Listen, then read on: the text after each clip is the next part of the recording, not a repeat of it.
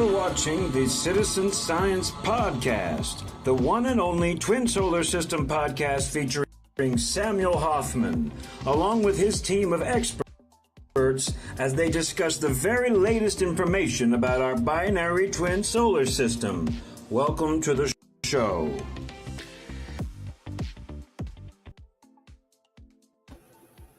Okay, hello everybody, and welcome to the Citizen Science Podcast. And I'm Rebecca, and as always, I'm happy you guys are here. And let's go ahead and see who we have here. We have a big show lined up for everybody tonight, so it's awesome. Let's go ahead and bring one and only Sam Hofman here. Hi, Sam. Yeah, you know who. Hi, everybody. Tonight? The one and only. Do I need to say your name even? Oh, thank you. The one and only. Yeah, okay. Yeah, good to have you. Hi. Yeah, it's good to see you, hear you. Good to. Yeah, well, you can kind of see me, and I know. Oh, I can visualize. I am really waving my arms and everything. I promise. Yeah, that's cool. One of these days, maybe we'll figure out a way. So. It reminds me, I haven't got to do some of my chores. Ooh, anyway. Uh-oh. Oh, I was just reminded I haven't called about better internet. Oh, yeah, that's right. That's on your to-do list. I'll remind you tomorrow. Right now. I started this week and I never got to it. Yeah, anyway. I'm making a note. I'll help you. Okay. Between the two of us, we'll get there. So yeah, we'll figure it out. Let's go ahead and get who's next in line with us tonight. Well, let's do ladies first, and we'll have Gillian. Hey, Gillian. Hi there. Hi, everybody. Hey. Our friend in Scotland. How are you tonight? Beautific. I've seen the most amazing sunset, so I feel really, really, really chilled out. I saw your pictures just for a sneak peek, so I got to go grab them still, but they were beautiful. You're lucky. But you saw what I had last night to work with, and I felt lucky, so we had our, we had our that spoke one that goes up, and it looks like it's got a twin opposite, and you're just... How do there's no camera big enough for them anymore. There's just... Right. It was like that. So I may get those pictures for everybody, but well, good to see you. Let's go ahead. We have Nicolle. Hey, Nicolle. How are you tonight? Hi, Nicolle. Hi, Rebecca. Hi, Sam. Hey. Hi, Gillian. Hello. I'm well. How are you Good guys? To see you. I'm glad you're feeling better. Thank you. Oh, yeah. I seen you weren't feeling well. And just after your birthday, too.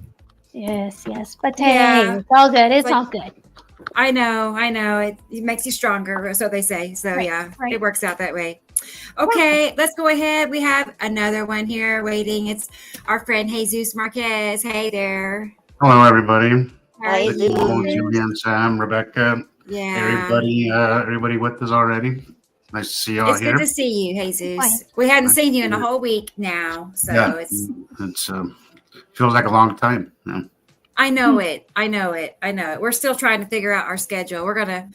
I didn't like that. I don't know. We tried something different the last show, and I think I still need to work on other ideas. Maybe I think we just need to learn to let everybody talk, and then. And then wait your turn. System. Yeah. Sure. Yeah, hey, I think we all get if you could drop excited. your camera a little bit so that we can see you behind your label there. A little more. Okay,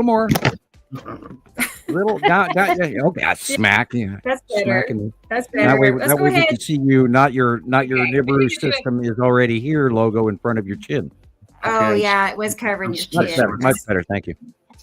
Yeah. I just figured I'd well, we mention have one more person with us at the moment, and I bet you all can guess who this is. He's always with us. It's our Rocket Man. Hey there, Rocket Man. Hi, everybody. To see you. Hey, Sam. Hey. Rocket Man, how you doing? Hi, Rocket Man. Me, Jesus, Gillian, Nicolle. I know we're all here. The only one we don't have right now is Christoper, and I don't think he got the memo that we're making some changes with things, but no biggie. He'll be here. I know he will. He's planning on it, so he'll be here. But at the moment that concludes our roll call for our host and guest host and everybody. So let's go ahead and take a look at the comment section because I have not even had a moment to peek at that yet, guys. This would be a mystery for me. Actually, it's not a mystery. It's T. Racy. It's usually either her or experimental. You guys already know they're neck and neck every week. So let's get her comment up here. Hey, T. Racy. Good to see you. And this time in second place, it was close call. It was Sandy Cheeks. So nice to see you, Sandy. I know. It's always good to see her too. And hey, it's Rodney. Rodney is here, everybody. Good to have you, Rodney. And as always, Dennis is here. We can always count on Dennis. So yeah, Hey, good Dennis. to have you here, Dennis, for sure. It's so nice to see all you guys. It's like we finally get to, meet back up again for our connection point. So I always look forward to it. So Hi, Maria. our I friend went in Maria and did a in whole bunch Alaska. of back study, Dennis, about the moon and what everybody was. We were on last week's show. We were talking about the reason why the National Guard and all of this stuff were being called out, and I went and looked into more extensive background information as to why. We've come to a determination, and we understand a little bit more. So, anyway, I just figured I'd mention that to Dennis. Well, he said, "What? Keep watching the moon, because there's a lot going on behind that topic We'll alone." have to talk more about that. Yeah, there's lots of weird moon captures out there. Hey, Sam. I put some new. There's some new movies out there on our website. I'm sure we'll get to that later. But Sam, I put World War Z up there. That was an old classic with Brad Pitt. That's a really good movie. I have a copy of that. Yeah. Okay. That's I've never a spooky seen movie. that. That is I know. a spooky concept. No kidding. Ooh, I probably don't want to see that. Oh, yeah. I don't need that. I don't haven't need it. seen that one either. Yeah. Yeah. They probably have Maria's blood and here. guts in it. Hey, Maria and Michelle. Hi, Maria. Michelle. Michelle Hi, is going to Maria. be Hi, in How the- Maria's No, Theodore. Maria's always busy, so thanks for making time to be here anyway. Yes, thank you, Maria. Exactly. Thank you, everybody, actually, because it's such That goes a out to mission. that goes out to everybody because it does take time out of your daily life to be here. So thank you guys for joining us. Right. It's true. I mean, I appreciate that the people are here and they're here before the time starts even, that they are anticipating it, looking forward to it. And I appreciate that a whole bunch. So I think we're all equally looking forward to seeing each other. That's the cool part. So this is a nice way that I'm so glad we started this, even if it wasn't that it's a show, because it's a show, but even if it wasn't, if it was just us getting together twice a week and get to visit about what we love the most, or one of the things we love the most, that means a lot to, I know, a lot of us. So absolutely. I love it. And I was going to say, Michelle is going to be in the line of totality. She's in Indiana. So I'm curious, if Michelle's going to be, I don't know. I'm sure she'll be out taking pictures and everything. I just wish I could be there with her for a minute and see what it looks like that day. So Can you imagine being in the path of totality? I mean, geez, I'm getting a skinny little scalp and I'm thinking, oh my goodness, I'm so glad I'm off that day. But I don't know where to go to actually be able to see, because it says if it's 11 o'clock you guys time, that means it's going to be quite late my time by the time it gets here. I thought it was like 1:30 in the afternoon. Yeah, it's 1:45 my time central for me. Right. So we'll find out, Gillian. We'll find out. Because I think then it's going to be too late for me to be able to see something unless I'm down by the ocean. Then I'd have to really think about nipping off down to the sea, maybe about 5 o'clock or something like that. I watched the lunar eclipse on the other night, as it happened, and that was fairly interesting. But I'm really interested to see the ramifications of it. I mean, if a portion of the gossip that is surrounding this topic is even going to remotely come true, then I think we're going to have a wild ride. But and there's a lot of credibility to the religious aspects of what these people are talking about. Now, unfortunately, a lot of people are, laying out clickbait so that you can watch their YouTube program, and a few thumping Bibles in the mix as well. But there's a lot of interesting cross-reference mathematic information. The reason I'm saying mathematic is because there's the timing factor of the astrological reoccurrence of all of this numbered events going back from 2017 forward, and everything from all the eclipses, and the count of the religious aspects of the number of eclipses prior to the opening of the sixth seal and all of that. There's a hell of a lot to this topic, and if even a portion of it occurs, we should be quite busy. Yeah, but when it comes to religion, you have to be careful. It's a lot of interpretation and misinterpretation as well. So, but I think there's definitely a lot there to learn if you know how to interpret it and have a basis of understanding before you take it with a grain of salt. Just don't fear it. Yeah. Right. We'll get back to that in a second. Let's check and see who else was after Michelle. So hi, Michelle. Good to have you here. And it's Big Sky Girl. Big Sky Girl. Sorry, I know. It's like it wants to come out. One of the terms for Montana is called Big Sky Country. And I was going to say that. It's Big Sky, right? Your guys' slogan or something? Girl. Yep. Yeah. That's cool. Well, nice to have other members from Montana here. What's that, Sam? Oh, I'm sorry. I said it's nice to have other people from Montana here. Yeah, right on. For sure. I have. Well, I was going to say, here's Sammy.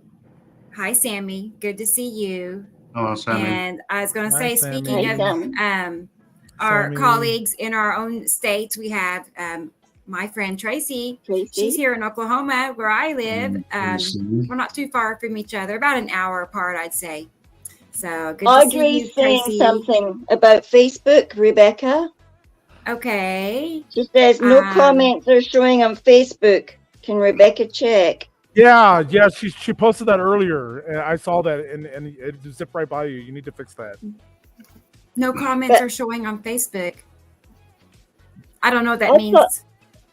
I'll find out. I can see comments. Oh, wow. Yeah. Okay. Maybe she needs to log out and log back in again. Yeah. Hey, let's jump down here to Karen for a second. Hey, Karen. Thank you. Really, that's a great way to start the show off. Really, thank you very much. Thank you. Thank you. Yeah, we definitely have needs, that we need financial assistance for. So we appreciate that. Really, thank you. Very kind of you. And I don't want to jump over people, but I let's see, who did I get? Tracy. I had Tracy. I see Irene is here. Hi, Irene. Hi, Good to see you, our friend in Florida. She's so sweet. She really is a sweet lady, guys. And Andrea Adams. And Andrea. She's super sweet and talkative. I love reading all her comments. She stays busy chatting in the comments, if you notice. It's cute. Good. And Dawn. Hey, Dawn. Let's get you up here. Hi, Dawn. Shine bright. Very nice to have you. And now I see Audrey, and it's 2 a.m. in the morning in South Africa, and she's with us. She doesn't. Nothing stops her from being here. Have you guys noticed? Nothing. Mm-hmm. So nothing stops nothing stops it. So on thank you, Facebook, Audrey. The news feed, the comments are showing at the bottom of the screen. I see mine as well. Okay. Well, maybe she needs to restart, like you said, restart her device. When in doubt, reboot, right? Yep. So, here's Sabrina, guys. Sabrina is here. Hello. Always good to have you here. And I see David. There he is. I knew he'd be here today. Here's David, guys. Hi, David. He's not going to let us down. Yep. Yeah. And this person is saying hi to just Rocket Man, but I'm not going to take it personal. So I'm kidding. No, but good to have you here, Facebook user. And let's see, Terry. Wow, Terry is here. He's hanging out with Sammy. What do you know? They're hanging out watching the show together. It says it's Joe Sty. Nice. Who is? Oh, Rocket Man. Not saying hi to Rocket Man. Saying Rocket Man, yeah. This person? Oh, Yep. okay. That's he's a fan. That's my son.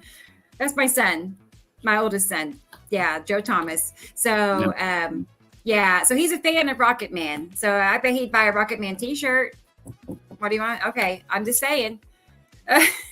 To get a really cool little logo for him, like Rocket Man. Everybody should have a logo, I think. Each of us should have a logo. We should work on that. We could do that. It's all possible. Yeah. Well, hey, Joe Sty, my son. Good to see you.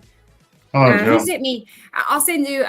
I'll show you during the show. He sent me some pictures last night, guys. And this is somebody that doesn't take pictures. He does not take pictures of the sky. So when I got his text message and it had 2 or 3 pictures, he said the sky was looking weird. And I was like, wow, I was impressed beyond anything, just to know that he was actually paying attention. He was looking, and you'll see here in a minute, he caught ice atom. So it's pretty awesome. Can't wait to see them. He's looking. So I can't wait to see them. Yeah. Some of the young ladies that work with me actually were talking to me about the colors of the Northern Lights and how they're also now trying to get colors of the Northern Lights. And then another one was talking to me about the other aspects of everything. And it's lots of people are waking up, man. Right. People are catching on.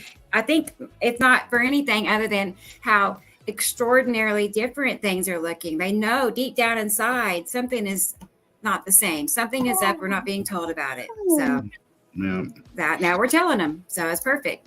Yeah. We got a plan. So let's go ahead. Oh wait, Kevin, I didn't forget you, Kevin. Here you are. So good to see you, Kevin. Very awesome. Hey, Kevin. And let's see. Now we got Andrea, and Joyce is here. I always look forward to seeing Joyce in the list here. So good to have you, Joyce. Hello. Thank you, Sammy, for your generous donation. That's really nice of you. Did we get another donation? Hang on. Thank you so much. Hi, Ninja Samurai. We sure did, Sammy. Thank you. Gosh, that's perfect. We really appreciate these donations. I know you guys know, so I'm not going to say you don't know, because I do know you know. So it helps. It helps because all these payments come due for all these features that we want, so it's needed in order to keep us going. So perfect. Let's see. Let's keep going. Let's see. We had David. Oh, Claudette. Claudette's here. And I always can count on her being here. Hey, Claudette. Good to see you. And I have Katie Joe in the audience. And just for everybody to know, Katie Joe will be joining us here in about an hour. So she's going to be our featured guest tonight, guest host. So Christopher's talking to us also. Yeah, Christopher, as well you're somewhere. talking to me. I sent you a link early, and that was on purpose. So, yeah, it was on accident. I don't see his comments, but if you want to hop in, feel free. So we're going to just have self-control and not talk over each other. That's our big plan. Right. And see how that goes. So, okay. I know I didn't get everybody. There's a bunch of people here, which is awesome. I mean, look, well, no, it's Egg. Egg is here. I was hoping to see Egg tonight. So, we got a third one, guys. Dawn, thank you very much. Thank you. Excellent. I don't see it yet. Oh, sure enough. There. Wow, Dawn. She got a super sticker. That's so neat that you guys can do that easily. I mean, I donate to people too. I mean, I don't just only receive. I'm all the time sending these little donation stickers to people on TikTok. I get a kick out of that too. So, and I know people. I don't know how you do that yet. Does that mean people? Do you mean you send money that way? You can send money. Yeah, it's better to send Cash App. In certain. I couldn't figure out how it worked. I didn't know if you needed points or something. Right. When it comes I'm so new on TikTok. It's unbelievable. Yeah. On TikTok, when you buy a gift, a certain percentage goes to TikTok. So if it's okay, if you really want to help somebody, you might want to Cash App them. So that TikTok doesn't take a huge chunk of it is all. So, we're on payday. They were telling us today, we got notifications. So like, oh, well. Yeah. Now we're counting agonizingly down until I can't believe how far it looks away. Let's see. Who else? I mean, I know I said some of these. I'm scrolling through here. I see. No, we got them. But I see this person, Kathy. Hi, Kathy. Hello. Glad I found you in here. There's Christopher. I see you talking now. Hello. Good deal. Yeah, he's out watching planets. That's where he's at. Yeah, we could watch with him. Hey, Kaylee Lewis. Very good to have you. And one more, guys. It's Robin. She made it just in time before the roll call out there. But hello, everybody. So that concludes our roll call. Yeah. But let's go ahead and turn the music down a little bit so we can. I can't even hear it. Serious. We were jamming.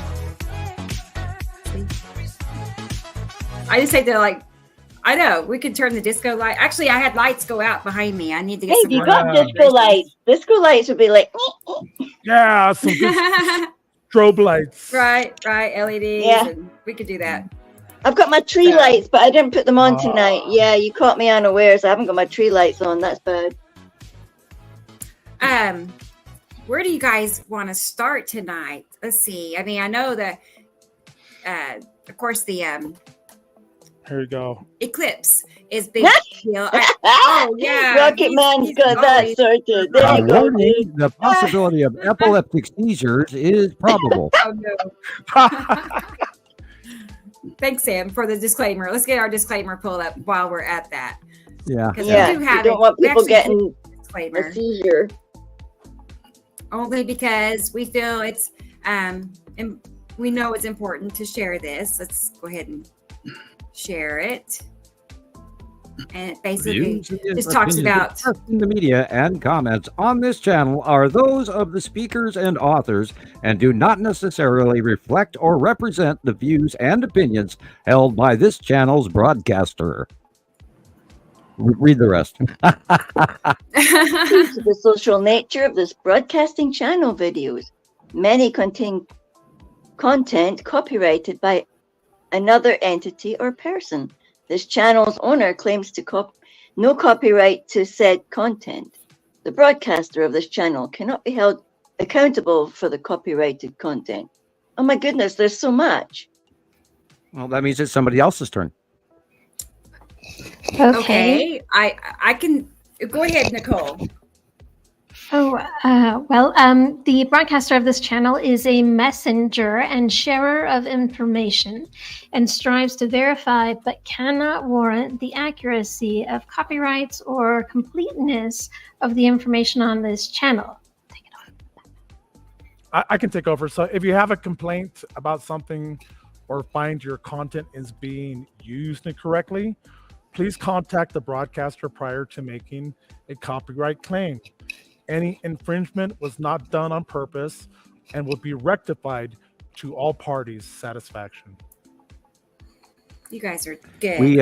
We try to share information for educational and entertainment purposes. We do not sell your material. If we do use it, it is for scientific research. All property sent to Montana Skywatcher, Nibiru Followers Anonymous, or any other adjacent sister site have become express open internet property for us to use for said procedures of scientific comparisons for the culmination of the binary solar system project. So, perfect. And we're not trying to make money off you. We're trying to, we get information from around the world, and a lot of folks send it to us. And we got a really good video in that was a very decisive video in from a longtime friend of ours, and her name was Terry Wade, and we will mention her. Hopefully she takes that as a nice thing and not a bad thing. And we thank you for your material. And it's actually been a very prominent sighting. And if you'd like to discuss that, Rebecca, we can. Well, I'll share a little clip And I didn't know what it was the other day. I knew it was really awesome. Very significant. But it took me about 0.5 seconds to go, oh crap, look at that. Yeah, I thought it was Uri, but no, guys, we are seeing Saru now, the planet Saru, just like, in your face. Yeah, No not in longer the is it northern just hemisphere yet because Uri is still in the way. But in the middle equator and actually semi-southern hemisphere, below the equatorial line, like the Tropic of Capricorn area, as Uri rises higher above us in the northern hemisphere, those folks down in the middle of the Earth in the southern hemisphere can actually see green-blue planet Saru. So, as you can see it on the drawing.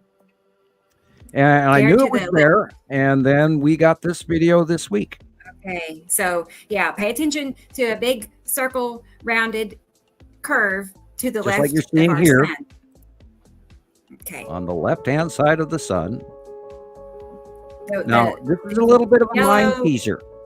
Look at the red sky. That is the normal sky. That blue upper corner area is green-blue planet Saru. It's just a little bit smaller than Nibiru. Sam, but isn't the redder part? Couldn't that also be another planet too? Because it looks all like no. Look at the depth. Look at the clouds. Look at the normal clouds below. Look at the clouds above. Two completely different sky. Yeah, no. I'm sure I've seen that today. Wow. The red area is the normal sky. Oh, gotcha. It's red because I sat Why is it it's so just red? to the right of our suns. At this point in time, it's going at sunset, and if on the right-hand side, Saturn is over the top of Earth, so it is back reflecting the color into our normal out view of the sky as everything being red. Oh, nice.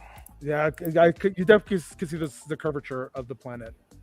Here's another example of Saru we had from last week. You can see how it's not just peaking anymore. We're now seeing a large portion of it. Your blue line on the bottom picture misses a little bit of the rounded edge. You got to go above that white cloud on the right-hand side of that blue line. Yeah. Right under the last R and the U, the line should go up right along that white cloud. Is that something behind Saru or no? No, that's just normal. Okay. Normal. So I heard that more up to the U. Yeah, if you look at the size difference between Saru and Nibiru compared to the rest of them were just a dead giveaway because it's just insane the difference in size. Yeah, I'm sure I've seen it today. I'm sure we can see it now. We must be able to see it. We must. Oh, yeah, well, in the southern hemisphere and equatorial, they are seeing it. What we should do is we should ask Robert to try down in New Zealand. I bet you anybody in South Africa or anybody in Australia or New Zealand and all of that will be able to see it pretty a lot more ease than we have up here, because up here Uri is still sort of covering in front of it, but yet you're seeing part of it underneath it and to the right. But this is I took one look at this and I immediately knew that was Saru, because the little yellow area to orange area with that little purple straight line that matches the lower ring of Saru. It's got this real thin ring on it. Let me get your new not your new drawing, but let me get the drawing you sent me that I added to our slides. It's from 2013. Right. Look at that little straight line band of purple clouds that you were just looking at. Yeah, Lindsay was saying she's seen it as well back then, so she knows what to look for. Yeah, there are a few people out there that go all the way back to the beginning of Montana Skywatcher 1 and 2. Yeah, well, she was telling me that she's very psychic as well, and she was feeling very sure that she could tell that it was time for Saru. She said the way that the weather feels like that same time. Okay, that's interesting. Yeah, she feels the weather very sensitively, but then she stayed here a longer time than me, so she knows what she's talking about. She said she knows the temperature, how it felt, and how the birds sang and everything at a certain time. There are people that memorize things, me included. Okay, looks like we lost Rebecca briefly. Everybody's quiet and calm. Might be and you're back.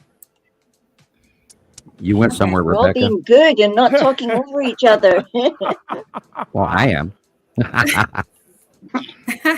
Hey, we have a question. I see. Oh, okay. Let me get back here. Bear with me. Faith. Oh, spirit. Is it spirit, faith, end times, or spirit?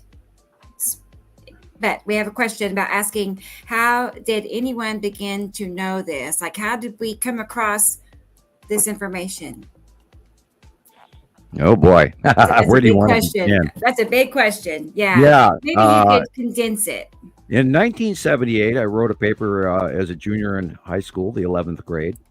And I wrote a paper saying that we had to have two suns and two sets of planets according to my chemistry equations and my understanding of advanced chemistry and dealing with some of the equations that Einstein could not finish that I did. And I just sort of, whipped through it in a matter of moments. And that got turned into try to get some recognition for the school. And then before you know it, the government was talking to me. And then long story short, they slapped me with a 30-year non-disclosure agreement. And they don't do that to people who are wrong. After that, I spent many, many years dealing with the theory in my mind, which was a theory at the time. And many different things happened. And I got a free visit to the government and they told me a whole bunch of stuff. And then I sort of walked away from that because I didn't appreciate what they were doing. And then other things happened over the years. And so right about 2010, 2009, I started noticing the things in the sky and I literally saw a planetary pass and I knew, oh shit, they're here. And ever since then, every day since then, I have been online gathering all of this information. And thousands and thousands and thousands of wonderful friends out there who are helping. And we're all sending the information. And it has grown from day one, first arrival, when they first came up from Antarctica below Earth, going all the way back to 210. And the arrival of the second star and all of that. And we've been doing hardcore science and studying and gathering and correlating this information and time proving the information because we don't guess. We get multiple examples of something before we call it as real. And from sightings from around the world. And next month on the 9th, it will be 14 years for Montana Skywatcher. And all these wonderful skywatchers around the world have gathered all this information together. And we have volume after volume after volume of stacked up summations that have come to be time-proven fact. I hope that answers that. Did I leave anything out? I mean, you summed it up nicely, really. I mean, basically, Sam, just you discovered this because you felt like you knew, based on everything that you had studied, that we have a binary solar system. And I have a special connection to it, but I try not to go into too much detail on that and brag. And I have abilities. And I have a government-rated very high IQ, and they want to normally hand most people medication for that, but I don't take any of that. Thank you. Is something wrong with you? Here, take this pill. I've known about this basically most of my life in one form or another, including traveling along with the asteroids in my dreams ever since childhood. So. When they were visible, I knew them and I know them, and we've been documenting it ever since. Right. So you discovered it, and then I started doing my drawings, and all you wonderful folks, the new team of experts that we have acquired, have spent many, many years themselves. All of these folks here have got at least 8-9 years under their belt, 6, 7, 5, 4, 3, 10, 12. We were talking there, we have some members that go all the way back to the opening of Montana Skywatcher 1. Some wonderful friends that I could never, ever hope to thank enough for the work and efforts that they have laid down for all of us. And then I started doing the drawings, and the drawings have come out to be so accurate that we have had no way to argue with it. So, and it's just been a wild, crazy ride ever since. And I never get enough of it, although it does get emotionally costly and it's stressful. But I guess this is I don't think I could walk away from it. I think my obsession is going to lead me one way or another, whether I'm driven or haunted, or obsessed. You could, pick one. No, you couldn't. You can't walk away from this once you get to know it. It's because it becomes a part of you. It just becomes something that you just can't walk away from it. You can't. Just becomes part of your day. You just get so used to doing it that when you actually can't, if you're stuck inside working, you get kind of upset because you really, really feel like you need that connection.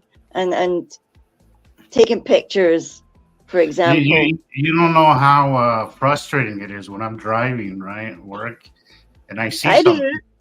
Yeah, but I can't explain how much it frustrates when I'm driving and I see something, but I have a passenger with me and I can't stop. It's just because that's the worst. These things happen so quickly, right? And just like that, you could see something, and then it could be out of focus or something. So you have this small window, and then you can't stop. Sometimes I feel like telling my passenger, "Hey, man, I'm gonna stop real quick and take some pictures." Yeah, you just tell them mandatory union. It's a mandatory union tire check. At this while you look down at your odometer and it says, "Oh, by law, because of the union rules, I have to go out and check my tires." 2 seconds. Yeah. That's what I should do. There you go. There's one for you. You didn't even look down. You weren't looking at your tires. Why are you spinning in the circle in the parking lot over? Mm-hmm. Yeah, I've come up with the ideas, but I have yet to put any of them into practice. There you go. The worst is when you're inside the house and you're busy on a mission in one of the rooms and you look out the window by chance because your eyes are magnetically drawn to the outside world. You're like, ooh. Oh, look, Atu's moon. Yep. Oh, like there's Atu's moon, or oh my God, it's Isatum. Oh no. Oh, look, base cloud of Nebacity. Gosh, I wonder if that's Nibiru. And yeah, look at this. This is a great shot. This Beautiful. Came in, I think, a day or two ago, and see the ion little drop tails from the tendrils, Sam. Yeah, okay, I saw this picture. This is a cool picture. And this is when the sun warms up the side of that backside of that planet, and the sun starts warming up the edge of that planet, that big round edge, that blue line, those little clouds, the tendrils, as Gillian puts it. Start dropping off. It's a drop tail. It's a tendril because it's tendril the drop temperature tail change. And we've seen this on even when the planets were much, much smaller years and years ago. And I was talking to Rebecca about that before the beginning of the show, how it must be a huge, huge variation for the new folks to, jump out, day one and try and go look for these planets compared to what we went through when they were way tiny and, softball size, basketball size, beach ball size, to, holding a little kiddie pool in your hand at arm's length, that big. And now it's like you're trying to hold a football stadium at arm's length. And like Christoper says, if you're just learning about this info for the first time, it's a completely different experience for new folks now. And I'm sorry about that. They are so hard to judge which is which now because they are so big, and it has made so it hard. Close. Yeah. Well, can you imagine anybody listening to this for the first time? They must think we're crazy. But if you're here for the first time, give it some time. I know this is a lot to take in, but give it some time and see that we're not full of it. This is really happening, guys. Yes. I had a really strange moon thing the other day. Speaking of, we've been talking about how the moon's been a little weird. I set up a video, Rebecca, whenever you get a chance, whenever later on, whatever, we'll play it. But hey, Rebecca. Hey, Jesus, can I interrupt real quick? Hey, Rebecca, can you send me that code? Can you text me that code that was sent to your phone? Are you there? She's not on screen. I don't see her. Oh, Where's Rebecca? where'd she go? When did we lose her? I need her to send me a code. It's possible she can hear through her headphones, but because she can walk out of the room when we're talking backstage and she can actually hear me, even though she's not in front of the camera. But she perhaps her internet may be messing up down there as well because they've got all kinds of storms going on. Literally from Texas to Oklahoma all the way through to Georgia tonight. Wow. So, yeah, it's not been a really bad freaky series of weather this week, although there was a straight line storm in Michigan today, and then one tornado in Louisiana yesterday, and there was a little bit of a nasty thing going through Alabama, Mississippi today. So I suppose those folks in that area, Kentucky and Tennessee, are having a great time right about now. And some rolling bowed supercells and lightning storms. So let's pray that they're all safe and don't get their houses ripped up or no one gets hurt and dies or loses their car or anything. Another example is on the 24th, the 25th, and the 26th, including today, China is having unbelievable weather. They're having what they refer to as gorilla hail, etc., including hurricane force winds ripping people's houses up. They've had unbelievable weather in China this whole week. That, of course, isn't making the news until you go look it up. But there's a lot of that going on, and people have to really be careful because it's coming soon to a theater near you, as we always joke about. Our weather is really going to be nasty this summer, and of course we talked about last show that we are now in the 180-day cycle. So do prepare, and you're going to say, and Rebecca's back, so I can. Yeah, I was here. I lost my internet connection or something. Did you hear us talking about you in your headphones? I could hear you fine. I kept saying, "Can you hear me? Can you hear me?" No, we didn't hear you at all. Yeah, you had no picture up on the screen at all, and Rocket Man was asking you to send a link to him. I did send it to you, Rocket Man. Oh yeah, yeah, I got it. Thank you so much. Yeah. Awesome. Okay. Yeah, I'm reviewing it right now. I figured before we get too deep into things, we should ask Rocket Man and Nicolle for an update for our new platform, the Citizen Science Project that they are, in the middle of working on for us. And, he announced on the last show that Nicolle is now working alongside Rocket Man to, do some of the IT. I don't know what she does, to be honest, but I heard she's really good at it. So, hey, he paid you all kinds of compliments, Nicolle, really. So yeah, I'm thankful. Yeah, she's able to help.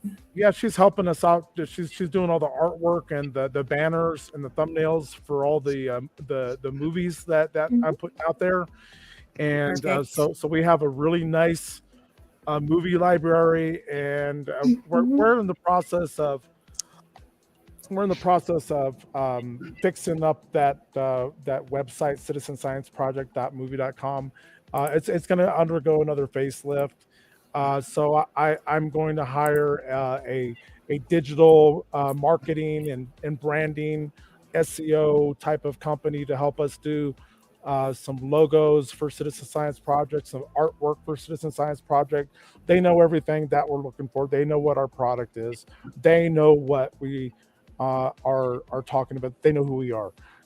So I just wanted to make sure that they knew what we were talking about and what our platform was all about. And so soon, I'm, hopefully I'll be able to engage with this company called Zazzy Studios. And we'll just, a Citizen Science Project.movie.com is going to look extremely professional, like it's supposed to be. Thanks to Nicolle for helping us out. We want to make sure that we have something out there that people can at least watch some pretty decent movies. Either sci-fi, there's some other good ones out there too, but eventually we're going to have hundreds of movies out there, and when we're looking forward to taking your request for movie titles, just stay tuned. We're in that little growing phase where we're going to have all of the functionality that we're looking for in terms of a social media / Netflix, Hulu / YouTube / TikTok all-in-one platform where all of our members and subscribers can come to and speak their minds without being censored or without being canceled. So we want to have a forum where all of our family out there can come and speak their minds. Right. That's the best part, is that we can communicate freely without having to worry about being having your account put you in jail, or I'm always walking on eggshells over on TikTok. Every time I post a video, I'm like, is this the one that gets me, because I'm like this far away from possibly losing my my ability to be monetized on TikTok, only because of what I share, so anyway. And one more thing, and so when I'm working on the PayPal integration piece of it, where when you choose to purchase the $2.99 membership plan, then the Nibiru special, which I coined it just for our first plan, it's not working right now, but I'm going to work the bugs out with it. So we'll eventually have Rebecca announce that it's officially where people can actually along with their registration, they can sign up for a monthly membership to help support the cause.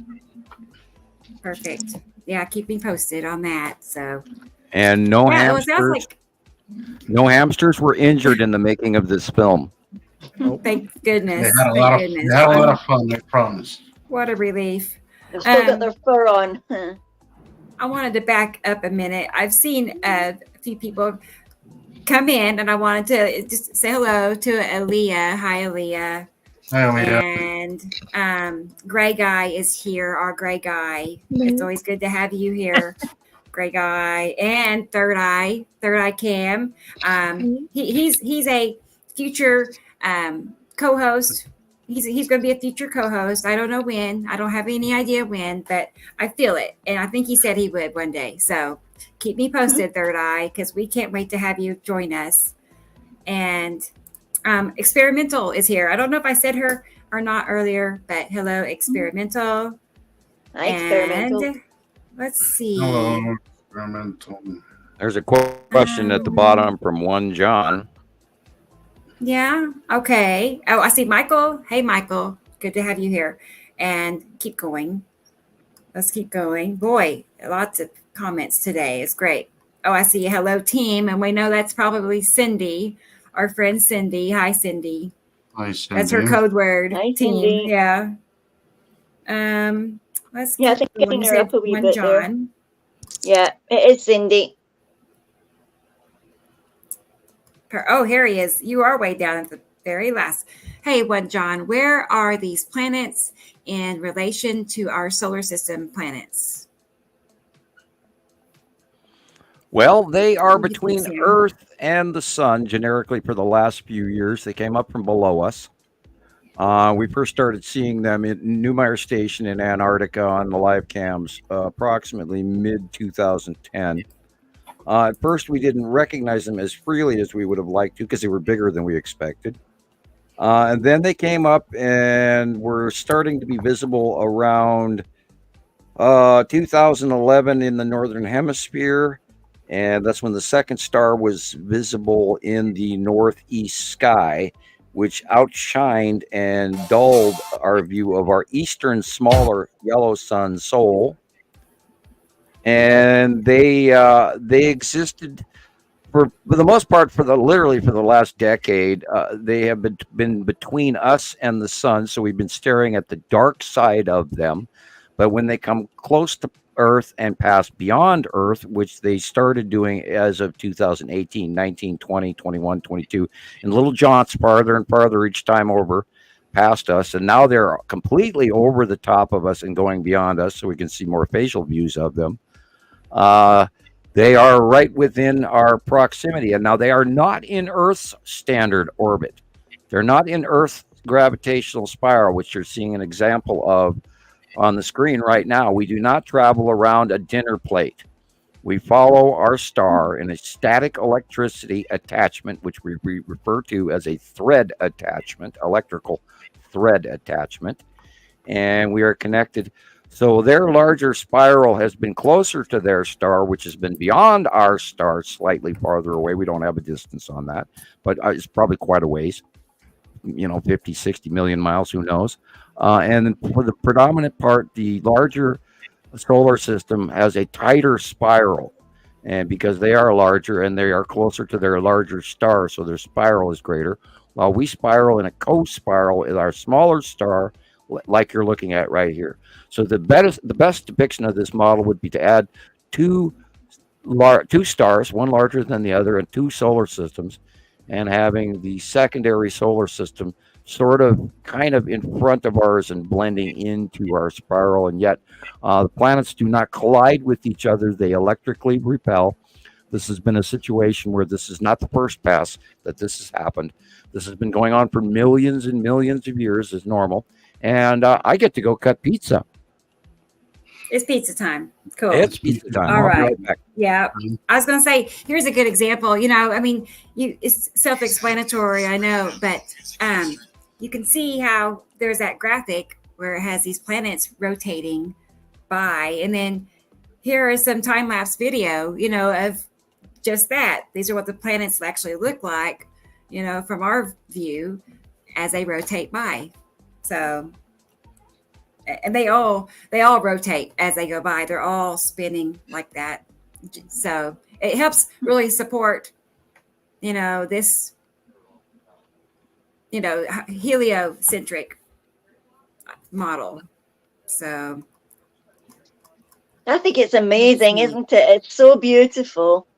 Yeah, I was gonna say I have one more video that's really, really good. Let's pull that up here real quick.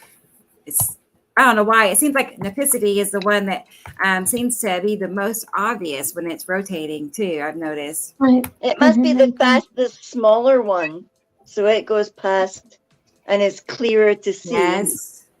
And it was everyone's favorite for the most part. Yeah. The crown of Nipicity. One of mine. Yeah, one of my favorites. Me too. You can't pick one, right? I try. I know. It's hard. It's hard to choose. It is. And Yuri's pretty cool too. Yuri has some, This one is it's like her chemical signature marker is so strong when it presses into ours. I wonder what our signal looks like in their sky. Probably not big blue butts, right, Gillian? They're blue butts, but we're not. We must be this little spud thing that goes. Look, Mommy, it's nearly potato time. Yeah, some little Niburian child going, Mommy, is that Key going past? Because they used to call it Key, didn't they? When they came here. Key. Okay, so let's go and... Well, if you were Egyptian, that is, I think. Marian. Close that out. I was going to show you all some of these pictures that have come in the last few days. Just like this one. Look at the colors. The Easter egg skies. Yeah. No wonder we get colored eggs, eh? That's a clever analogy, yeah. That's what Let's see. for a while. Let me get my comparisons pulled back up. Yeah, this is actually multiple things. It's Atu's moon. Yes. In front of Atu, in front of Yuri, probably in front of Saru. It's So I'm pretty sure the colors I seen today were Saru. I'm just expecting Sam to say Saru one. That is Saru. In the green blue. The green blue. It was green blue today. Here. Well, Saru's always green blue, but a lot of what we see of her is usually yellow and yellow orange base cloud in the background off the left hand side horizon. Well, I just felt I love really that purple picture on the left very, very much. Yeah. What's his? That was Petty's, right? It's Petty. It looks like hungry. Yep. Yeah. Yes. That was a great. I love that picture. You had two of them that were really awesome. Mm-hmm. Really great pictures. Yeah, you can almost see her belly band as well. The white side cloud on the right there is completely indicative of the drawing as well, showing that little side band that gets illuminated from the light going around that edge of the planet. And the coloration, and you got Attu's moon, and of course Attu's moon is the purple round, and then you've got Attu is behind it in the blue on the left, and then literally lead asteroid in this shot is just beside Attu's moon, and then the red asteroid is in the middle. You've got the spiral asteroid rounding, and somewhere up in that mix is probably the Texas cube. I just don't see it at this very moment. It's probably buried in the clouds. But the pink and the purples and the blues and the blue-green on the right is probably just a sliver side, like a triangular sized chunk of Saru poking around the back. Because you can see Uri cloud lines at the horizon on the lower left. Yeah, and that was what was so cool about that earlier video that we got from Terry. And there are no stripes in that facial illumination at all, and I immediately knew it was Saru, and it had that little wispy cloud that marks the face. I see. Yes. Did we look at that? I don't know if I ever got to your drawing pulled up. Let me get that. Yeah, I think we did, but the Saru drawing. But I think we got distracted. We didn't. Yeah, I do too. Chris is asking if that is the Texas cube. Do you see the cube here? It's there. We know it's in there someplace, but it's below Attu's moon, somewhere in the middle of the light purple, below the purple. Okay. Yeah, the little wispy line that goes, up the lower equator or below. I mean the lower hemisphere. Excuse me. That little rounded, sort of wispy, rounded cloud is separate of Saru's very large, circular, illuminated bottom base cloud. And she has just one mass that's just this one thick ring where and an open core, and then whereas Nepesity has three little tiny rings and then a wider open core, but Nepesity is way smaller than Saru. I'm going to go back to that for a moment so we can see that little wispy straight purple line of clouds right there. That's that line I was talking about, how it's rounding just at the middle latitudes or the lower latitudes of the bottom of Saru. And her base cloud is barely not visible in this because it would be farther over to the left. Wow. So that little line of clouds is that line of clouds for people on TikTok. They can see my cursor. So good to know, because, us seeing Saru is such a new it's a rarity. Event. So it really we watched Saru for the first all the way up until about 2015, 16, and then the whole ball game, and then everything started backing away from us as Uri and Attu were coming facially towards us, and then in the right hand side, and then they went over above us, and then to the right hand side in 16, 17, and 18. And then we got somehow underneath the whole patch and in 18, 19, 20-ish, and then they started back towards at us again, and now they're going over the top of us. But some of the planets have gone from the right to the left, to the right to the left. And when we first started watching them in the early years, they were doing a spiral in towards us. But then after they got so close, they went right, left, and that's a story in itself. That's like being in a pinball machine. Well, it had to do with approach view. At a distance, it was spiraling, When it got closer up, we couldn't see the spiral because we just saw the transition of right side, left side, right side, left side of some of the major planets, and they moved. And now the planets are so close to us, we're going underneath them.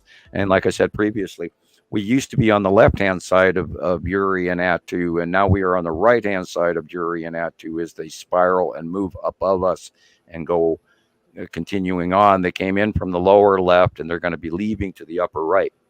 And it's actually us that is smaller than we're going through them, not the other way around. You can't think as Nibiru, Planet X has arrived here. It's actually we have arrived to it, them. Wow. Because we're the smaller star system, they're the larger star system, binary solar system, always attached, always will be, and every roughly 4,000, 3,000 to 3,600 to 4,000 years, we trade places. We cross each other. And that's why Nibiru is the planet of passing. So both solar systems are moving at all times separately, right? And then we just cross paths.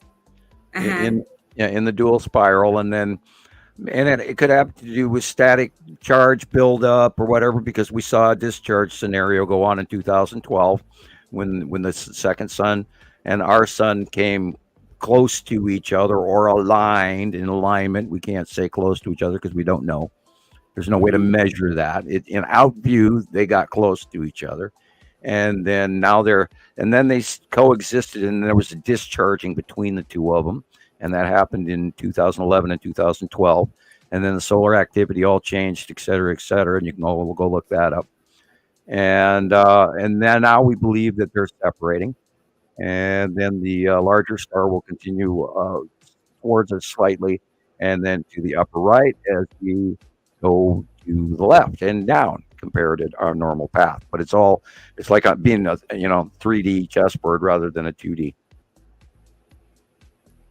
Yeah, look at that. That's very probably a Uri base cloud scenario, because it's not uniform mantis clouds like the bottom of Attu's moon, but Attu and Uri both put off these unbelievable mantis clouds, and this could easily be the Tan asteroid N group coming in.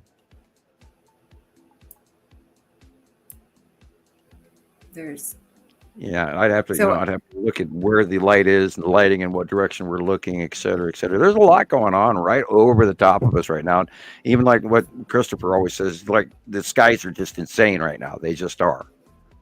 Yeah, it's just unbelievable what's going on right over our heads. And I'm in awe that nobody sees this. And here we've been watching it for well over a decade. I was going to ask you, Sam, about that. Is asteroids? Yeah, I saw that. And here I'm going to do a little bit of sidestep. It almost reminds me of like a crayfish, or a little crab, it looks like one of them things with the feet. It looks like the Sentinels of the Matrix. Hey, Rebecca, can you say that's probably the red asteroid coming in? And little sister is putting up a whole bunch of cold little wispy tendrils, right, Gillian? Tendrils look like tendrils. They've always looked like tendrils to me. Because these it always looked like Nipicity had them dangling down off her. In South Africa, they come out of space, and then they get turned around into the light. That's when they drop all of this stuff because they're really cold, and then they get into a warm buffer, which is outside our atmosphere, not necessarily inside our atmosphere. And then they get even a warm up of 100 degrees temperature would make that happen. It's just like taking dry ice and putting it on the counter, and you'll get these tendrils that'll drop off. The cold gas is flowing downward. Okay, wow. Perfect timing on the sound. Thank you. Yeah, you're welcome. David's talking about this little rainbow, I think, right there. Yeah, it's the wee means we is small, It's sweet, yes. It's a wee one. We're all going to be speaking each other's languages soon. This is pretty easy. This is Attu's moon, and the object cluster grew. You can tell by the purple. Yeah, look how purple it is. That's so, not normal. Our sky. That's why we've got more captures of Attu than any other planet combined, because you can't argue with the purple, because there's no such thing as purple skies. It's a really She's really photogenic. Yeah, we have thousands of pictures of Atu. Yeah, it was strange. You know, we would take pictures back when I got my first phones and started taking pictures. And you would take the picture, and if you went back and looked at it, it's as if the colors changed in your actual image.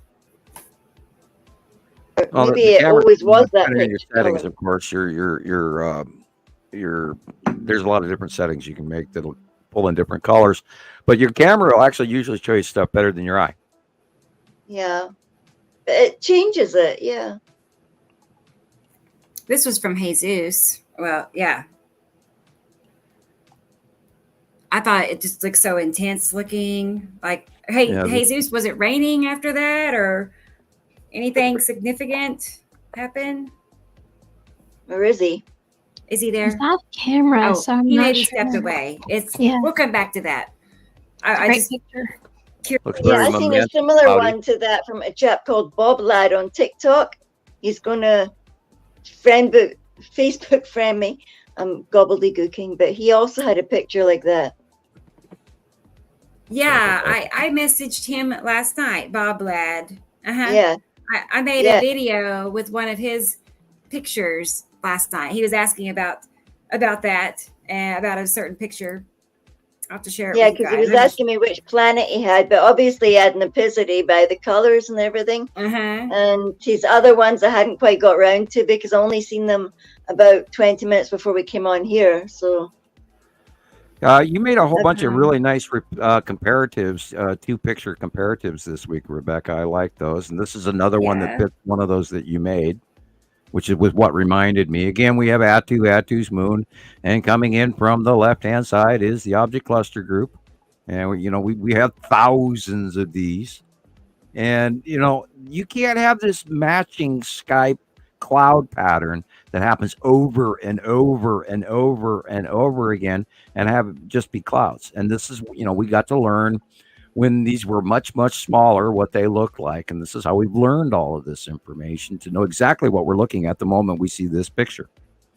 And this, like we said earlier in the opening of the podcast, is like, oh, look, out the window, there's Atu's moon. The thing is we've seen it so many times, and it's always a repetitive pattern. And so we know it. We know it well. It's like, having a dog for 10 years and you know what your dog's spots look like. Nicolle, you're quiet tonight. Sorry, I was going to say, hey, I see that Thunda has joined us. I know Rebecca likes to say. Oh, yeah.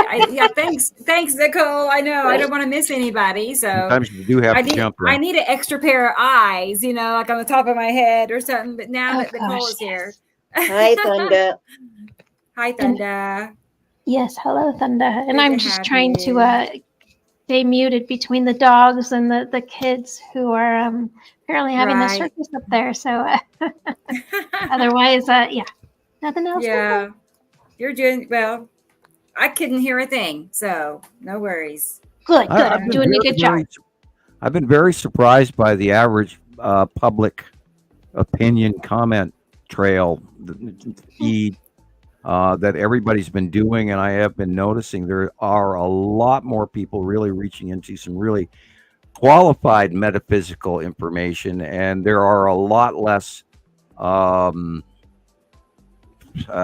misinformation bombs going off. I'm really proud of the metaphysical world is actually stepping up to some good documentation and actually doing some homework.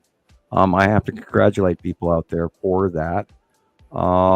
There's a lot of people. There's a lot of really bad bait clicking going on too in the news media, unfortunately, in the weather as well. And there's like umpteen meteorologist websites on YouTube now, and there's only a couple of good ones. I'm seeing a lot of people that are reporting a lot of things that are going on in the skies. And if you are a sister site out there and you are learning this and you'd like to hook up with us so that you can learn more and then inform your base, we ask that you study the information prior to using it and handing it out. If you're not competent in handing out the information, and this is not a cut down, I mean it in a nice way. If you don't understand the material you're handing out, you may get it wrong. So we ask that if you don't know, don't say, but do share the material, ask questions, contact us, and we'll try to guide you up to speed. Although it's, it's a hard task. But we believe that people like Christoper, for instance, or Nicolle, or the new folks, are getting it at a much faster rate than we used to have to, take 5 minutes a couple of times a week to talk to each other, or 10 minutes or an hour, or in some cases 6 hours, where I used to Rebecca and I would spend 8 hours on the phone and not even realize it. And so I don't know how that happens, but it does. It's like 6 hours can just fly by, but we know that just by the show. We know by what we've experienced ourselves. That is the bottom base cloud of Nepesity as it's building a core. That is awesome. Okay, I figured see the axis tip and that rainbow. So is it only she that makes the rainbows? Well, the most of the rainbows come from Uri asteroids, but in this case, Nepesity has a rather unusual electrical illuminated base cloud, and I think that has to do with the fact that she's so small. She has more of an aurora borealis electrically, constantly at the bottom of her, and I think that has a great deal to do with the fingering and the the ridge lining and the core snorkel formation and all of that. Nepesity is a rather wonderfully beautiful, unusual green planet that you can actually see. Even if she's in the distance, you can see this rainbow illumination of her base cloud in a very unusual pattern. And we have that going back all the way to 2011, before we even knew what the hell Nepesity was. I remember the first time you told me about that base cloud, Sam. I was in South Africa, and you said it's got a very unique shape signature. And no matter if you see it as a whiteness at first, we were so lucky to see it starting from the white base, that little signature, to this. It's just so beautiful. And in the early years, you guys had a better view down there than we did up here. And everything was closer and everything was bigger, and it's at a different angle when you're in South Africa. And then you, of course, later on moved on up to Scotland. And then the whole view changed, but yet by then you'd been educated to recognize the patterns. And we have repeated pictures of them. If you'd like, Rebecca, I can send you one or two of them really fast of the early years of this exact rainbow. Your face. We haven't, of course, planned for this, and it's going to take a moment, and I apologize, but I'll grab 2 or 3 examples of it. And once you see them, and you see this picture that she's holding up here as well, and we go through those, then you'll instantly understand how we learned all of this. Trying to find you in Facebook. Okay, now I got to go to the that's in the Nepesity file. Okay. And for Nepesity. All right. That looks like a dinosaur with its face in the water. Helps if you're on the right file. I was in a completely different area. It may be cough drop time. I think, let's see, let me check. Hey guys, I gotta deal. I really gotta deal with something right now. I'm gonna have to take off for a little bit. Come back when you're ready. Okay. I'll come back. Sure. Take your time. Okay. We'll be here. K-I-L. I'm going to go and drop to. Okay. Yeah. Okay. I was getting ready to say I'm going to have to remove somebody here in a minute, but that's fine, Rocket Man. I know you're working. Yeah. I'll let you know how it goes. Okay. Yeah. If you need me to text you more, let me know. Yeah. Thank you so much. Okay. Well, thank you. Be safe. Take care. Yeah. Okay. We'll talk to you later, Rocket Man. Bye-bye. And I sent you the oldest one I have first. I sent you the second one is the one that matches what we were just looking at. And that goes back, about 2016-ish, 17-ish. And then I'll send you one more that is very similar. And they all match time after. And these are all years apart. And this is, of course, taken in the sky with no clouds around them. other than the cloud pattern directly related to the bottom base cloud of passing planet Nepesity, which is we've got so many of these things. It's beyond question. And all the experts here have taken these years to see all of this, and so I was going to say also, these are things that again, I can't say that enough. Again, that we never saw prior to this, up until a few years ago.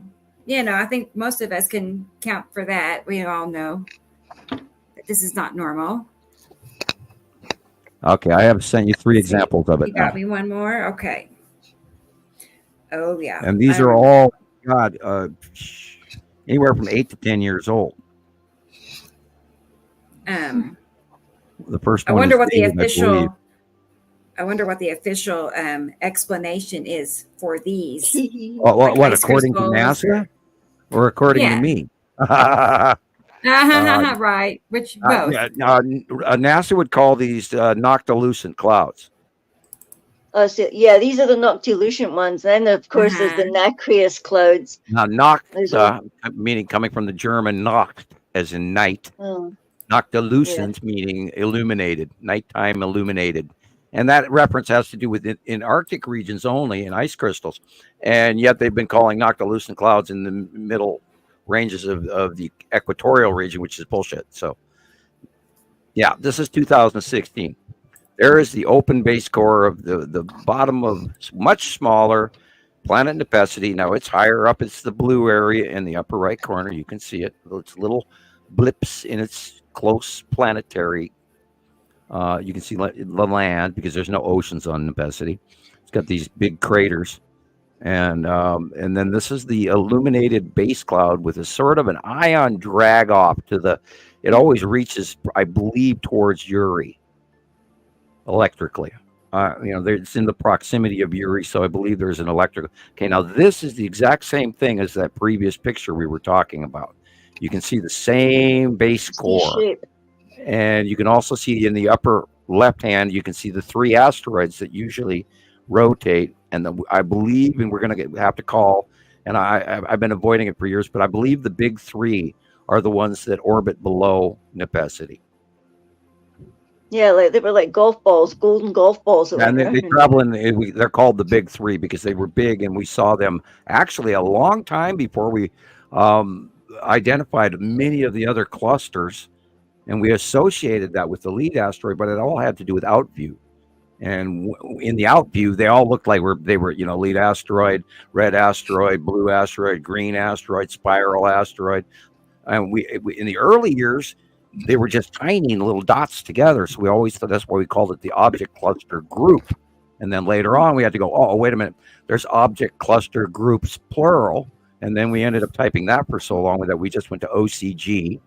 And now we've separated them over the years. And here's another example of that. And that the green and blue area on the left-hand side is sort of a planetary lean over between the tipped axis and the core and all of that. And this is also about 2015-16. And of course, it's blown up because it was way far away in the original capture. It's really beautiful. And once we learned what that was, it was, down the street from then on, knowing that and now you can see that there's a difference in this one where the core is starting to drop in the middle, just above the island map here in the middle. And there's the snorkel core below Nepesity. When Nepesity comes in close to Earth, it starts dragging up some of our upper atmosphere. And this is where it sucks up. From the core cloud, it sucks up a whole bunch of our atmosphere. And it kind of doesn't pull it to the planet, but it lifts it way up high. And then when Nepesity goes away from us, it drops it down. And that's where we get those big, what they call rain bombs, or part of the bomb cyclone thing that the government's trying to hand you.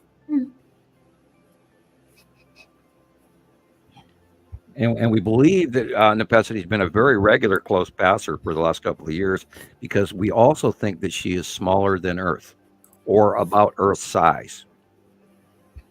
And that's why the rotation is so much greater, and why it develops a snorkel cloud, and why it has that rotation when it comes close past to us and causes the atmospheric or upper atmospheric. And if you jam oxygen and hydrogen together, you get H2O. So she creates water. Which creates water. Mm-hmm. And if you ever asked yourself, where the great flood of Noah came from, oh my goodness! If you think about where'd it, all like that water come from? And wow. people, they don't think it through. And where did the water on Earth come from? It didn't just appear. It came through an electrical transition process of this normal passing cycle of the Nibiru system for the last 6 billion years. Again, let me say the words miracle. I can't say them enough. It's just so beautiful. You go mad with, wow, that is so cool. Wonder. Andrea, are you reading my mind? I'm sorry to step over you, Gillian, but Andrea said the swear word of the day, and then she goes, ha ha ha ha ha. Rebecca and I were talking about that. I had a firmament person today on my private personal page, and I just went, oh, you got to be kidding me. Woo! What's that? The firmament, flat earther. Oh, Jesus. We're in a dome, and ET looks in on us and feeds the fish like we're in a fish bowl every day, something like that. I'm not even going to go into the firmament because here I catch myself almost going into it. There is a group of people out there that talk about the firmament and then profess to be actual doctor physicists. And you know who you are out there. And I suggest you quit. It's the silliest, wow, God, I just caught myself being that other David guy that downed you there, Rebecca, and me many years ago and over again.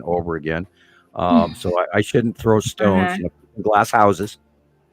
People in firmaments shouldn't throw stones. You're right. Okay, got myself. Uh-oh. Oh, he's a comedian. I try. I'm trying. Yeah. Oh, there's a giant on an e-bike. Look at that. Yeah. Hey, it's a lion on a mini bike. Yeah. Okay, I see that. Now we got to play Born to Be Wild. Get your motor running. Just sort of skiing along there, not bothering anyone. Yeah, that's the pre-writer of Wormwood. We haven't talked about that. And God, Jesus isn't here. For many years, there was a sighting of this cloud pattern in front of Wormwood. And by the way, Wormwood, we believe, is actually part of the object cluster group. The dragon, it has many names because many different civilizations through time have recorded it. And this is a reoccurring pattern, which is part of the 180-day cycle, which is why we're about to eat them. And they're about to zap the crap out of us and cause really freaky weather all summer long. But anyway, back to topic. We were seeing this literal cloud pattern, and I've got probably 10 or 15 shots in the early files of what literally looks like the Grim Reaper flying in front of all of the Tan asteroid, Salamander asteroid group, and all of that. And and Jesus has seen it as well. And it literally looked like a ghost or a skeleton in a cloak, and you'd see the rib cage poking out of the cloak in there. I mean, unbelievably scary stuff. And this is, of course, why we didn't talk about it publicly. But we have so many pictures of it going back, and that spirit on a motorcycle. They moved to a Harley now, so they've got earthized already. I always wondered because Lindsay talked about things like that as well. A lot of people have seen it. I just don't generally throw it out on the table because I like to keep the science. But we have many really biblically scary sightings going back many, many years. And now that since, after last week's show, we were talking about, the sixth seal and the dawning of the Antichrist, followed by major earthquakes and natural disasters and economic turns and war, which is go back and read the opening of the sixth seal in your religious books. Careful of who you listen to. I recommend that you Find somebody with perhaps a European education rather than Southern Baptist, because if you go Southern Baptist, I apologize, you're not going to get facts. You're going to get hype, lore, Melodrama. Melodrama, drama. Yeah. So be careful of your source of information. I went through and I looked up at least 20 of them this week already. And so, I try to blend my information, and I don't take just one author. I try to get as much information as I can together. And then, of course, it leads me to other topics to look up. And then I find this and I find that. It has a funny way of being like an Easter egg hunt when you didn't even know you were looking for Easter eggs. Yeah, it's like hint, Sam. Yeah, that's why I used the metaphor about Easter. And that's why we have the Easter egg colored skies. Right.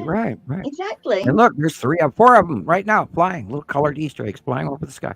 It almost looks like that wave formation in our atmosphere. And this could, people have seen that wave thing in the atmosphere for so long, and it could be, denoting just like waves on an ocean when the jet stream goes over the top of our upper atmosphere about 40,000 feet. It can end up in those wave pattern formations because of the velocity of what's going past overhead. And I don't think that's a beautiful thing. I don't think people check the upper atmospheric winds, because, and they don't give that information on the average daily news on the weather. In that Null School app I use regularly, there has different elevations that you can rise to. It's nullschool.net and earthnullschool.net, and you click on the left hand side, it says Earth, and you go there and you can look at different heights, how many kilometers and such above the air, and see different flows around the planet. So check into that, and it'll teach you volumes if you're into meteorology. Anyway, I digress. That picture that you just showed, Rebecca. Yes. It's got the two different kind of clouds there. There's one that looks like a peach colored, like the small ones. Yes. I wanted to correct one thing real quick. Sorry. It's all right. I saw one thing, but hey, Amy is here. Hi, Amy. Hi, Amy. Good to see you. Oh, and okay. Irene says that she calls the different shapes that you see up there the celestial art. And then that goes into those other words. There was a group of people that we used to refer to them as, what do they call it? Celestial bodies? Oh, yeah. And if that's not blending, peanut butter and avocados, I don't know. I try to avoid the biblical reference words because it has a tendency to draw away from science and distract and lose people more than what generic science. So sorry, celestial is not a great word for me, as well as firmament or I just how many years, Rebecca, did we go through trying to tell people that Nibiru wasn't red? Every day. You still tell people every single day. You get these new ones that come on and go, oh, it's red. Oh, we're going to die. Oh, it's going to crash into us. Yeah, the red rogue winged planet X. And yeah, we have a winged planet that is red, and that is Saturn, and that is documented and proven for over a decade. And we watched it come in when it was tiny, and then when it was a dot in the sky, and now it's way big and over the top of our heads every day at sunset in the north by northwest sky, and you can't miss it. And it goes over the top, and it's big and it's huge. Now, when the planets get closer to Earth, they do turn blue because they're very close, and then we're generically seeing a shadow of them because the backside, we're seeing their dark side. But when they're closer, we see some of the illuminated refractive land masses because of the light off of Earth, even, which is also part of why the skies turn to different colors, is refractive light off the faces of these planets that are over the top of us. Whose picture is the left one? That was Helmi now in South Africa. Yeah, it's beautiful, isn't it? And we don't thank her very often. And thank you. And excellent work. I don't talk to you as often as I'd like. I apologize.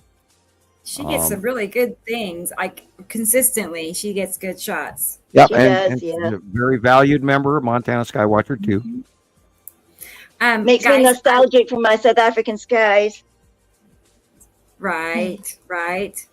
Yeah, no, it's like she has a view that I don't get here, so I don't blame you. I wanted to bring our next guest host on here. I see her is in the she's in the waiting room. So sorry, but let's go ahead. And also, I was trying to get a message out to Christoper. If you're listening, I sent you the link. There was a slight bit of confusion on my part, I believe, but I didn't relay to him the changes that we had made. So yes, Christoper, I sent you the link, and if you're free to join, you can join anytime. And let's go ahead and get Katie Jo in here, guys. We have Katie Jo. Let's drop this down a minute. Ooh, it's girl night tonight. Girl I know. Night. Hi. How are you, girl? Good. How are you guys? Good. Doing good. Doing good. I'm glad to have you back again. Me too. But I'm excited to be here. Tell everybody out there where you're at. I'm in New Jersey, guys. South Jersey. Okay, Zeus is back. Hey, Zeus. Hey guys. Well, we had to take care of something. Hi, Katie. How you doing? Hello. Good. How are you? I'm good. Before we see Rocketman dropped off. Yes, he did. He's working as we talk. He works. Yeah, he talks. So, he works a lot. Yeah, so. Right. Yeah, he does. Yeah. So, let's see. I wanted to share with everybody that Katie Jo has started her own group, and I had it ready to go, and I loved it. Yay! So tell us Katie Jo, give us the details. We have 32 members so far. Yes. And it's and East counting Coast, and counting. East Coast looking up and out. Just started it about a couple days ago, and it's going good so far. I have a screenshot. I really do. I wanted to share that, and I totally got. Oh, cool! Can we join it? Oh. Yes. Let me pull it up so everybody can see it. What it looks like. Yeah. Wonderful. Now you have 33 members. Oh, nice. Thank you. Yeah, including myself. East Coast looking up and out. Yes. Here we go.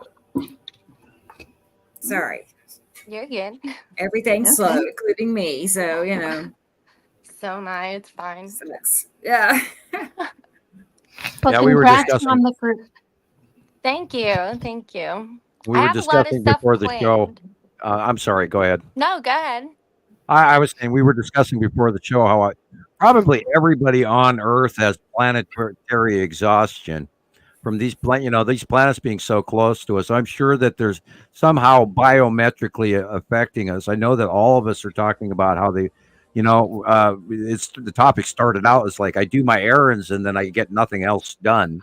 And then, I used to clean house, get this done, get that done, jump in the car, drive to the store, come back, be ready for this, cook dinner, be cleaning until later and, get my kitchen spotless before I go to bed.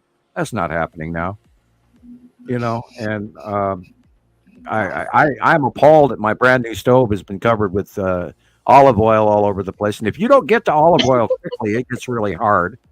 And so I've been doing a lot of course, cooking, and I'm going to make a roast this week. So nice. Roast beef. Always a good thing. Roast beef. Always good. I just joined, Katie Jo. Wrong. Nice. Thank you. My daughter's whispering something to me. Hold on. Can I go to Wawa? No, not right now. Well, you should let her talk loud and normal. Just do a cameo off camera voice. Yeah. Say, hi, everybody. You're allowed. She just said hi. Hi back. Hi. So I was going to say, this is one of the pictures my son sent me, my son Thomas. And he's one that, does not normally take pictures. And now that I'm looking at it, I'm like having a second guess Well, I know I told him one thing, and now I'm like second guessing it as I'm looking at it. I'm like, wait a minute. I told him I sat him, but I'm looking at the lighting. I'm like, that can't be. I sat him. Look at the shadow on the Jeep. I know. I see that now. I was just too quick. I made a mistake. I was Hey, do you know the time of the capture? I do not. Thomas, if you're here, tell us what time this was, what time and direction you were. I'm saying around. Oh, excuse me. I'm sorry. No, I mean, you can see that there's a round shape. I would say about 1 o'clock, and I think we are facing probably northwest. 1 o'clock. Okay, so Atu's moon, Atu. Correct. Yes. And they're really confused sometimes with the northwest. You can see it's round. That part you can't deny. Sorry, Jesus. We just have to remember that Atu and Atu's moon is going beyond Earth now every day. And that totally screws with your head. Well, I'm always thinking west. Like everything that I look at is usually west and rarely east. I mean, it is east sometimes, but mostly it's sunset captures for me. And whenever I get like a midday one and they're coming in from the east, I get a little thrown off just a little bit. I can't get used to it for some reason. All week long, I've been hearing that more people are talking about how the sun is in the wrong place. I've been seeing a lot of that too. I look at the sundial in my yard, which is my bird feeder, and I know what direction is north. And I looked at the clock today, and then I looked at the shadow on the ground, and I went, those don't match. And so, and we talked about this in the last 3 shows, where the sun has oddly moved to the south by southeast far more than it was supposed to as of the onset of spring. And it's just weird. It's even farther than it was before in a weird lighting. It's like, and there have been people have been saying, well, the North Star seems to have moved. And did you see all of those moon pictures? I believe Gillian posted a moon shot where the moon is drastically tipped the other direction than what we've been seeing, with the paw print being way down to the lower right rather than in the upper right. And so Earth placement is very tipped, and that could also connect into all the crap of the people who are arguing about how, quote unquote, the moon can't come in front of the sun or the Earth and all of this, and then do all these lunar eclipses and stuff. And now there's the lunar eclipse, and then there's the solar eclipse within a few weeks of each other. So people mixed all of that up together at the same time as well. So there's this big argument. And there, if the two suns are separating, well, of course the sun area has changed to the south by southeast, moreover, because that's where the larger star is headed. So it makes perfect sense. And it's just like, ooh, and it's all piling up. It's really cool. And I can't wait, you're like tapping your feet, waiting for your birthday, which is coming in, 3 months or whatever. And everything is pointing that this is all fitting. It's really, really, really cool. This one, wow. That's his also. It must have been this evening. I'm guessing. The sky was pretty cool earlier today, and I missed sunset. That's so pretty. Yeah, very lilac. Uri, but again, it doesn't have the Uri stripes to it, so we might even be seeing more over. Yeah, I know that it's probably Atu's moon above us in the upper.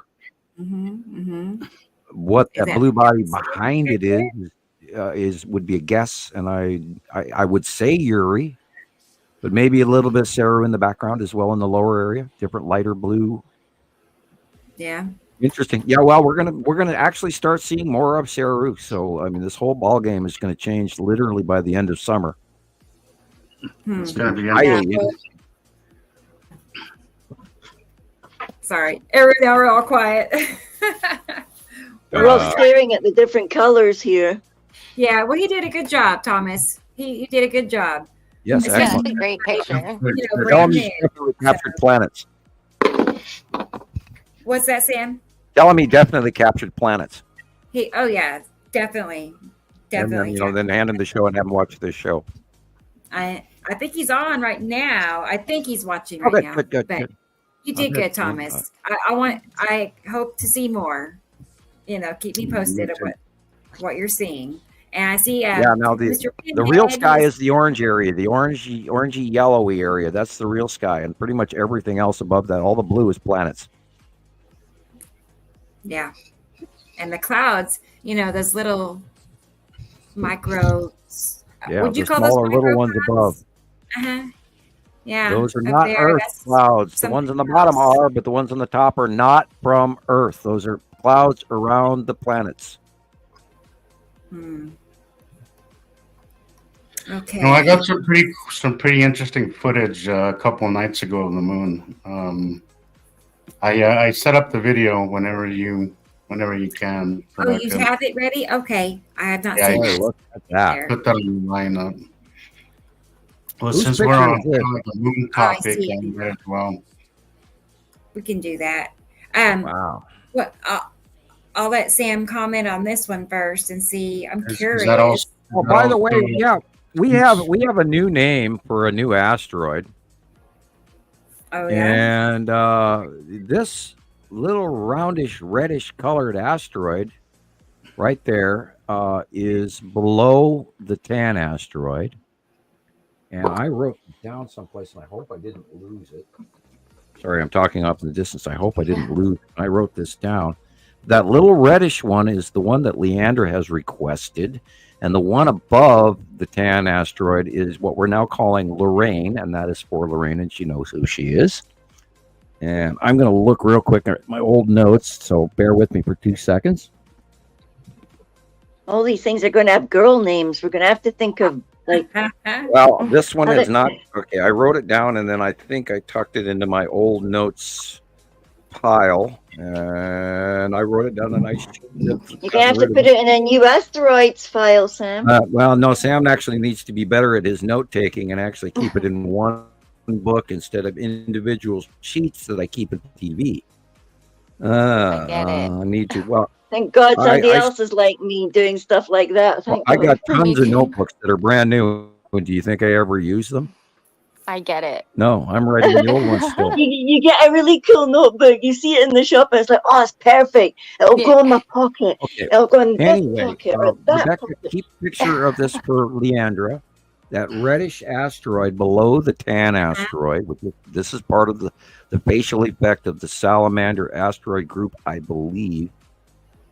Yeah, the lighting is correct. That little ball thing in the middle. Yeah, the little ball thing in the middle would be the tan asteroid, and that little roundish red at the bottom there is a smaller asteroid, and then there's one above it, and then there's like 30,000 of them behind these. Yeah, well, look at all that stuff up there. Yeah, there's a lot in there, and we're starting to name them because we're seeing more of them. Here's an example of it. They're gonna be big this summer. They're gonna get bigger. There's something up there that looks like a jet ski with nobody on it. I want to name that one. Okay. Literally seen it since in South Africa. It looked like a little jet ski coming towards you, and every time I seen that, Sam said, "No, it's that too." This pattern, this little cross weird blurble, is part of what actually creates the winged dragon effect that we have a picture going back many years. And somebody actually reposted it again today, and they were telling everybody with new pictures of our old one. We, of course, did not take it. Somebody else did. But once it becomes the Montana Skywatcher picture, we refer to it as one of our old ones. We keep pictures for many, many years. And I remember them all, and that's what's weird. I've got so many millions of pictures stuck in my head. But this is that group of the onset, semi-partially encased in the lower base cloud of planet Uri, the gas giant. On her bottom area, she's got what we refer to as the salamander asteroid group, because it looks like that salamander hanging onto the side of the planet. So this is that in a different cloud formation, but it's the same group. So that top part, what's that? That top thing that's almost like that would be where the salamander head would be. And you can kind of sort of see the salamander in the right hand and left hand, although it's got the tail is facing toward us instead of down. I mean, it's just like a salamander holding on to the side of the planet. If you've ever seen a lizard in the wind. hanging on the side of a tree or a cactus. I remember, a few lizards in my time in the desert. So. Yeah, it's almost like a face thing at the top there. It's really amazing.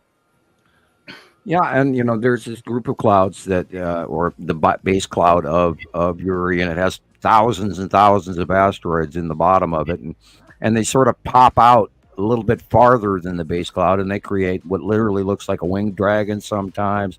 Other times it looks like a salamander. Other times it looks like a ghost with wings. All kinds of. So where's Casper? Is Casper in here? Now, Casper is in front of the lead asteroid, and we have not actually seen much evidence of Casper because the lead asteroid, for the general rule, has been running away from us underneath Atu. And being that we're now on the right-hand side of her, Casper is harder to visualize because it's not being illuminated by the sun. And the reason it's called Casper, it has this really weird gas formation around it that's sort of flat-planed out at the bottom, and it looks like Casper the Friendly Ghost. We watched it for a few years, and after citing it over and over and over again, we finally gave it a name. Audrey wants an asteroid. I see that. Audrey. We all want asteroids. Is that what comes out of the salamander? Is the duty? I'm a bad joke. I apologize. It was Dodie. Okay, I was gonna say Dodie, but I'm curious. Dodie as well. Yeah. I read it for humorous values, Dottie? not for reality or phonics. Dottie could be. I'm joking. Also, Nicolle is going to. She's going to exit for tonight and do some work for me on the back end of things. So she's, my right-hand assistant person now. Exactly. So helping me and Rocket Man. We're keeping her busy. What does your family think of that? Is she very okay busy. Yeah. I think they're okay with it, and I just don't have I'm pretty certain I saw the long box cube tonight, but I was like, oh, I gotta go. I don't have time. I can't take a picture today. But and I was. Question is, are you having fun? I am having a blast. I am. Good. It's very exciting. I miss taking pictures, but I will say that I had to go south of Denver today and then all the way back north. So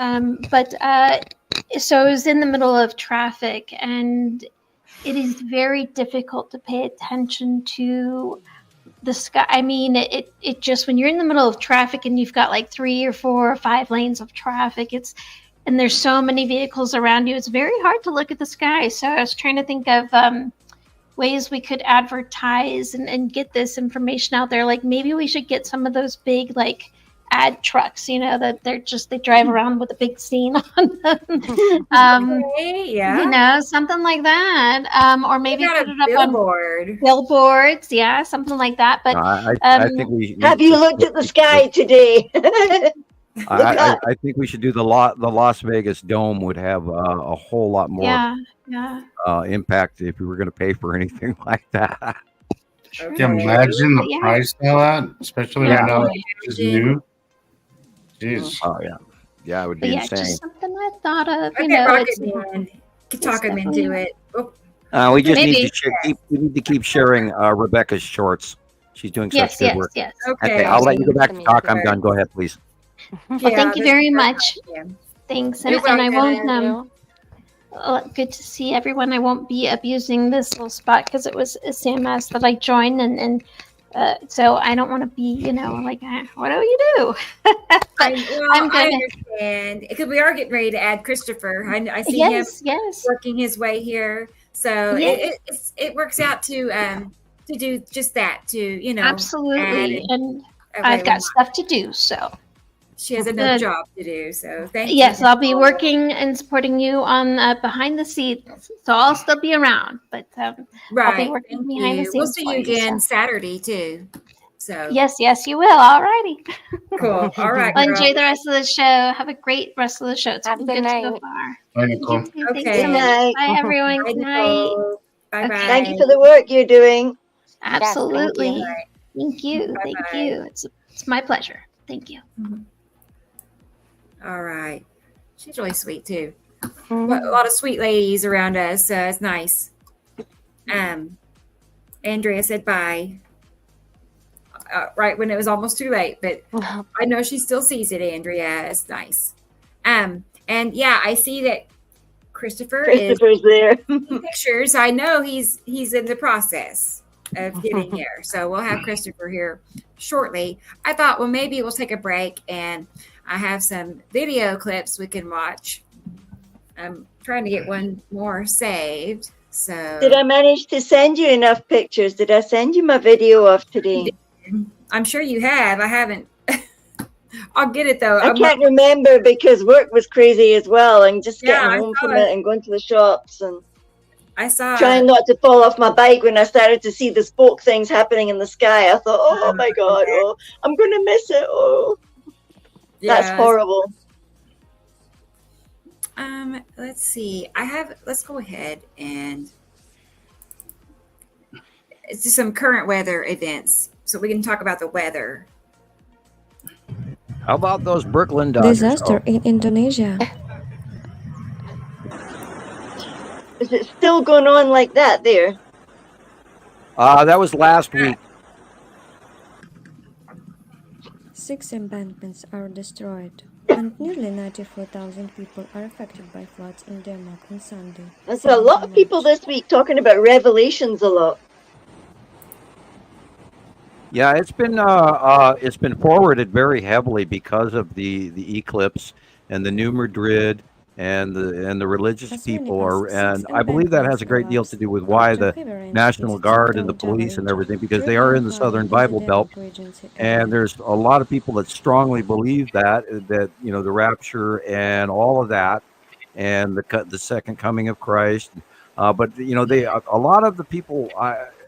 Videos that I watched, they immediately jump to the return of Jesus, but they forget that this at the sixth seal, it's the rise and the opening and the beginning of the Antichrist.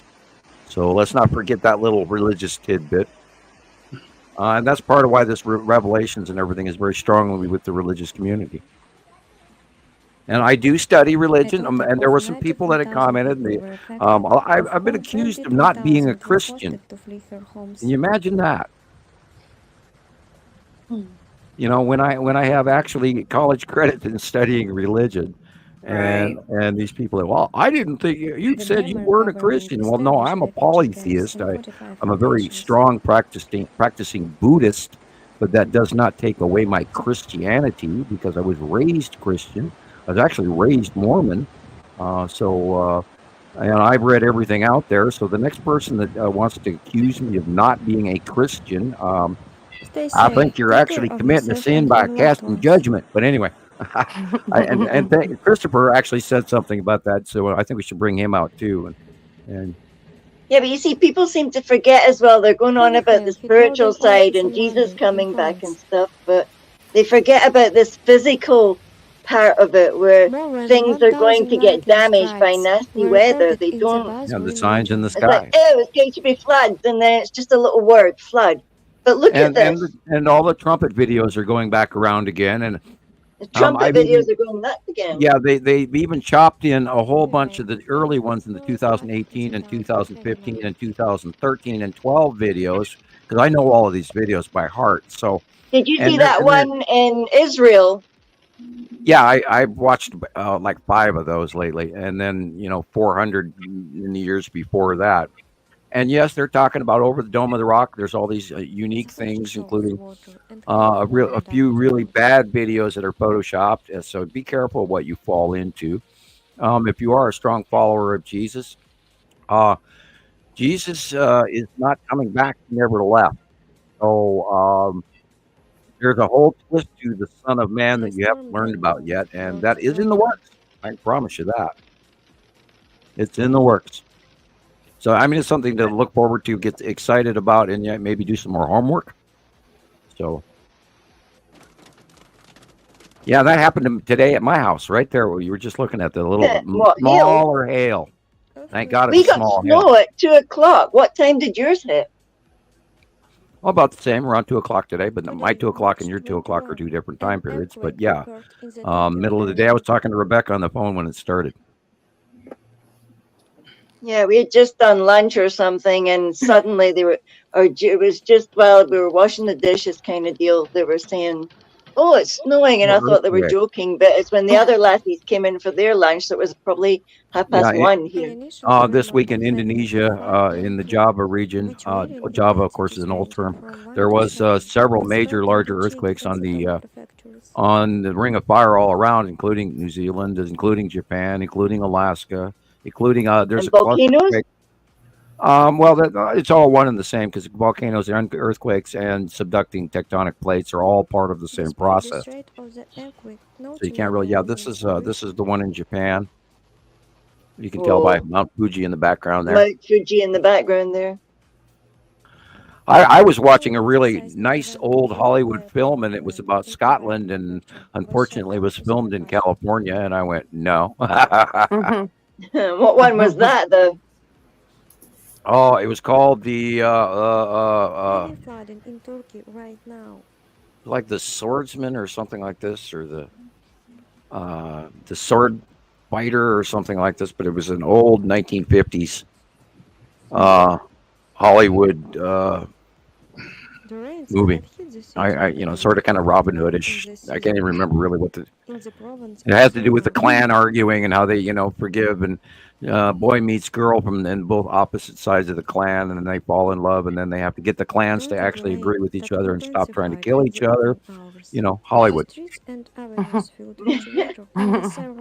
Sounds like a real Romeo and Juliet. That's what I was looking for. Romeo and Juliet. The whole week I have spent watching Buccaneer movies and Robin Hood movies to accent all of these videos that I've been watching about bad natural disasters going off worldwide, because it does get to me. And so I've taken a little time to go into Buccaneer movies just because it's old Hollywood films. And I guess because YouTube's handing it to me, whatever. Yeah, this is weather that's been going on around the world. It's not natural. This is nowhere compared to normal. We do have to say most of this is climate change related, but the climate change is due to the passing solar system, not to carbon sequestration, although there is part of that. I don't believe for a second that our carbon sequestration percentages are drastic enough to cause all this on its own, but we know for a fact, since the second star got here, and we know that all the planets shift, all the axes of the planets shift, and all the planets started heating up. And NASA did publish that information as well.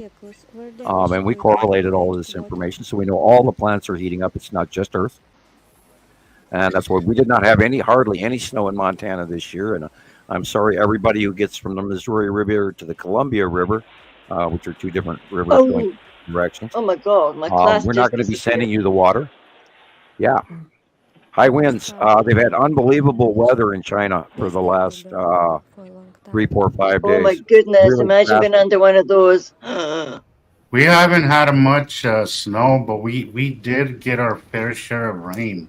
This past week has been just overcast and just a lot of rain. I mean, a lot of rain. And a little bit of snow up in the mountains, but it's not cold enough to really freeze most of the rain. So it's been mostly down here. So it's been like a lot of rain. I have not seen this much rain in the 5 years that I've lived here. Well, 4 years. And that's going to be filling up the Great Salt Lake, and that's a good thing because Great Salt Lake was in dire trouble. It is in dire trouble. In fact, I've heard from environmentalists that it's just a matter of time by the time it dries up. Not a question of if, but a question of when. So I think we could slow it down, and also. They've also said that a lot of it has been misused as well. It's due to a lot of the growth we're seeing here, but a lack of snowpack and also a lot of misuse with it too. So yeah, groundwater overpumping. Yeah. And that runs called the Colorado Basin. There's actually a big new argument about that, where Colorado is actually talking about cutting the amount of water that they actually let leave. that will fill up the Hoover Dam and everything, including the feed to Las Vegas, including the feed to LA. And now we know at the other end of that where the Salton Sea is, that is normally where all of that used to flow out to, and the Salton Sea hasn't gotten any water down from the Colorado in many, many years. So, I mean, there's a prime example of way overuse because we completely changed the entire Southwest water system, man-made. So, if anybody's to blame, it's us. So we did it to ourselves. Yeah, we shot ourselves in the foot. I mean, we're already having to deal with the arrival of the second star, and then on top of that, it was really horrible mismanaging. I mean, for them that knew this was going to happen, maybe they should have taken some, taken up some kind of measures to maybe ease the pain instead of they just got us into this enormous. We don't know that they have kind of scenario. We do not know that they may have made some very large sequestration tanks along with the DUMBs. If you want a lifetime supply of water, you dig a hole for it to go into. And now the Japanese are doing that. You can look into that on YouTube. Japanese have rain mediation tunnels that you wouldn't believe how big they are. And they're also used for sequestration captures, just like the Romans did with the large undercity aquifers, where they would have 30 and 40 and 50-foot walled rooms that go the size of a football field, and they would fill that with natural water.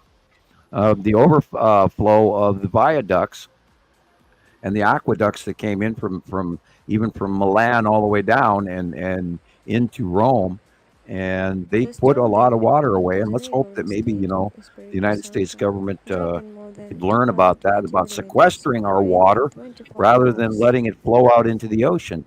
And granted, it should go all the way up to the ocean, but yet still retain some sequestration of actual fresh water versus salt water. Because it won't be long in this climate change, as this continues, that we're going to need that.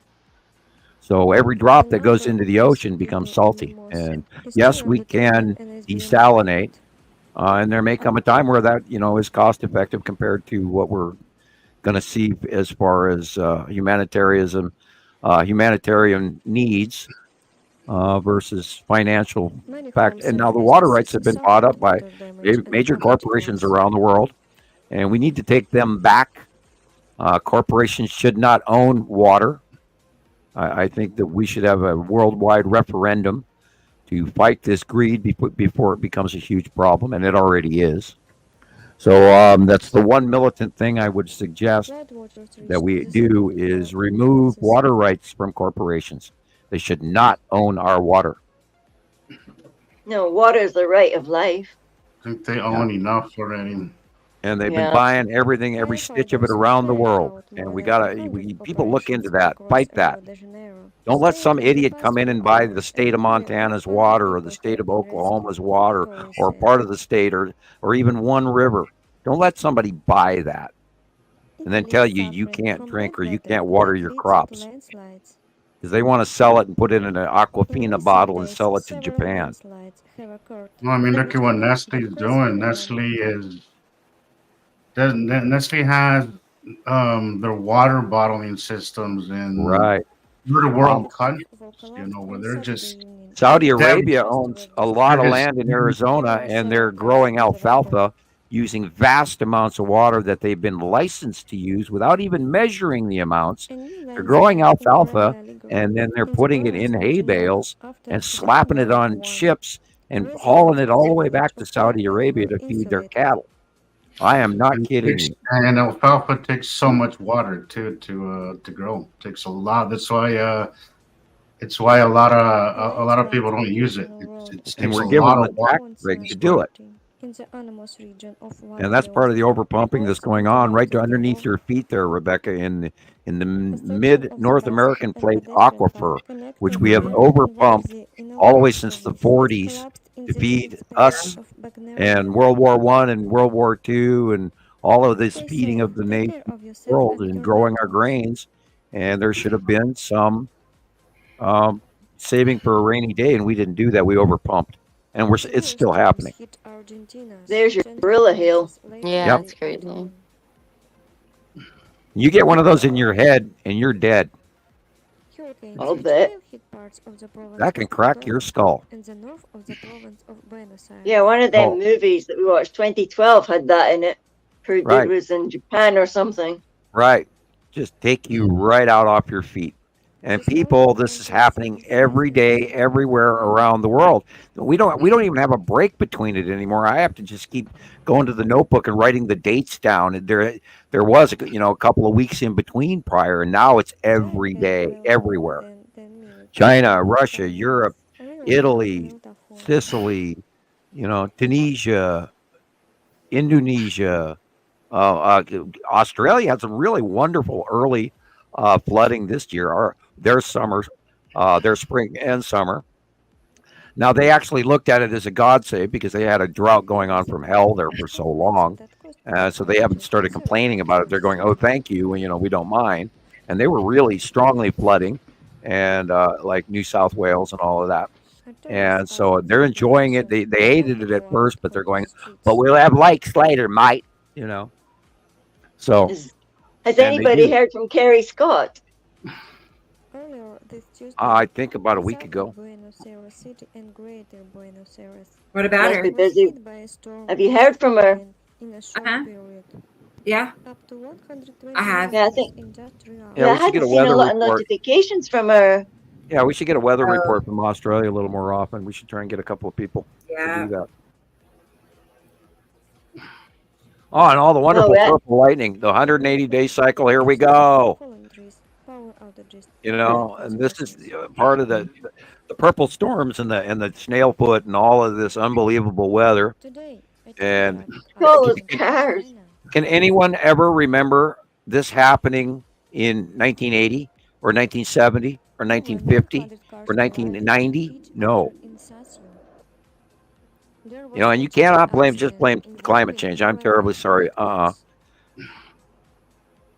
This looks like a pileup on ice and fog. Oh, we had a lot of fog this morning. It was really cool.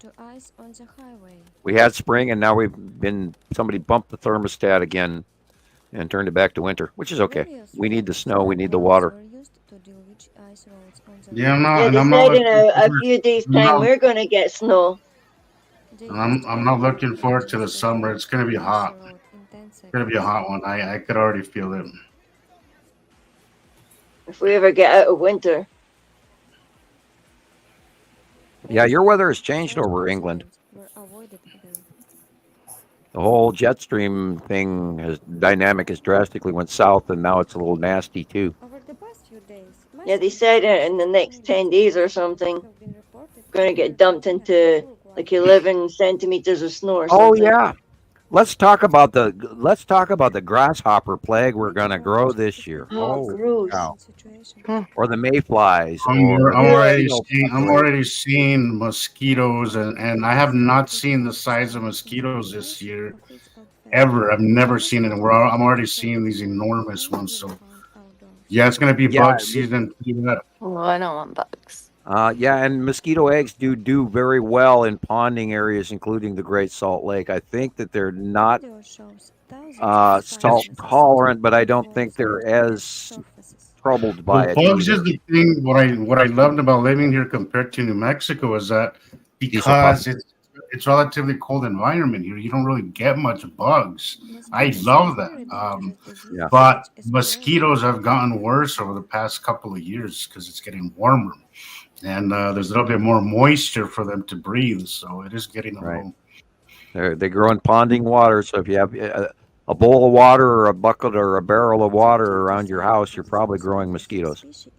Yeah. Oh, yuck, yeah. And you should avoid that by either putting a drop of bleach water or two in there, or having a screen covering if you do try to sequester your rainwater. Be sure to filter and seal from larvae from mosquito larvae, because you don't want to drink that water with mosquito larvae in it, and that's of course where malaria and all sorts of stuff comes from, and that may be moving up into the United States before we know it. So there's already Zika and all of these other nasties, and including these new the new bacterial viruses that they're still not talking about, but they exist in American hospitals now. And if you do go to a hospital and they do put the blood pressure cuff on you, the moment you come home, scrub very, very good with antibacterial soap for your whole body.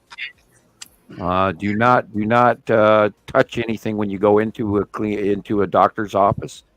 Wash your hands or do everything you can to stay germ free. Because right now, medical facilities, including doctor offices, are highly toxic.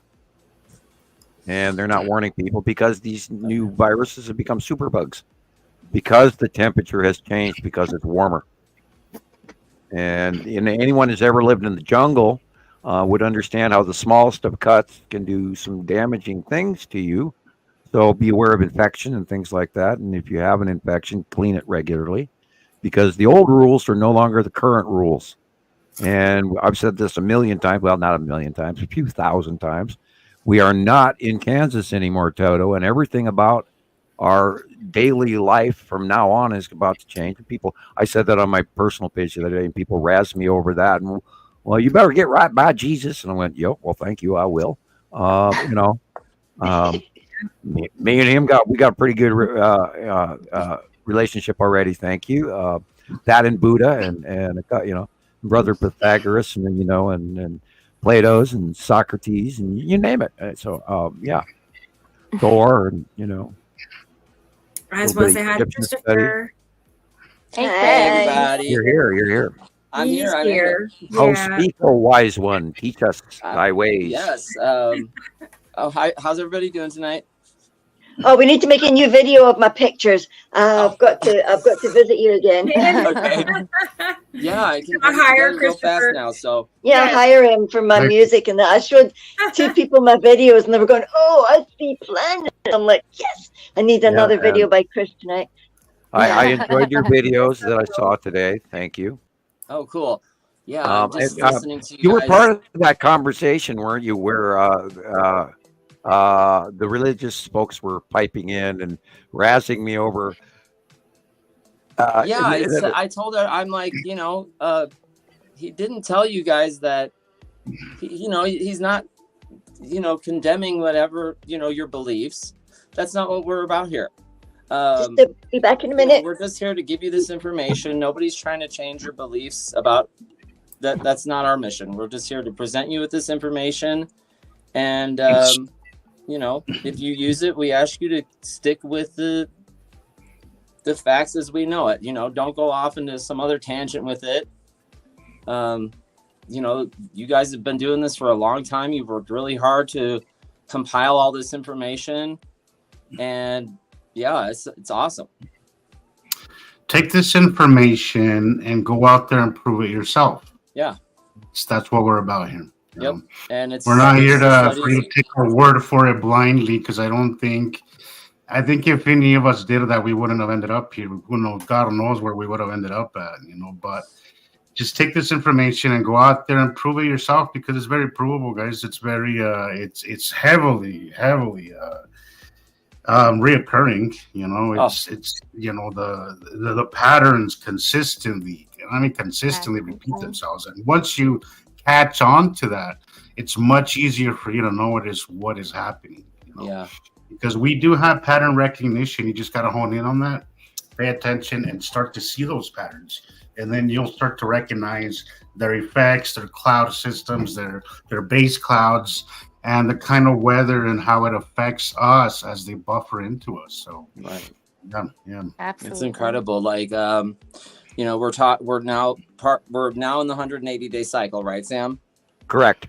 Okay, so officially, I've been watching this since October of last year, and I'm watching every day, and they have gotten closer and closer. And yesterday was so incredible. They're so close.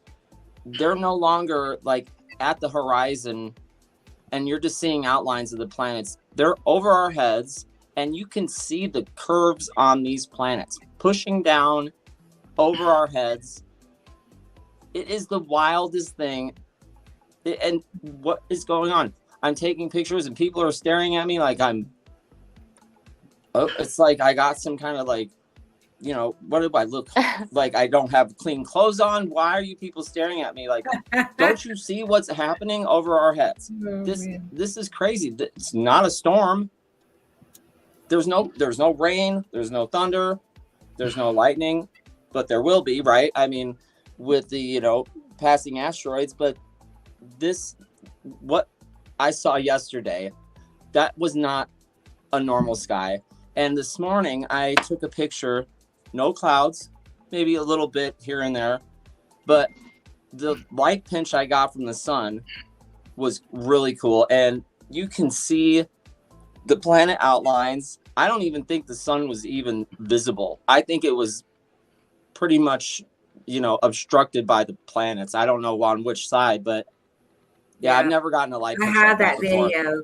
Let me go ahead and go ahead and play that, please. Send it over. Hang on one second. He did a couple of good ones, and they're all day today. So I like this morning. It was kind of not a light pinch like this, but you can tell there's an outline of the planets, and then throughout the day, it's just totally prominent. So you can see these without the clouds. It's awesome. Did you see the one I sent to you, Chris? The one that you posted, and then I sent the one. It's like you can still see the sun, and it's just like it's not pinched per se, but it's like very visible outlines. It's crazy. Yeah, no, I'm just wondering. Like, I'm wondering, was the sun? I mean, you can't tell. Sometimes you can. You'll see, you know, the circle outline of the sun, but today I just couldn't tell. I'm getting lost him. It's getting here. Left.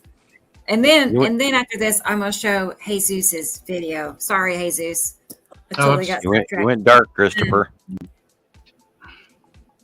Oh, he sure did. Okay. Yeah. Well, is that me? I'll come back.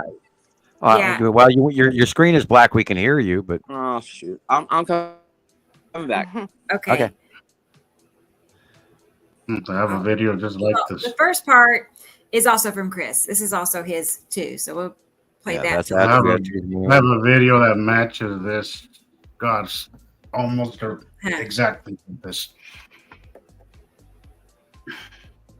I'll pause it there. Yeah, there are objects on either side of the sun. Smaller object on the left, larger object on the right, and you can see the shafting. That the little wispy light blue lines, not the straight up and down, which is the pinch. The shafty areas show you focaling that goes around a rounded object. So if you go look at the beginning of where the little light blue shaft lights are coming off on both sides, you can see actually the edges that are being cut into. Remember to look at the dark areas first, and then you'll see the edge of the planets. This, of course, we know. I think you've got lead asteroid in this view on the upper right of the sun. And then, of course, its Phantom Shell moon is the entire upper right corner all the way down to those white clouds there. And then I believe on the left, you've got some of the asteroids cutting in or the side orb of the Texas cube. There's that little rounded blip, and then there's a square with 3 lines again. So... and now it's moving. Cool. Just like that. And we know that the Texas cube is on the lower right-hand side of Attu's moon, so that's where it is. But I don't draw it in on the monthly side drawing. It would make other objects not drawable, so I don't include the long box cube or the Texas cube in the monthlies. I'll do side drawings for those. Not only that, they move and change a lot too. And we've been seeing sightings of that for the last 3 weeks again, where they dropped down. They got bigger for a while and then moved here and moved there, but they're always pretty much right where they normally are. I got a couple of pictures in this morning, and I sent the information back to you folks who sent them to me, and thank you.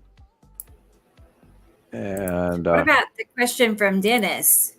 Do you see that, Sam? He's asking regarding the weather this year for the UK. I think you guys are going to be wetter than normal. I think you're going to see some extreme storms and have some flooding. I think you're going to have some rather interesting lightning effects this year for everybody around the planet. You're probably going to see an uptick in earthquakes between in the middle of Scotland. But then we're also going to be murky, hot, and smelly. There's going to be some periods where it's going to be unbelievably hot for a lot of people, and they're going to go, "Oh my God, we're going to break records." And if you have the opportunity, if you live in England and you have the opportunity to buy a dehumidifier, you may think about buying a new one and an air conditioner, and hope to God that your electrical grid manages to maintain through a very hot summer. Because all of our electrical grids right now are currently being stressed out by the Schumann resonance and the output of the solar flaring that's going on our sun. And there's been some whoppers this week, been some interesting, and it's still very large, although they are turning sort of, with each passing hour, they're getting farther away from Earth facing, which is a good thing. So yeah, there's a whole bunch of shit going on up there. And, you know, by the way, I have the background information on the comet, if anybody wants me to do that now, so I can get it out of the way. The comet that we are seeing now, again, the new one, everybody's referring to as the Devil's Comet, which is also hilarious. What part of the sky is that thing in, if we want to see it? It is an hour after sunset. It will be in the northwest sky. So it's Comet 12P. Pons Brooks is the name of it, and it's a reoccurring comet. It comes around in orbit every 71 to 74 or so years. It was first sighted by a man named Pons in 1812, and then in 1884, a man named Brooks, which is why it's called Pons Brooks, he sighted it and discovered it, or he thought, but then it was co-named after they found out that it had been actually sighted before. It's a big, huge ice crystal, and puts out these bursts. It's actually done a series of 4 recently, and in recorded history since discovery, this is his fourth visit. So that is okay. Let me see. Did I get everything on there? Yeah, it has a split tail. Oh yeah. Okay. So we'll see a split tail, will we?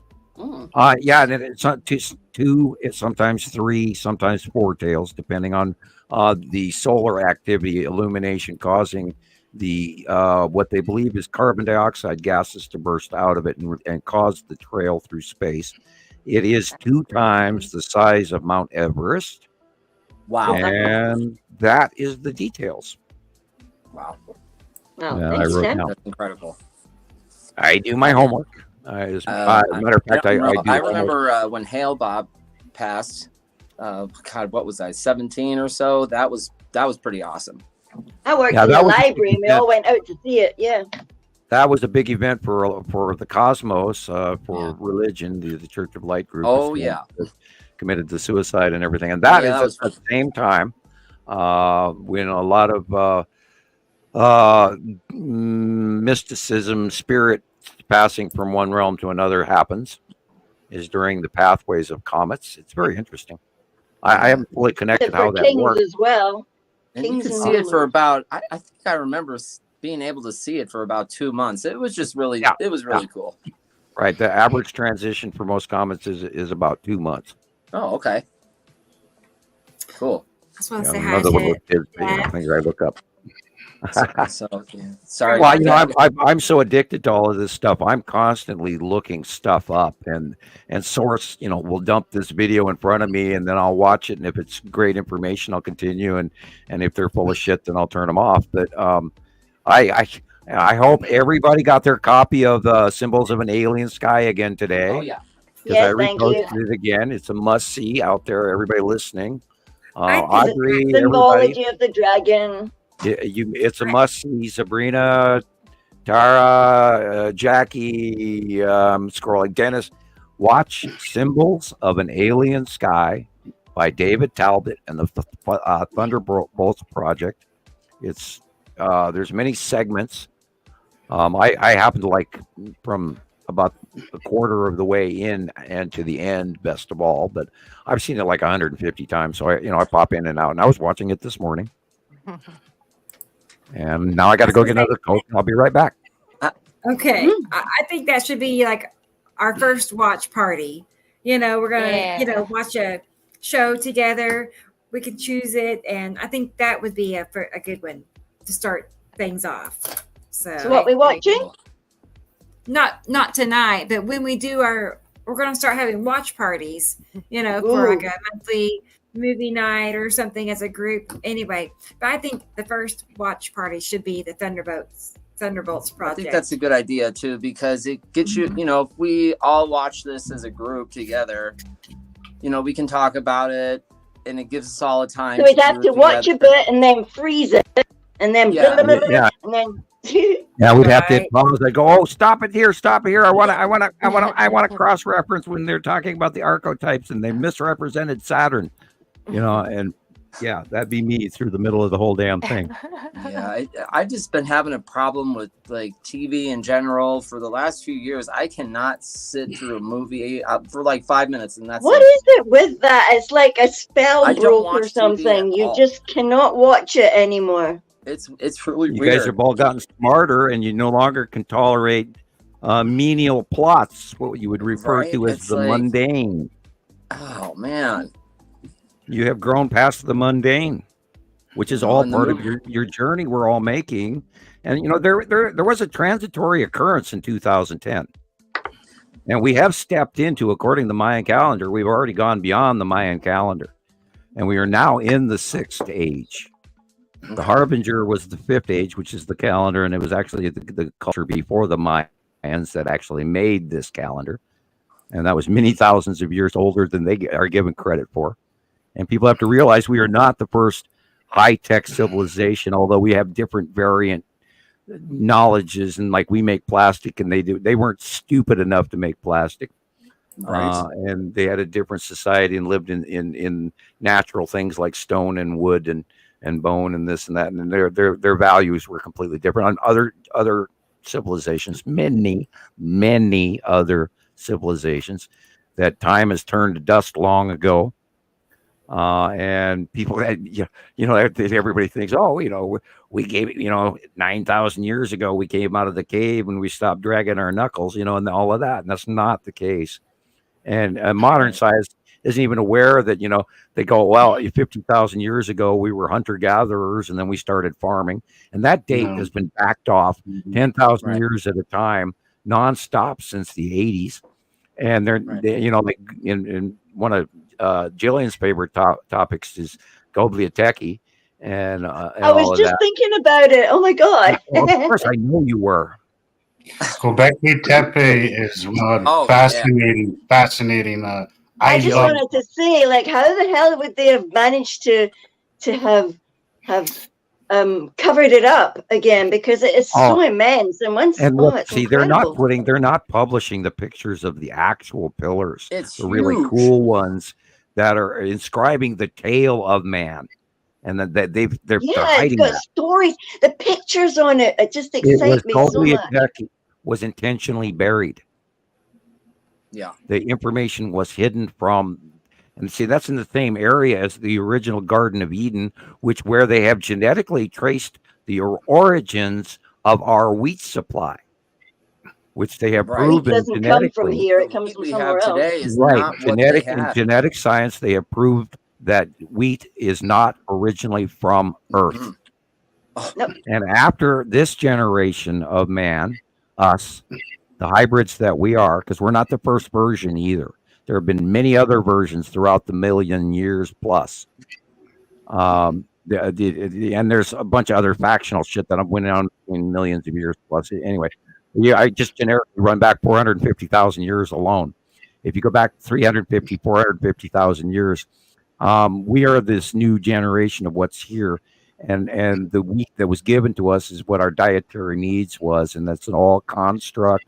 And if you go back into the Indian religions from India, Shiva gave all these plant life to the humans.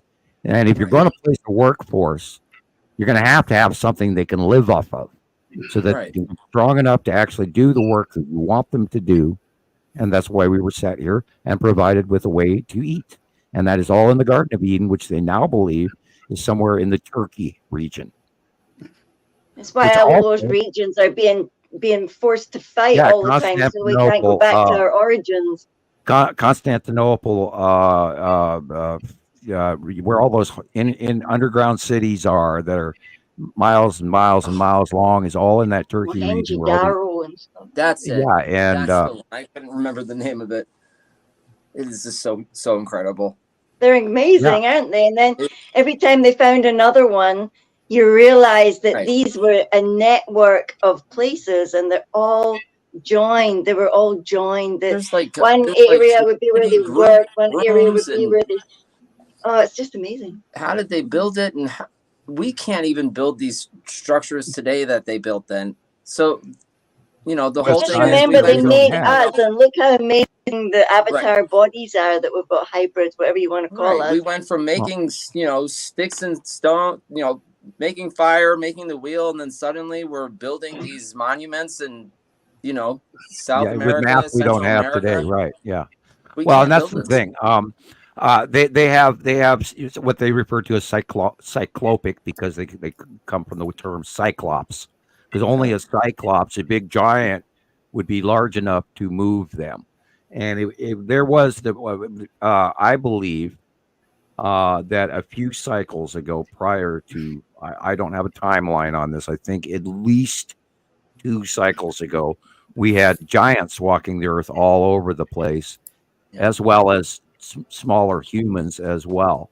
So the Nephilim were there as well, They were, and this is of course the Nephilim and all of this, you cross-reference through history.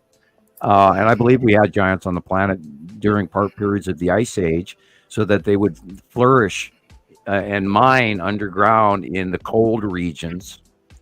And this is where the term frost giant and all of that stuff comes from in our legends. So, and there's evidence of it, and of course, all the God, whoever it is that has been keeping these giant bones that they've been hiding for decades now, and they dig a new one up and they hide it. All of those were recently destroyed, and they actually announced that. I couldn't believe they announced it. That was ridiculous, but they did. It's like burning the books. It's disgusting. It's they're destroying history for many reasons, and they're also affecting the future as well for many reasons. And unfortunately, God, I don't know how far I want to go down this staircase. But there's a lot of things right now, and I feel strong enough about it. I have to sort of kind of hint about it. There's a lot of negative things against mankind right now, but there is also, and by the way, Jesus, thank you for translating that for me. I sent Jesus a video this week, and I was very surprised at what it was. It was a good video. Unfortunately, the information was laid out in rather a lower school level educational premise, which is okay when they talk about motherships and that sort of thing. Yeah, and I do feel it was a little. The way it was worded was also kind of repeated a couple of times. It was a little wishy-washy. It was a little wishy-washy, like they were teaching a lesser student. And I was. So I like the message. I like the message. I just feel it was written by. It was a little. Yeah. You know what? The first thing I thought of when I heard that or read your translation on Facebook, I immediately thought of the cubes. Oh. And they were talking the massive ships that are over the top of your planet during this coming of the Pleiadians, and it was describing that the Pleiadians were coming. And I think the better term would have been the Federation, because the Pleiadians are not the only ones involved in this. And this is where we talked about the 2010 ascension thing and all these changes and everything. There is a whole bunch of stuff going on. And the transition of what's going to come tomorrow and what's going to come in the nearby future for Earth, there's going to be segmented occasions where some people are not going to wake up to the changes and others will. Not everyone is going to ascend or become more enlightened since the 2010 transition. Some people will, some people won't. And the people that hear my voice and believe and listen to the things that we talk about here are the people who are supposed to be awake to this. And I'm not trying to brag about this, but this is literally a fact. Yeah. Wow. And that's why. If you join this group, you will see that in time. That unfortunately, one of the hardest things that I've had to deal with when it comes to this topic is realizing that you can't really force this on somebody. You can't really open somebody. Like somebody needs to take that first step, and you can't just pick somebody out of the crowd and say, I'm going to teach this to that guy and be successful about it. Maybe you are, maybe you won't, but there will be some people that doesn't matter what you show them or what you tell them or what you try to convey to them, they're not going to see it because they're just not ready for it, or maybe never will. And that was a hard pill for me to swallow. It's still something that I struggle with on a daily basis, to really be okay with being misunderstood and being thought of that you're crazy. That's okay. It's hard to deal with, but in the end, you realize whatever, it is what it is. There's nothing I can do about it. Absolutely. Yeah, I still try to get everyone to believe this, because it's that first step past what you were taught and what you've been leveled to believe, and oh no, this couldn't possibly be happening. Well, why not? Why not now? It is now. We were warned about this. We've been warned. We've been raised to be ready for this all of our lives in a certain kind of way. We talk about patriotism, or we talk about serving our fellow man or serving our country. And we've all looked for that Star Wars moment where we could be Han Solo or Chewbacca or whatever, flying through the galaxies. And that drive in us is there for a reason. We have to accept this. We are stepping into a future. I mean, we don't want to live the past like the 1980s or the 50s, do we? No, we want to change and we want to grow, but we don't want to get eaten up by anger and jealousy and greed, which is unfortunately what we're all waging. Murder and death and war. Thank you. And you can't reason with it either. Well, that all comes from greed. Tara, it is absolutely a very lonely journey. Yep. It's why we love these get-togethers, because we can't talk about it with most people in our daily, personal lives. Yeah, they look at me funny at the gas station regularly and say it's time to leave, Sam. Yeah, every time that I come on here, it's why these sessions can go on for so long, because we don't get to talk about it every day with regular people. I mean, you know how hard it is to keep something like this to yourself? It's so hard. For me, I just want to go out there and yell it to everybody and just say, hey, look Stand at that. Stand at the sink and peel a potato when you want to be outside looking and seeing what's going on. Yeah, it's frustrating, but it's something that you have to come to terms with, that you are going to be very lonely in this journey. And the people that do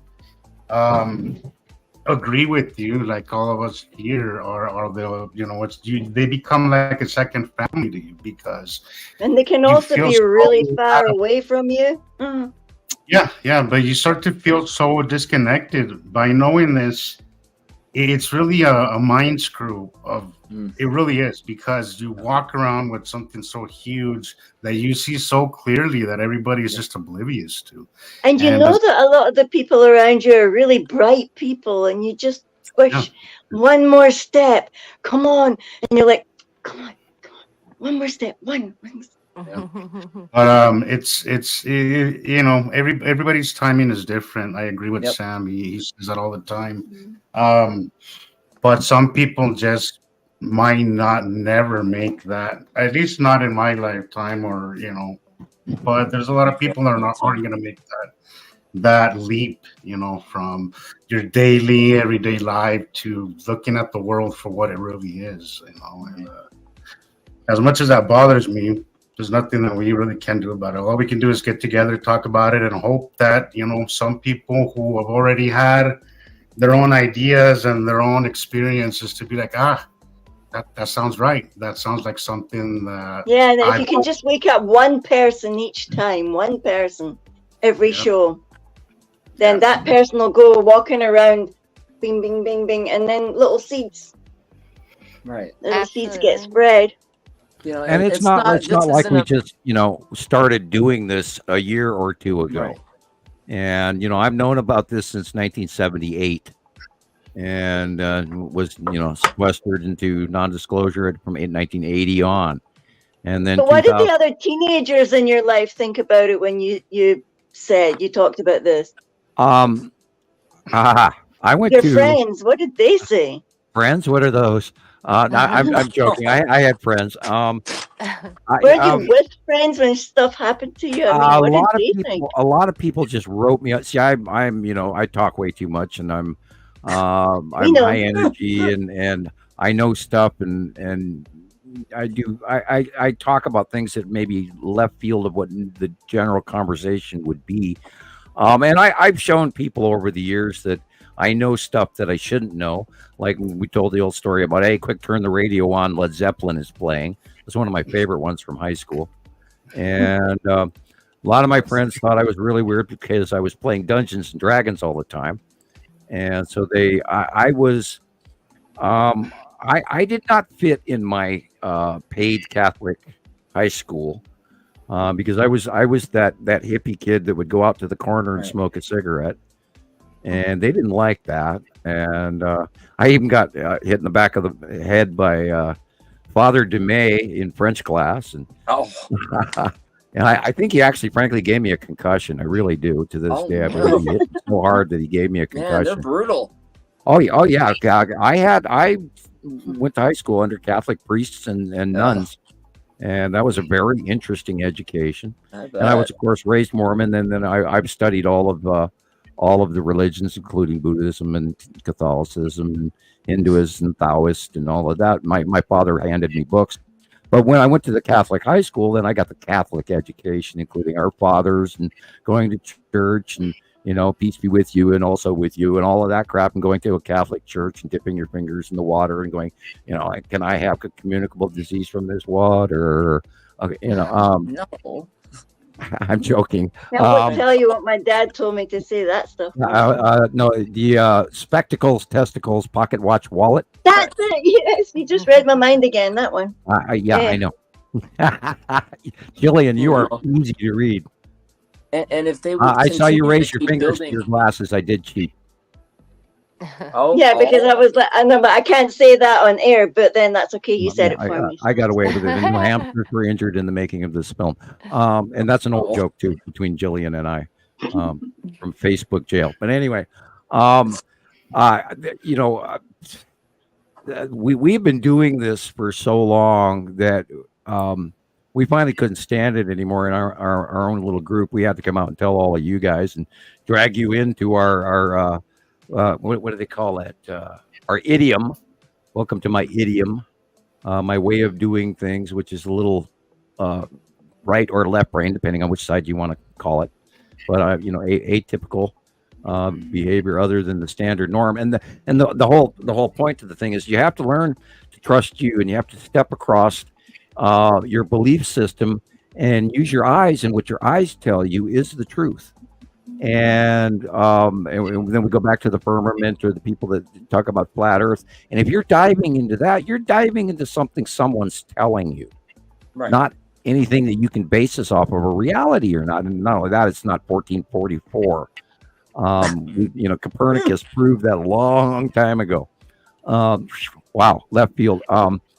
So learn your science, take a look for yourself, keep looking at this shit, because we are not wrong, and we've been so accurate, and my drawings are highly accurate.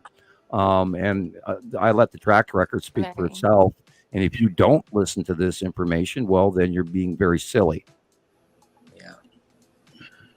Go ahead, ladies. I can speak for the newer members too, because I've only been doing this for a while, and it's not like we're talking about awakening and all this stuff. It's it's not like you have to be somebody special to learn this. All you need to do is take Sam's monthly sight drawings and compare them with your skies, and just be persistent with doing this, and you will start to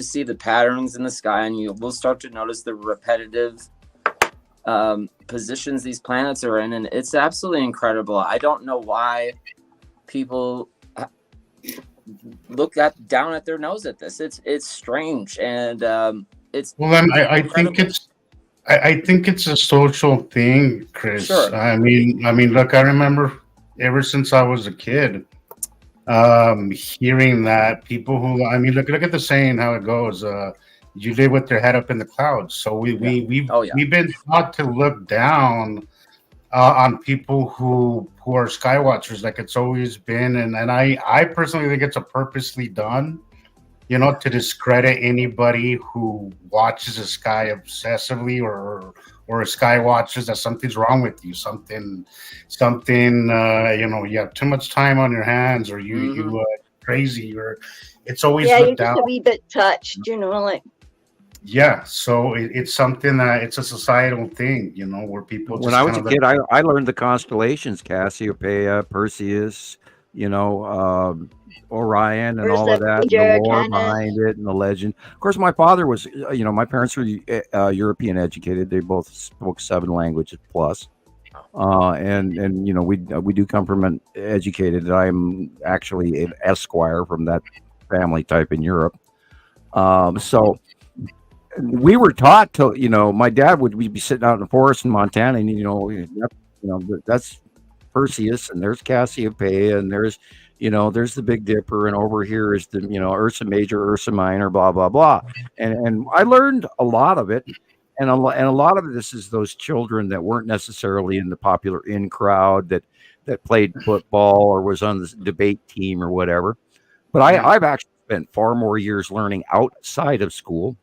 Although I graduated early, and also due to the government intermixing in my life and screwing over my teachers, I'm sure they were forced in a non-disclosure agreement when I didn't take the job, because I was briefly there long enough to find out I didn't want to have anything to do with what their lies were.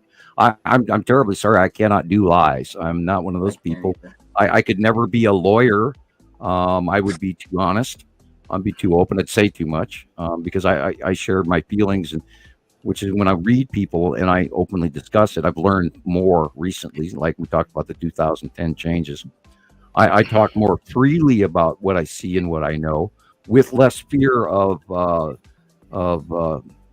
getting yelled at for it, or being critical or rude to someone. I try not to be rude to people, but in my general behavior, I have a tendency to be a little overly frank, where some people may take it wrong, etc. But I have learned, and you can learn this as well, once you start to trust yourself, right, and the studies that you have learned, and then all of a sudden you've got the pattern, and it literally take you maybe 2 to 3 months if you actually pay attention to the sight drawings. 1 month, 2 months, 3 months. By the 3rd month, you're going to be seeing. I'm sure, Katie Jo, that's probably how long it took you, right? Yeah, 1 month, 2 months, 3 months, and then you started seeing the patterns. And yep, I just knew that there was stuff going on up there, and like I say, I saw Rebecca's video, and it just started putting everything in perspective. Oh, yeah. And it's I can't, once you see it, you can't unsee it. Yep. Especially with the guidance, you know what I mean? And learning, there's so much to learn off of. Oh my God, there is. I mean, I can't even. There is no way that I could start one of these shows and talk with any given 8-hour period of time of all the stuff we have learned from watching them come in from 2010 on. I would be talking for the next 2 weeks. Maybe I'm exaggerating, but there's so much. Nah, I don't think so. No, there's so much. Yeah. There is so much information, and we started watching them, in Newmeyer Station on the live webcams in Antarctica, and I'll never forget this. And then all of a sudden we realized, wait a minute, isn't it supposed to be pitch black down in Antarctica? And it wasn't. And then we saw the sun and the planets coming. And we actually mainly what we first saw was this weird object cluster group was doing the self-illumination and discharging thing. And then I started seeing it pretty much on the left side of the screen. And then all of a sudden, boom, bam, there was Nibiru right in front of us. And it was large. And it was like, holy shit. How did that get here? And it must have had something to do with rising up beyond our view, out view or whatever. But then Nibiru was here. And then we still couldn't see it up here in the Northern Hemisphere. And then literally within about 6 months, I was watching it every day due south because I was looking down at the planet.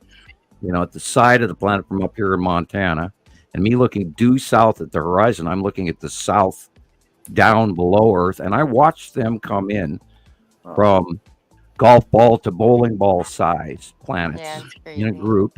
A group on one side and 2 or 3 on the other side, including the Tool Star and the light and all the illumination. And then we saw the Northeast Star come in and all that, and it's just after that, it's been an unbelievable pile of information that has just come in. And I have been doing this pretty much predominantly, with minor exceptions for weekends off when the kids were little. I have been pretty much doing this every day in all of these 14 years now. Wow. And that's how much information we have. And every week, don't we get something new, Christoper? Every week we come every week. It's, 3 to 4 different events. New every week, and then I learn something new every week, almost every day now. Consecutively since I've learned about this information, I'm learning at least 5 or 6 new things about all of this. I can't keep up with it sometimes. Yeah, me either. That's why I keep having to do it. Otherwise, I'll fall behind. My notes are just a mess. So I don't know what I wrote down. It's like, you go like this with the notes and go, oh, well. Yeah, it's like, what is that? I can't even read my own handwriting anymore. Guilty. Yeah, it's not guilty. Good. Especially when you write so fast while you're busy listening. Well, what did I write there, man? Glasses. Yeah, welcome to post 40 ice syndrome, or maybe early for you. But I have to get new glasses too, because I'm starting to have a issue with looking across the room. No, not a good thing. Not a good thing. No. Here's BW. Who's BW? Interesting. I don't know, but they're here. Hi, BW. Yeah. Hi there. How you doing? And they are thankful they found a group who sits around and talks freely about this. So that's pretty cool. Because, I mean, I don't think there are many groups or shows that sit around and talk about this. So and there's nobody out there with our information, period. Not our level. It's just bizarre, Sam, to think that people wouldn't think about it being binary. Tell me about it. I've known about it since 1978, and hell, even the Greeks knew we have 2 suns. It's all if you look at the stelae, the one picture, there's 2 stars, and they're pointing like, hello, there's like 2 stars, and the clusters next to them.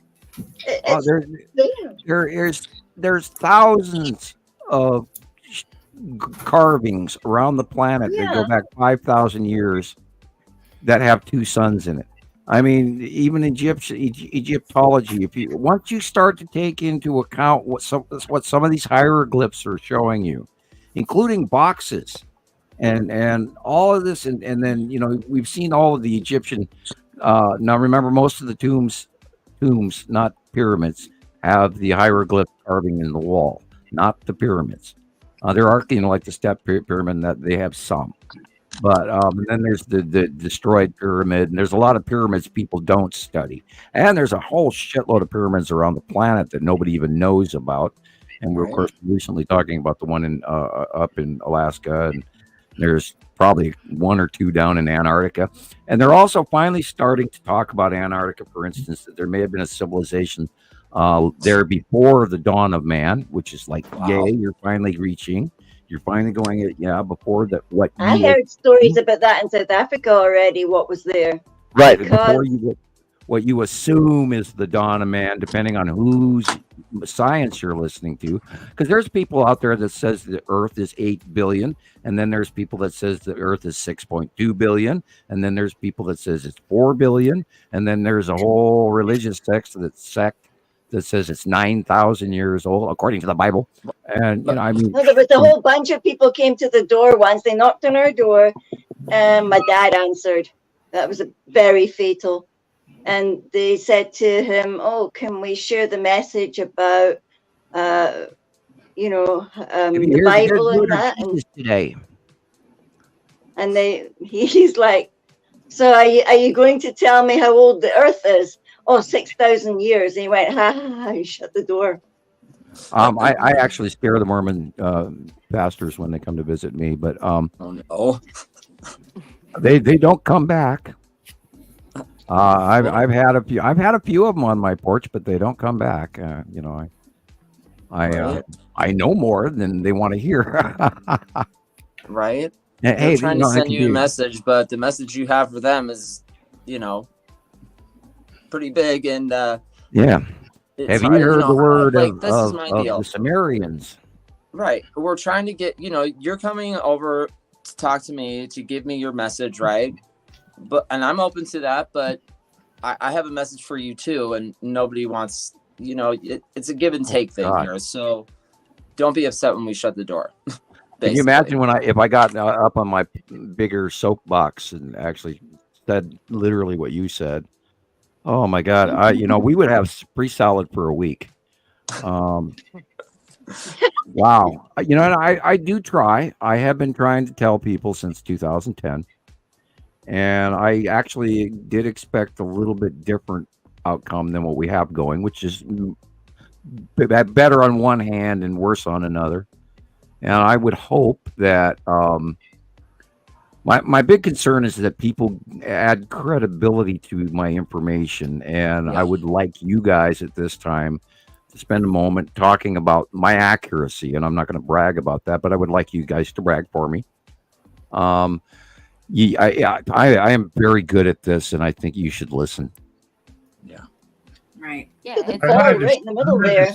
I had a discussion recently with somebody that I unfortunately had to block. She's somebody that I knew for some time, and I thought we were friendly, but I don't know what happened since we started this podcast. So many people have gone so hateful, and people that I thought were my friends, and they were. I hear you. It's sad.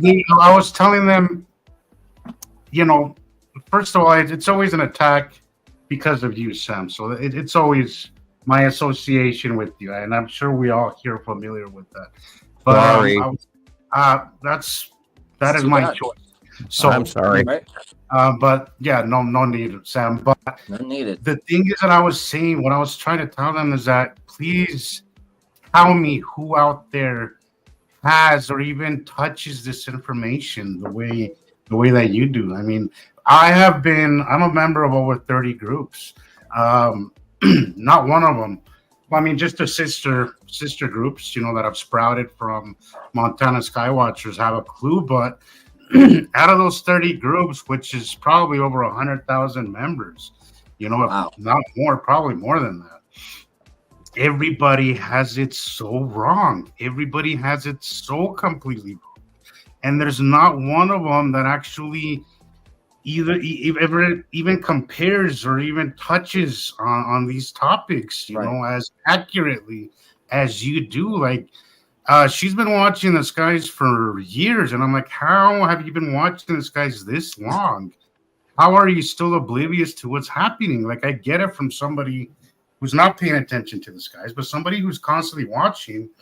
If you are watching this stuff, you will put it together, But I think some people, and judging from her work, I do feel that she sees it too, and I do feel that she's actually. But you're the kind of person, Sam, that you're either gonna love or hate, and people love to hate on you. Like people you're like the person that people love to hate. Yes, I do get trolled.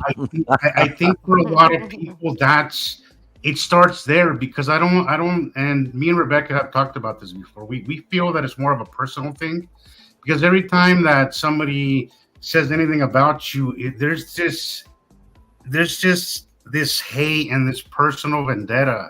There are a lot of people. Excuse me, I apologize for interrupting you, but there are a lot of people that I come off as arrogant, And I assure you, it's not intentional. I'm not, and you guys it's know not me. arrogance. And I agree with Rebecca said. Not on Opinion one that of I know my stuff. I know what I'm talking about. It's confidence. It's confidence. It's That's not right. arrogance.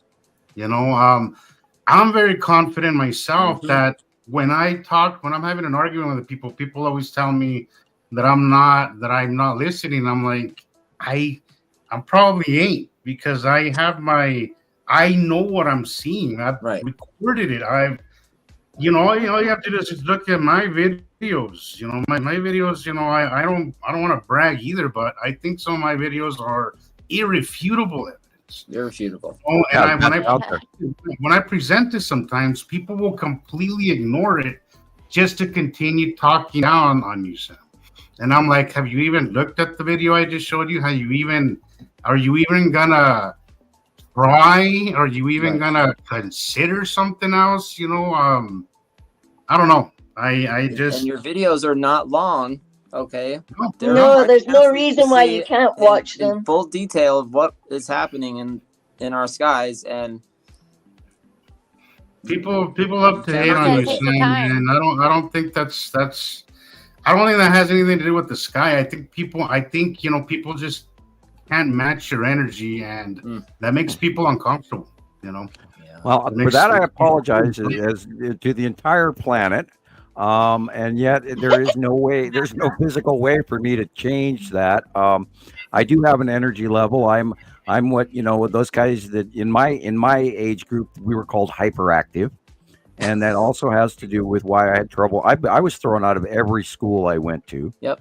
And my IQ, and there were teachers that could not deal with my IQ because I have a tendency to be a little bit of corrective. And my mother used to refer to me in both good and bad intonation that I was Mr. Know-It-All. And I'm not trying to brag. I'm trying to share with you what occurred. And I have been drastically ostracized all my life, or loved by my friends, and they just go, well, that's Sam. And a lot of people discounted me, and including my family. And I would sooner take the discounting than the hating. But and this is why a minute or so we were saying, I really hope that at some point in time people start actually listening to my warnings, and because I've had a lot of people that have sort of bit into it, but then they don't take the magnitude of what I'm trying to talk about. When I'm talking about this passage of the 180-day cycle, this is going to be a freaking spooky event. Yep.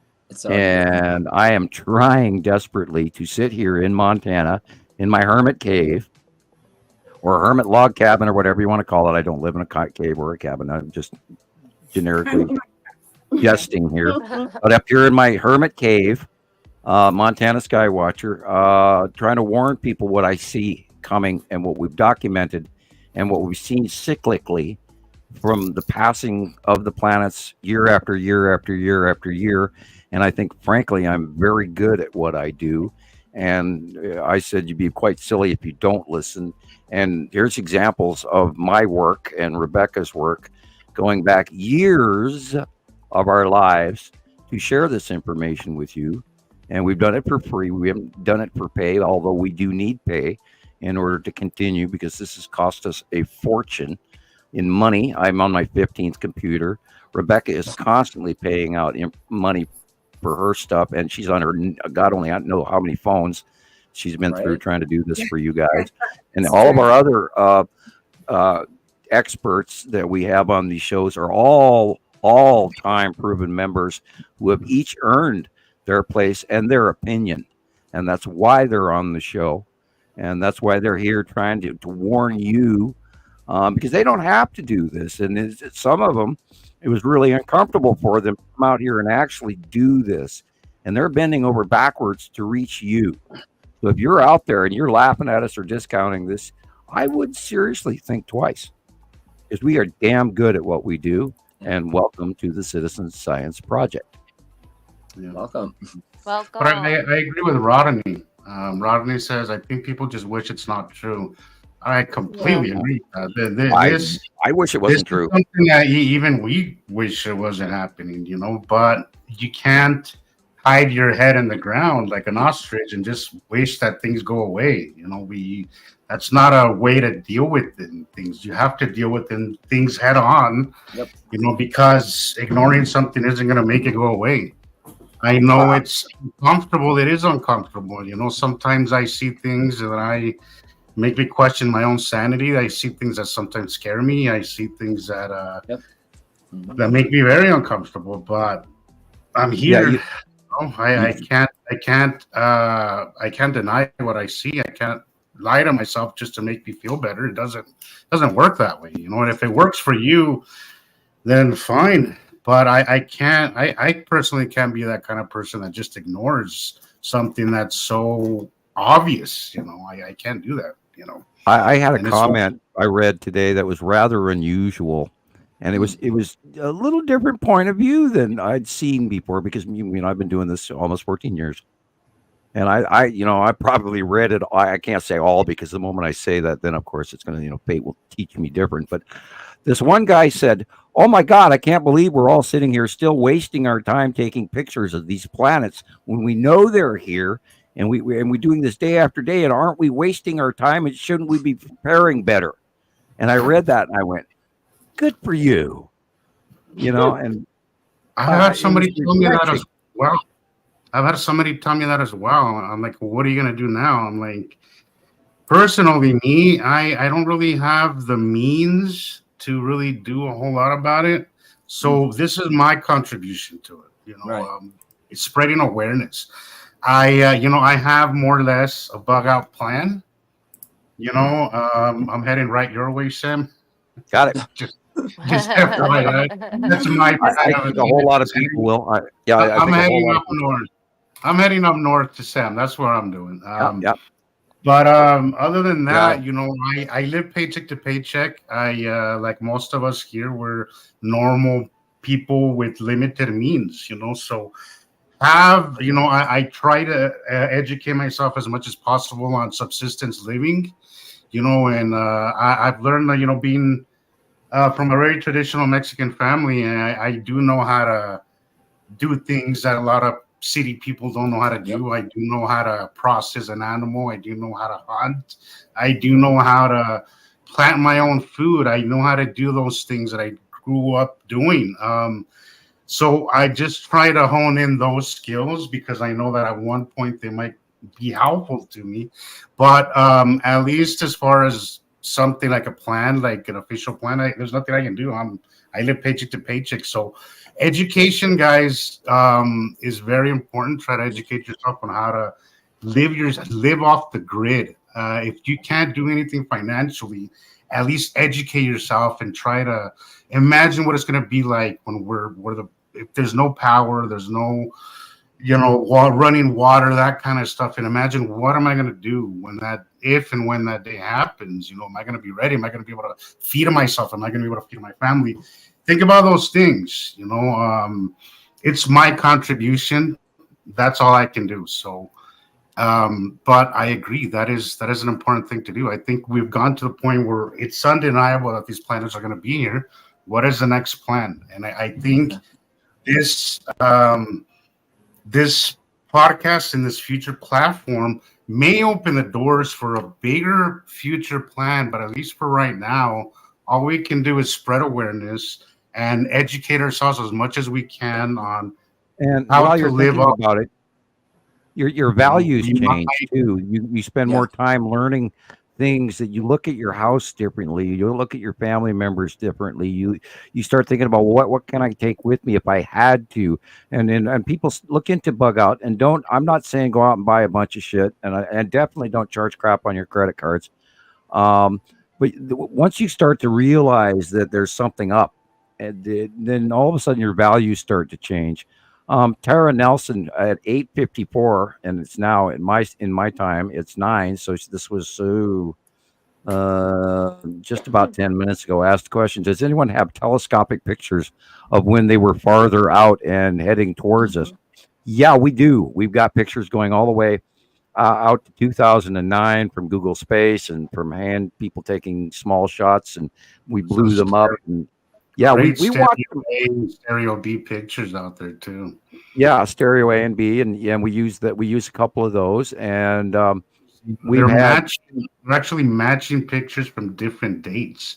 Going years and years in a row, and then they got bigger and bigger and bigger. We started all of this information. We were the one that collected it, and other people going, well, what's that blob? And I was going, well, this is something that's been in the left-hand side that I've been blowing up and blowing up and blowing up as it got closer and closer.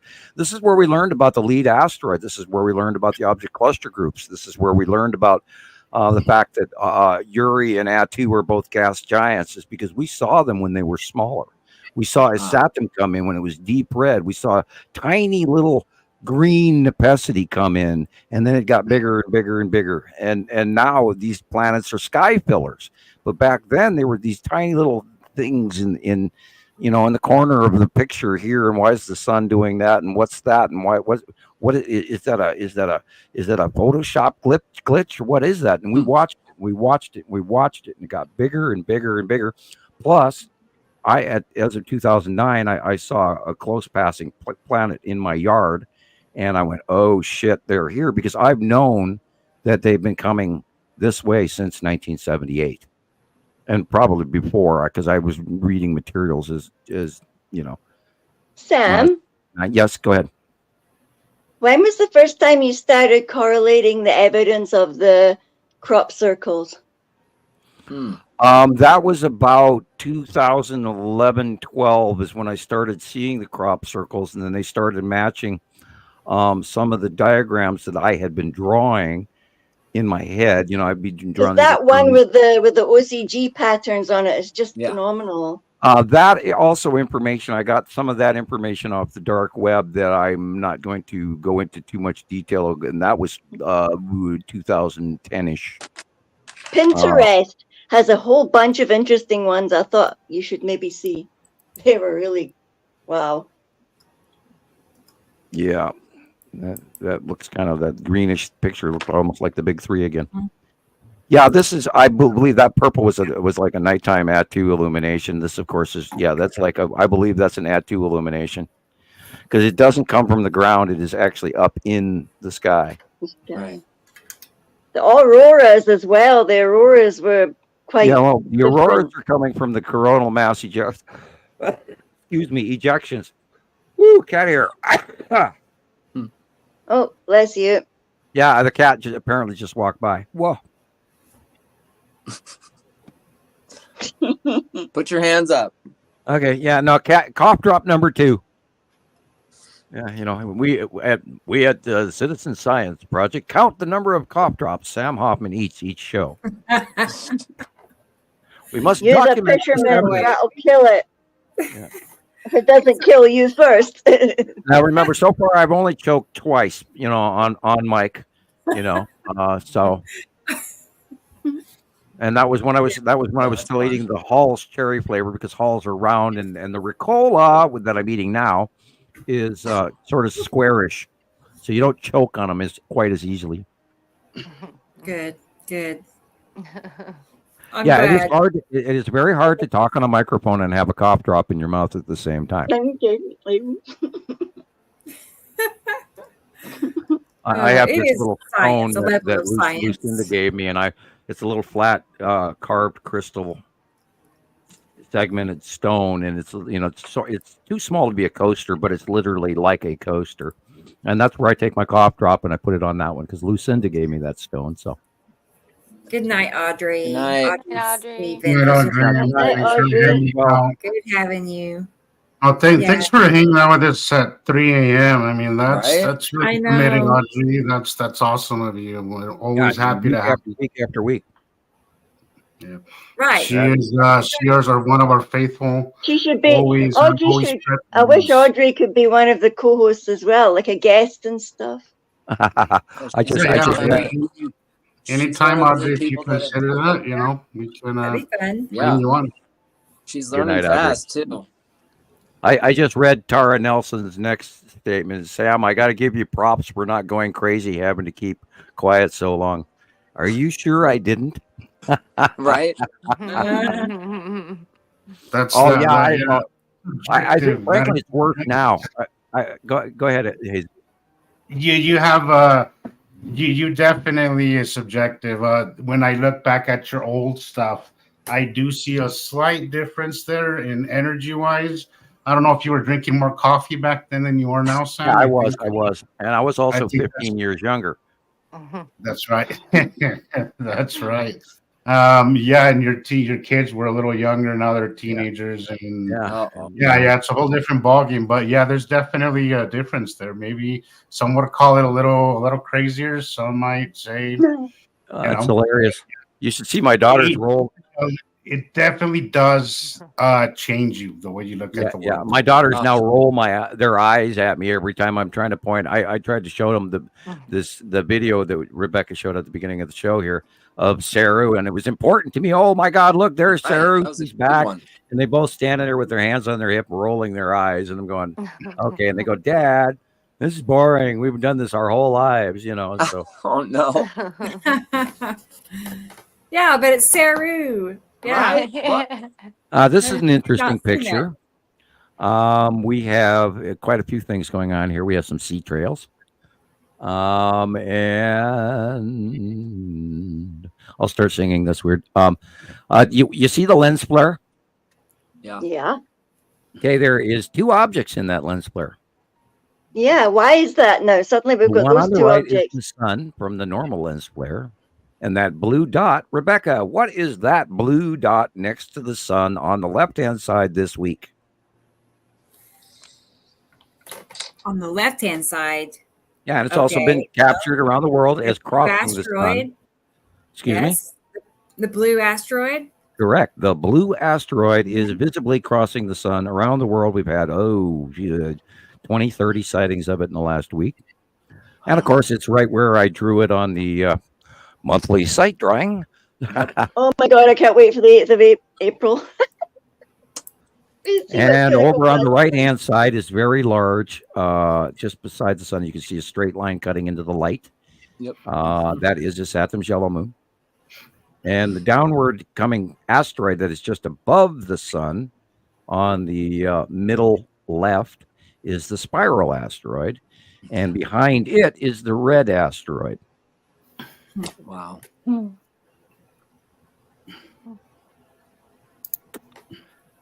And if now remember, I am looking at it on a 43-inch screen, 42, right. 42. I forget if it's a 43 or a 42, but I'm looking at it a much bigger picture. And if you folks are watching our show on your cell phones, I suggest you get a laptop. You're going to experience a whole lot more.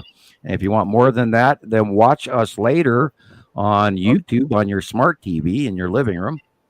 That's Nibiru Followers Anonymous on YouTube, and you can just click on the live programs, and they're there immediately. Or if not right now, I imagine. I'm not in my living room to find out, but we may be live.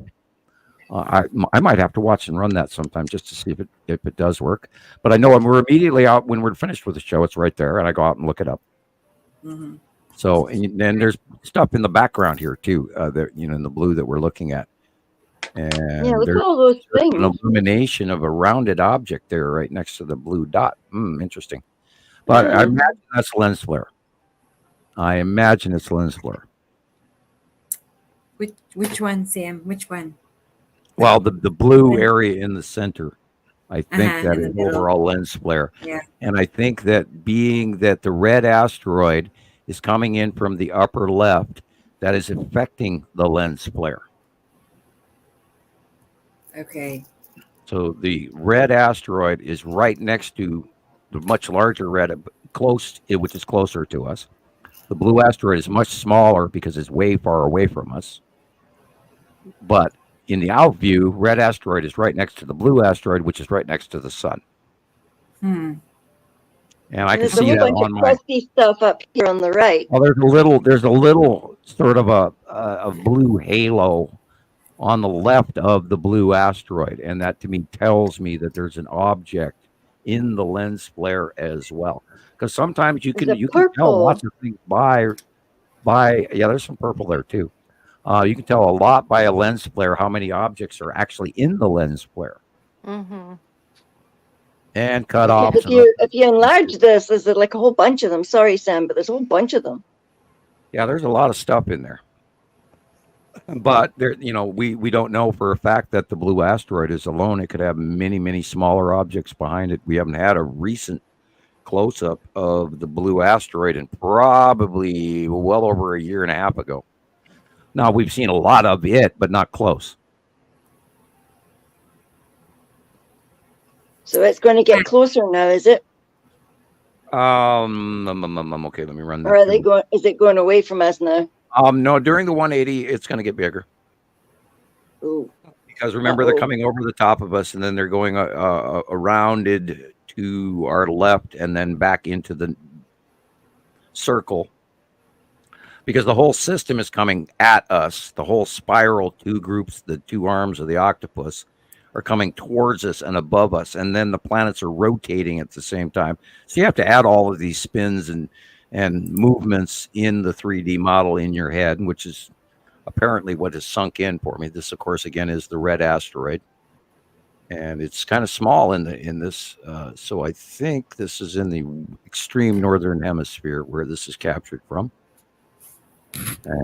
It would be bigger if we were closer to the equator. And the reddish blob on the right-hand side shows you little sister in front of the red asteroid, but they're basically considered one. It's a regular shape that we see in the sky. And that's why we know what we know, because we see it regularly. And all of these bases of information are because of what we get from sightings from around the world every day, for year after year after year, month in, month out, week in, week out, et cetera, et cetera. And we know what's what, where is where, because all these people are reporting it. And you wouldn't believe the amount of work that goes in behind the scenes before we even do these shows, when we do nonstop every day. I thought we would check out Jesus's video. Sure, I'd love to. Before I forget again. So let's go and get that, Jesus. Did you find my pictures? I do. I have those ready too. Jesus needs a cough drop too. I'll send him some fishermen. I have a cough. I'll just take a sip of my. Yeah, I already killed my other.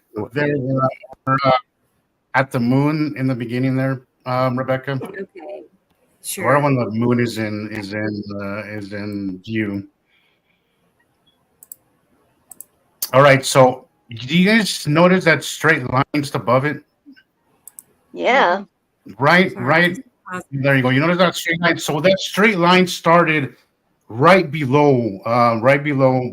above the moon itself. Right. I saw it clearly. It was a straight line, and we all know straight lines don't belong in the sky like that. So I followed it. Right. I kept taking video and taking pictures as it's progressing, and there was nothing in the sky, just a cloud bank over the moon. You know, it looked almost like round and just a second. Let me interrupt you real quick. Let me interrupt you for a second. Rebecca, I am sending you a picture of what I think it is.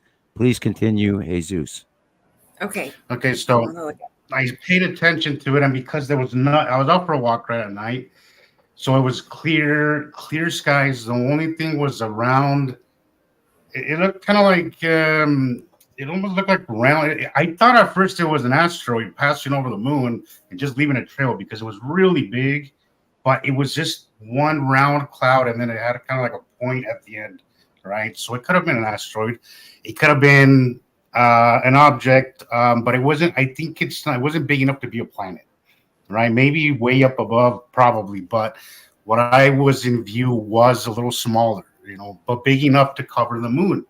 Again, no clouds everywhere else. This is the only place, so I followed it, right? And then I stitched a video where it was becoming a little clearer. Hopefully it comes through in this because it is night footage. So keep on playing, Rebecca. Okay. I can't see it, so just a second. I'm trying to find this one picture that I can. Okay, this will do. Okay, so I sent it to you, Rebecca. No, I'm coming back to StreamYard. Okay. Did you guys get there was just a round cloud over the moon, This is about 15 minutes later. Look, I'm pointing at it right here. Watch, you'll see. This is the same.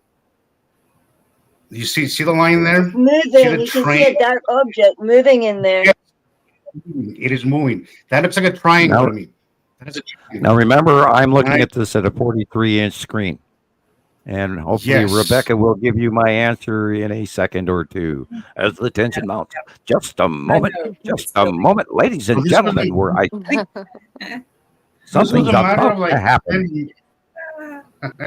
This was a matter of like 15 minutes, guys. So I took an original video and a picture when that line was lower, right? And then I kept seeing it moving, and I was like, okay, I need to pay attention because it's clearly moving.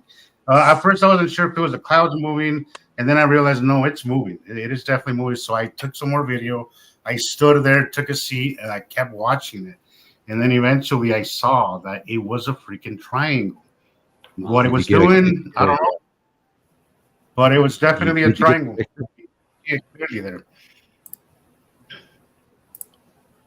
Rebecca, but it didn't last very long. It didn't last very long before this whole cloud bank was gone. I'm getting it. You know, maybe 20, 25 minutes and it was gone. It says processing. There it is. Oh, come on. Look at that. Oh my gosh. I haven't seen this one yet. Yeah. Well, yeah, you probably on my 43, it looks like you've got the bottom illumination of a Star Destroyer. Yeah. And I cannot tell people this enough. There are hundreds of them above Earth right now. Yeah, there was more. There was definitely more than one. But that's the only one that I was able to catch clear as day. Just so clear, even for a night shot, you know. But it was just a matter of paying attention, and you just saw that clear line. If you guys, if you see straight lines, you know, clear circles, triangles, those shapes, they're not naturally made, guys. No. Pay attention to those things. Those are, when you see something that like that, pay attention. Sit, maybe take a seat if you have the time, and pay attention, because it'll gradually maybe come into better view. You know, I did that, and it, you know, and I ended up getting a pretty cool video, I think, and pretty obvious, you know, too. Right. You could actually see it moving in there. That is so cool. Mr. BB333 is about to give us some more this week, probably. And let's just hope he gets some of these captures that he can share with you. And then so people out there, go check his work. And we'll just hope and pray that he gets a good Star Destroyers or I got quite a few pictures this week where there were multiple Star Destroyers, and we can go back to Gillian's captures, and we can go back to, you know, all my drawings and stuff over the years. I know they're up there. We have been pointing this out to people since their arrival and offloading in 2019. And why this has not gone viral yet, I do not know.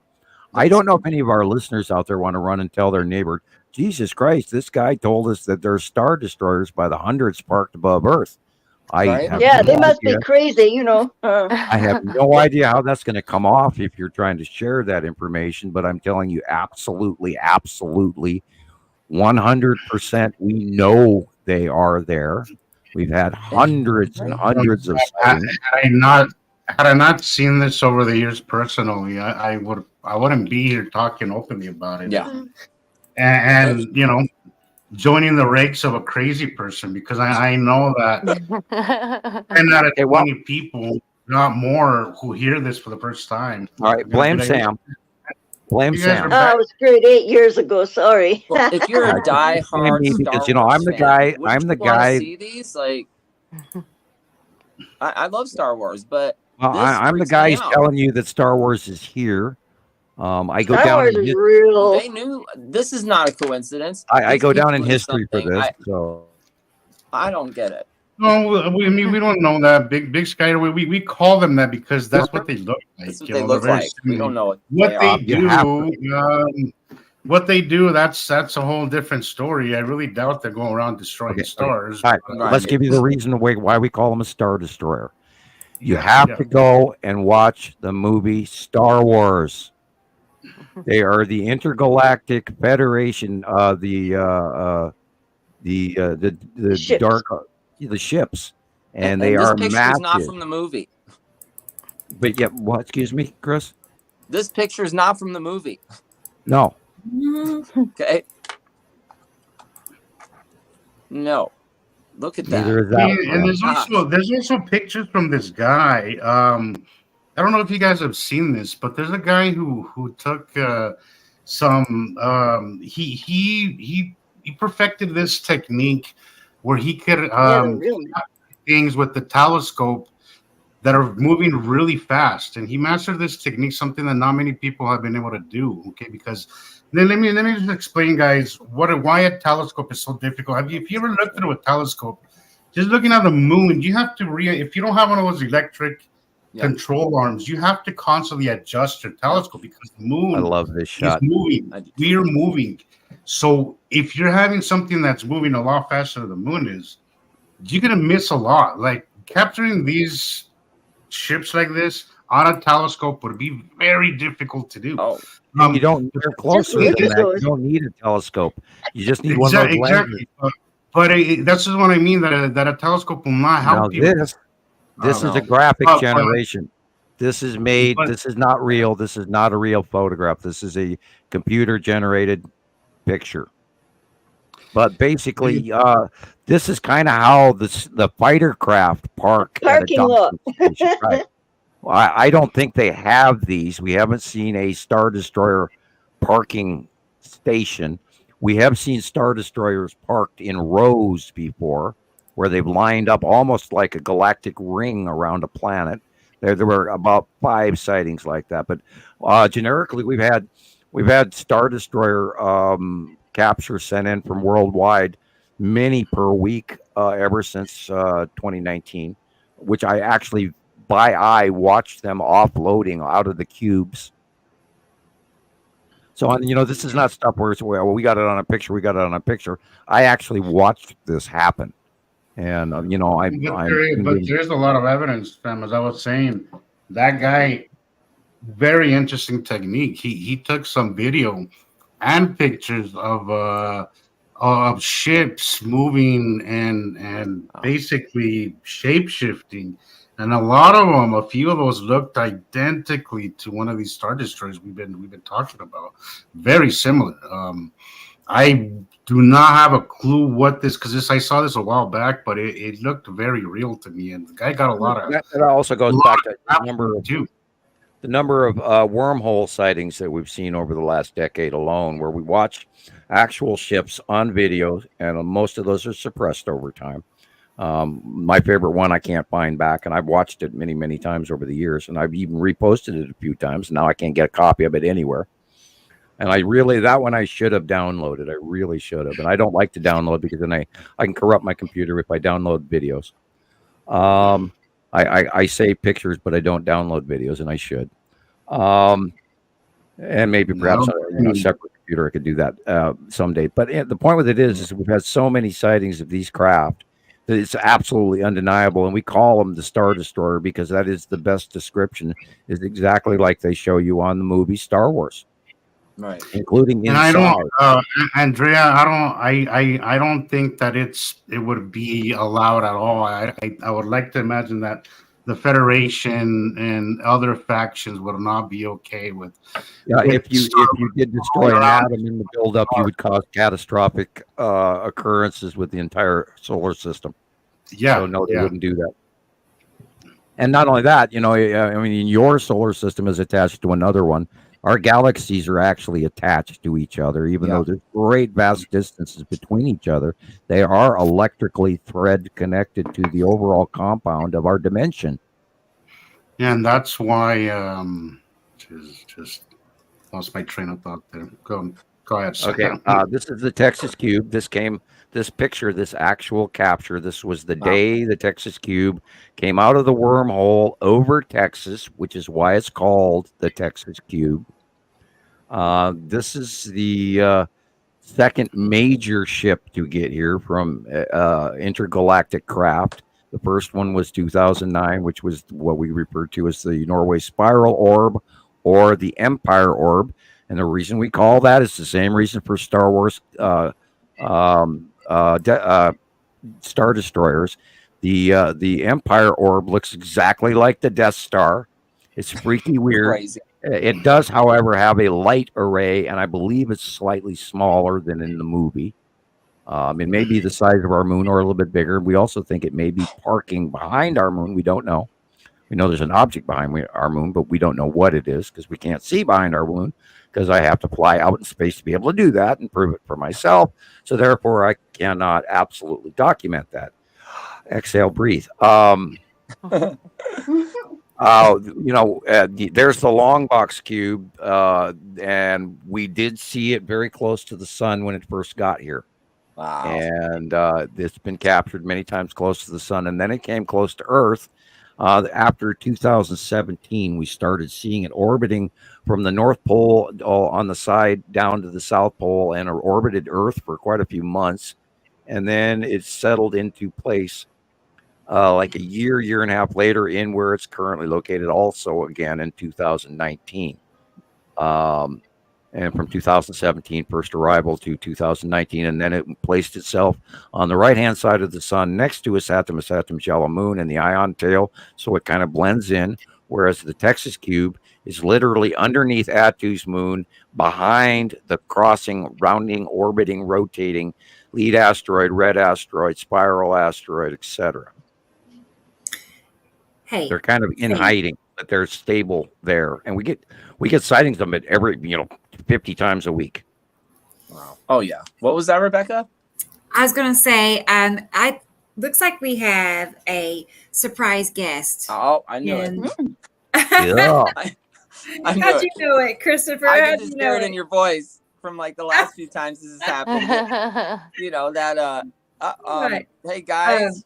Guys, are you ready for this, guys? There's a guy here. There's somebody here. Yeah. This time, I'm pretty sure I know who this is. This time, oh, good. It's a return surprise guest. Right. So, cool. Yeah. It looks like you all remember Daniel. Oh, good. Daniel, right? Yeah, he was just love Daniel. talking about wanting to come back. So welcome back, Daniel. I'm going to go run to the little scientist room. I'll be right back. Okay, go ahead, Sam. Let's go ahead and bring Daniel on here. It's always a surprise to get to see Daniel. Hey there, Daniel. Hi. Hey, dudes and dudes.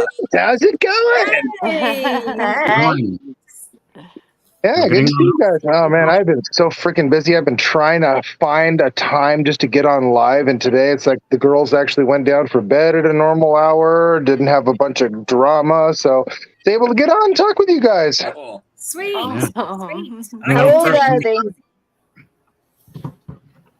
Yeah, I was kind of tapping into what you guys were talking about earlier. I've been going in and out of the live or whatever on TikTok or whatnot. I sent a grouping of my most recent photos to the Gmail thing. Oh, you did? Okay. A lot of asteroid clusters, and then one really cool illumination, almost looks like an angel or whatever. You had, I'm guessing it's a salamander group. Correct. Left side of the sun, real iridescent rainbow colors. And then it was kind of cool. Something passed in front of the sun and made it a little more dark. So the clouds, they just really turned into this like I don't even know how to, like the. Yeah, no, there's no words for half of this stuff. We have to make new words. We're making a new science. So no, the Stay Puft marshmallow topping that's in the freaking jar looks like somebody just kind of formed that into a bunch of balls right in the sky. It looked really neat. The blue asteroid has been crossing the sun all week, and it's added a tinge to a lot of blue sun pictures. There's also some of the larger asteroid from the and you're exactly right, and you've done your homework. You're right on cue. We also earlier we were talking about how it appeared that even the side orb of the Texas cube was coming in from the left-hand side of the sun as well. So we are therefore seeing possible Texas cube crossing the sun sightings as well. So to account, you're dead accurate, and boy, you've done your homework. Congratulations and thank you. Yeah, no problem. No, you warned us. You warned us a long time ago. The two things you were afraid of were them asteroid groups and Nipicity for flooding us. So those are the things I try and pay attention for the most. Yeah, and we are now in the 180-day cycle where the asteroids and the salamander asteroid group will be between us and Uri as Uri goes over the top of us. And this cycle this year should be just unbelievable, especially if we add the crazy weather and the moisture in areas and the dryness in certain other areas, and how the interaction between wet and dry in our atmosphere and whatever's going on in the bottom of that massive ass gas giant that's about to go over the top of us all summer long. This should be really interesting.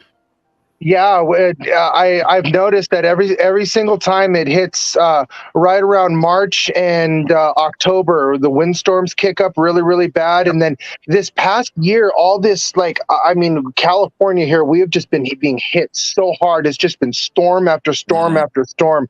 We get maybe 10 days without some sort of a something passing through, and every single time I look up, I see something passing along, and I think that's what's dragging across the Pacific, causing all that moisture to build up. Are you aware of barometric lows and the millibar scenario in meteorology?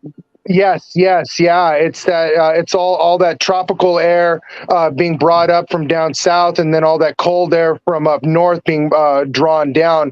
But since the jet El Nino, yeah, exactly. And since our jet stream is so out of whack, rather than it being just a kind of like a small sinus rhythm, just kind of going up and down, it looks like a sine wave, something that you calculate out when you're in calculus class. It looks like something on a graph. We are now having, for the first time in history, Northern Hemisphere on land rotational forming hurricanes. And at 950 millibars at the central point of those lows, we are having hurricane force rotational storms that normally used to break up over land, that actually are now forming off the Pacific Ocean and developing over California and Denver, and then becoming these superstorms that are affecting the Midwest and wiping out all sorts of people over in the Midwest and East Coast. And that's also happening in China and Spain and England and all of that. And these rotational superstorms are coming in. And if you watch the millibars and you realize that low goes anywhere near 950, you've got a hurricane.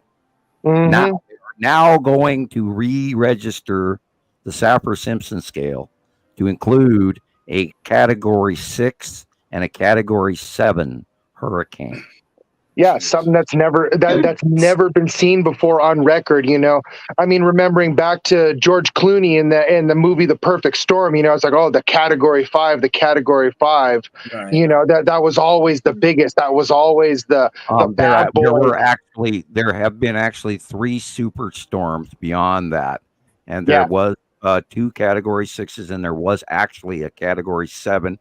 And I used to remember it until about this week, until my brain went blank. But I was studying that storm about 2 weeks ago, and with wind speeds of 250 mile an hour central core wind speeds onset, and gusting into 300, and I think it was like Hurricane Terry, but don't quote me on it. And I think it was in the 70s. But now we're going to have numerous more hurricanes coming in off the Pacific Ocean, and they're going to go over the United States, and then we add that hot weather on top of it. But we're going to have a spin-off right away into La Nina, which is going to affect the coastal flow from the southern equator and the flow and water temperature off the coast of Baja, etc., and the Yucatan Peninsula. And that temperature change is going to affect our behavior and path formation from the Gulf of Mexico and the Caribbean. So that is going to also allow for inletting of more storms that are actually going to go over Cuba and stuff, rather than rotating out into the Atlantic like some of them do. So the pathway and the trade winds are going to be unbelievable this year. So look out. Here we go, Oh, yeah. Buckle up. Yeah. This is, and this is part of why I'm trying to warn everybody, it's like, don't bother buying lawn furniture this year. No. Gosh. These pictures are from Daniel, you guys. Right. Yeah. And you've been in California your whole life, right? Oh yeah, born and raised. So I mean, this isn't normal. No, it's not. It's not. People got to stop telling themselves this is fine. This has happened before. No, it hasn't. Stop lying to yourself.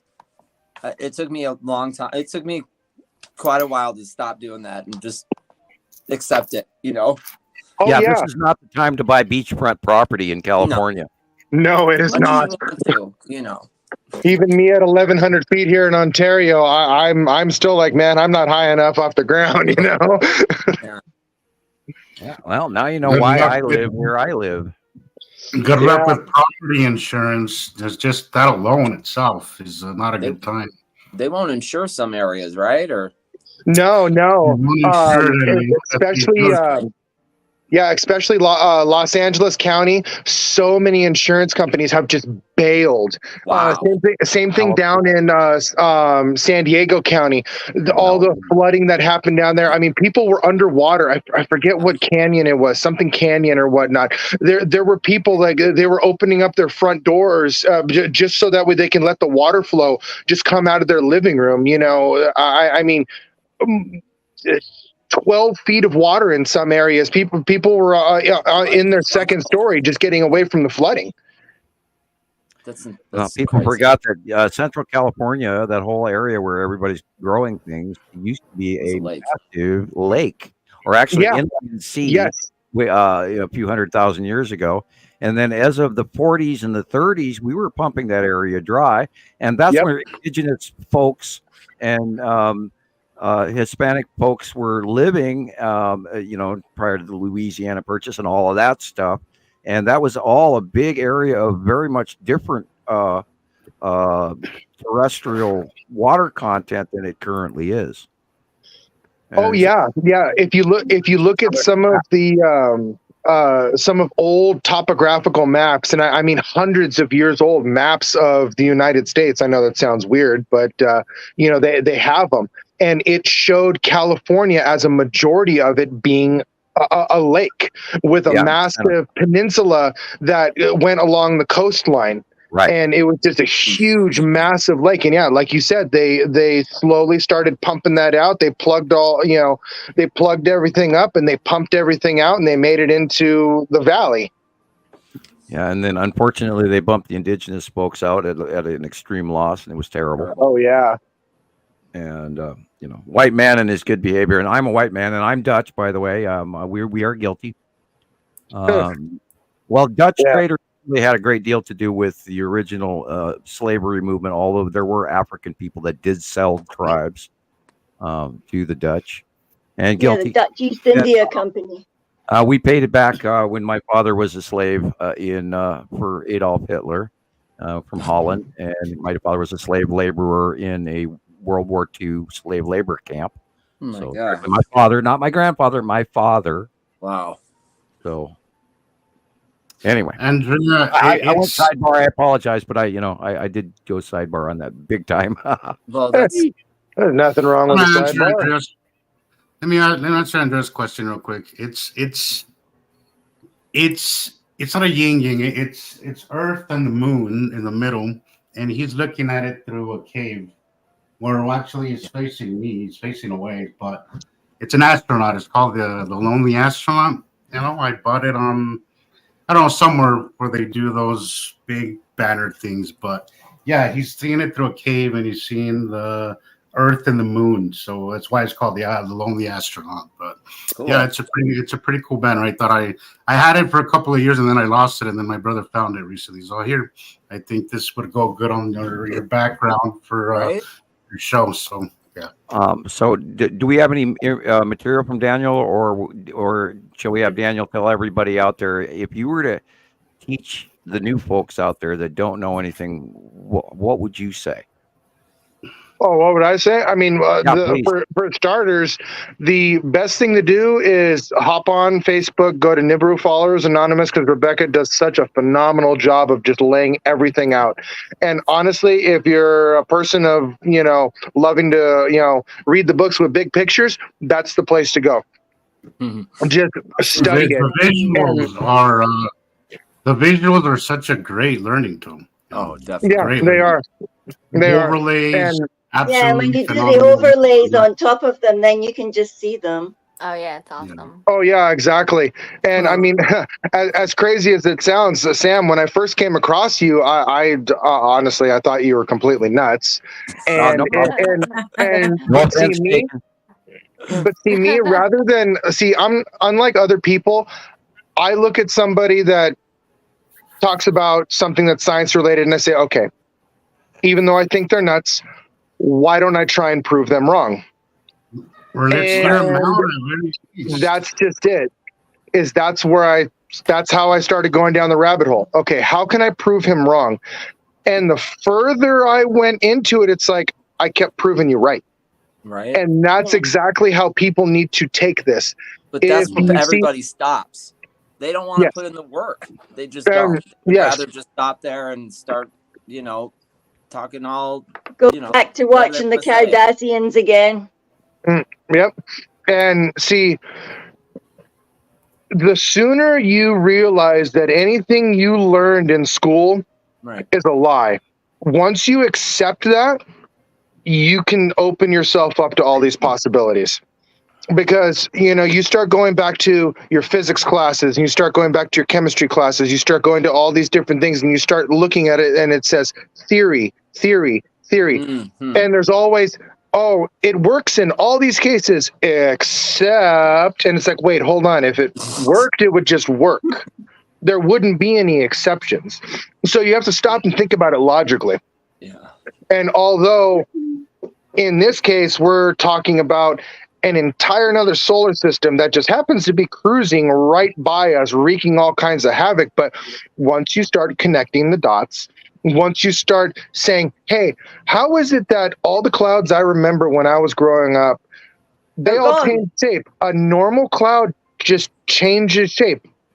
Oh, yeah, hey, is that another one of mine right there? Yeah, yes, I remember that picture. Yeah, I followed that cloud. Where the hell was I coming from? I think I was doing a job down in San Diego or it might have been Temecula. And I was coming back and that cloud structure did not change shape at all. Right? Not a single one of those wispies off of it. Nothing about that changed shape. It stayed in that same shape and literally went from one end of the horizon all the way to the other. And I just kept drilling pictures of it. Tendrils, man. They've got tendrils. Yep. How long was it? Or like you want to know what it is? Yeah, what is that? That is the spiral asteroid up front. It is the red asteroid in the middle, the lead asteroid behind it. The cloud reach going to the upper left corner reaches to Attu's moon and Attu. That's what holds on that reach. Yep. Wow.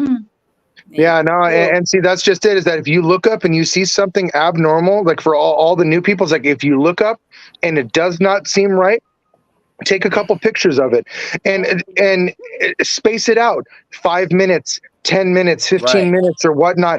And when you do that and you go back through them and you kind of do your own little slideshow looking at them and you go, wow, that's crazy. Like, because if it was a normal cloud in our atmosphere, changes in wind speed, different changes in the atmosphere or whatnot, they change shape or they change direction. They don't travel from one end of the horizon to the other. Or the other thing too you have to think about is that since these things are traveling in a circular orbit, think about it as like like in the movies, the camera passing by, or like in the Matrix, the camera spinning around Neo as he's jumping into the air or whatnot. Think about the objects that you're looking at as it being the camera. It's going to pass by us and get really close, and then it's going to fade off into the distance on the opposite side. Yeah. Mm-hmm. You can literally see things incoming, and then you can see them basically pass over you, and then see them in the distance. Like I will start in the morning sometimes and see something in the distance, and I'm like, I'm going to pay attention to that because it looks out of place. And as it progresses, you can see it get closer, get bigger, and then eventually pass you, and then get smaller and smaller and more distant to get. Like you can literally. Sometimes you can almost time it. Like I got 30 minutes to do something in the house, and then you go back outside, and there it is. and things move so slowly to our eyes, but if you do space it out the way Daniel's saying, that's what I was doing with the moon pictures. I would take a video and then I'd wait 5 minutes and then I'd take another video and then see its progression, and then it gives you a bigger picture to kind of ponder, instead of just taking one picture where you're just wondering what is this. If you actually space them out in time slots, 5-10 minutes, you could actually get more of an idea of what the movement is happening, how it's happening, where, and so on and so forth. So just be a little patient, guys. This is a game of anticipation. If you don't have the patience to sit there and kind of document it a little at a time, it's not going to work for you. It does take a little. Things move relatively slow to our eyes, but actually very fast out there in space. So if you pay attention, let's start with this picture. This is like a teaching moment here. This is a few years old. The rounded area in the upper right to middle left, where you can see that dark area. Always look at the dark areas first. Don't look at the light. Look at the dark. That is Attu's moon. Mm-hmm. Then there's a layer about an inch thick going down the left and to the right. That is Attu behind Attu's moon. You look down at the angle literally from the palm tree all the way to the tip of the house. That is the edge on the palm tree on the right to the tip of the house on the left. That is the edge of Uri. If you look at the cloud pattern between the traffic light or the street light and the second palm tree in the middle, that is the object cluster group and the Dan asteroid underneath Uri, below Attu and Attu's moon in this outview. Wow. Oh, cool. And anyone that knows the patterns, and which is what tells me how that this is a few years old, because we haven't seen this position and the size of Attu's moon and the size of these asteroids this small for a few years, which tells me this picture is a few years old. Yeah, Attu's moon is much higher right now above the Dan asteroid. Right. And you see more of a roundup because it's actually, believe it or not, guys, Attu's moon is getting smaller. As they rise up, they're actually currently getting slightly smaller over time. Okay. And it just blew me away when we started noticing that about a year and a half ago.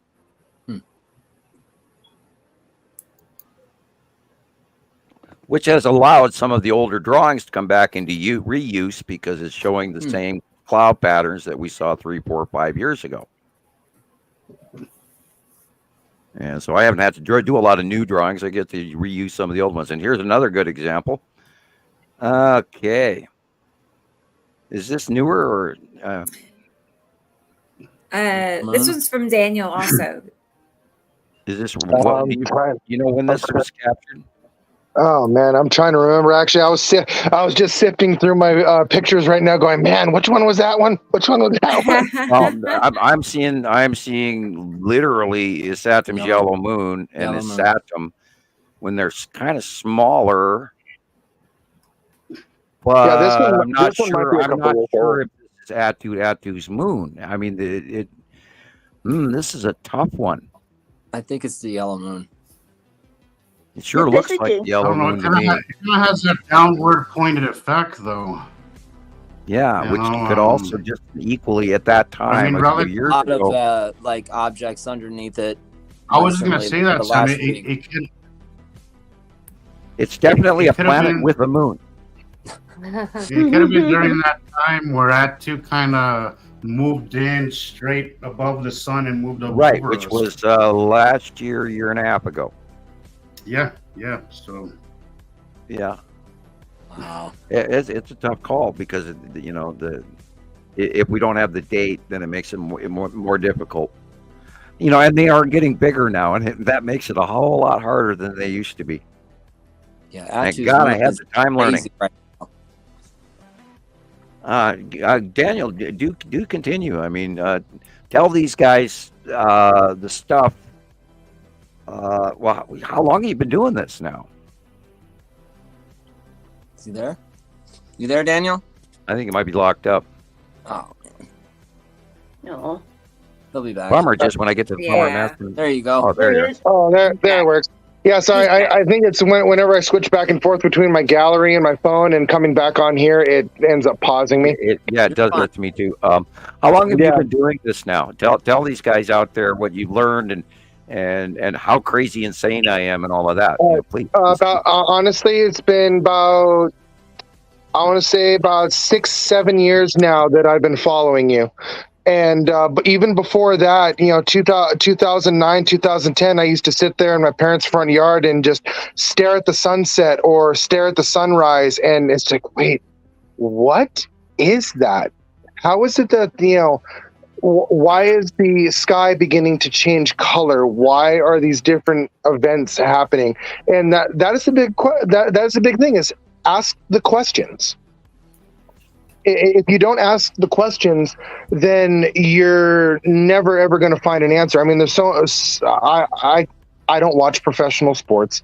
I don't really have time to do anything extracurricular. I mean, literally, I spend a lot of the time looking at the sky now, and I used to ask the questions. Why is it that every March, April, somewhere in that time, why is it that there's all these wispy clouds and the wind seems to kick up about an hour or so afterwards? Same thing in October, right around that time, beginning of the 180-day cycle. And see, I didn't really start calculating out the times until Sam started mentioning the 180-day cycle. It just repeated that over and over and over, and it just got drilled into my head. And it's like, wait, no, he's right. There is a pattern. There's a pattern to the clouds. Like I was scrolling through my gallery right now, and I'd found one from 2020 at sunrise, and it just looks like fire in the sky, but I can go to 2021, 2022, all around the exact same months, the exact same angles around the same time. Yeah, my memories do it for me. That my memories on Facebook say similar photos caught from 2 years ago or 3 years ago. Yeah. I love it when it does that, and you go back and look at it, and you can see the difference in size of the thing you're looking at to this day. Only it's like a different closeness ratio, but it's still the same. Cool. It's amazing. Oh yeah, look at that pic. Yeah, I remember that one. It's like a giant fan. Mm-hmm. Yeah, I know. Now that is Atu's moon. Yeah. Mm-hmm. Yeah, and that was the one thing that I really always would pick out of the sky was the if it literally looks like a bunch of popcorn stuck to the ceiling, that exactly what that is. Yeah, and these are gas giants, and they've got all these objects around them, and in the lowercase clouds and orbiting below them, and the biggies don't hit us; they're electrically attached to them. They actually do repel, and they discharge onto Earth, sort of like a diode in between two big, huge electrical bodies. Yeah, and we watched that happen in space between the other planets as well. And then it got bigger and bigger and bigger, and then it started doing it here. And this is when, 2013-ish, the planets started coming in big enough and close enough that they were first starting their visible sort of too close. What at that time we thought was, oh my God, it's going to crash into us. And yet we had no clue how really big they were about to get in the sky compared to today. And, I was thinking, oh, Craig, we're all going to die 2013. And then we started watching the discharging. And then it dawned on me, of course, it's a cycle. This has happened over and over and over and over and over and over again. So, of course, they're not going to destroy Earth. Otherwise, they wouldn't have their factory and we wouldn't be what we are and the whole system and all the other information that we already know. And so exactly. It just all fit. And then I went... And I was like, oh, thank God, and then we had the Chelyabinsk event and all of that. And I went, oh, okay. And then we started paying a lot more attention to the color of the lightning. And purple lightning, of course, comes from high atmosphere. So, and that didn't really exist prior to 2010, in my knowledge. It didn't. And now they talk like it's everyday normal, wow, look at that. Boy, that's a Oh, beauty. that one. Oh my God. Yeah, I remember that. I was in my service truck. I was at the Ford dealership. Man, it took me like 8 hours at the Ford dealership just to get a damn oil change and a tire rotation. And I was sitting out there in the parking lot and I just looked up and I'm like, what the? Man, I must have I think I posted a bunch of different views of that one. Yeah, and it just exactly how it looks right there. Yeah, that is the lead asteroid underneath Attu. Yep. Yep. You can see the fingering what look like wings on this robin.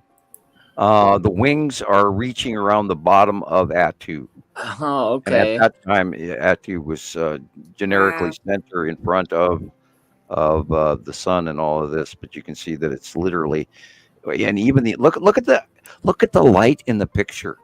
Look at the angle of the sun at this capture. Now compare that to anything we've filmed in the last year. Remember, we've all been talking about this, how weird everybody's pictures, especially from New Zealand, and how gray and less of color. The colors are new.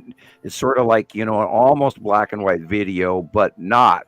And now you look at this photograph and how sharp and crisp and sunlit everything is, and it's bright and it's warm, and we don't get that now because the light pinch, exactly like Christopher was talking about with his submissions this week, where he's got the light pinch, and our light is completely different than this photograph right here. And I've been trying to scream that to people, and this is a great example of that. I also liked how you described it, Daniel. Popcorn stuck to the ceiling, because sometimes when I look at certain clouds, and this is a perfect example of this one right here, it looks like it's stuck to something, like it's spread in kind of its tentacles out, and it's stuck to something above it. Yep. I remember because that's what it looks like to me. It looks like something it seems like clouds, but that they're stuck to something else. It's like the lint ball when you get your black pants out of the dryer. Yeah. Well, if you don't know this information, what would be going on through somebody's head if they saw this? Wouldn't you be asking questions like, "What the heck is?"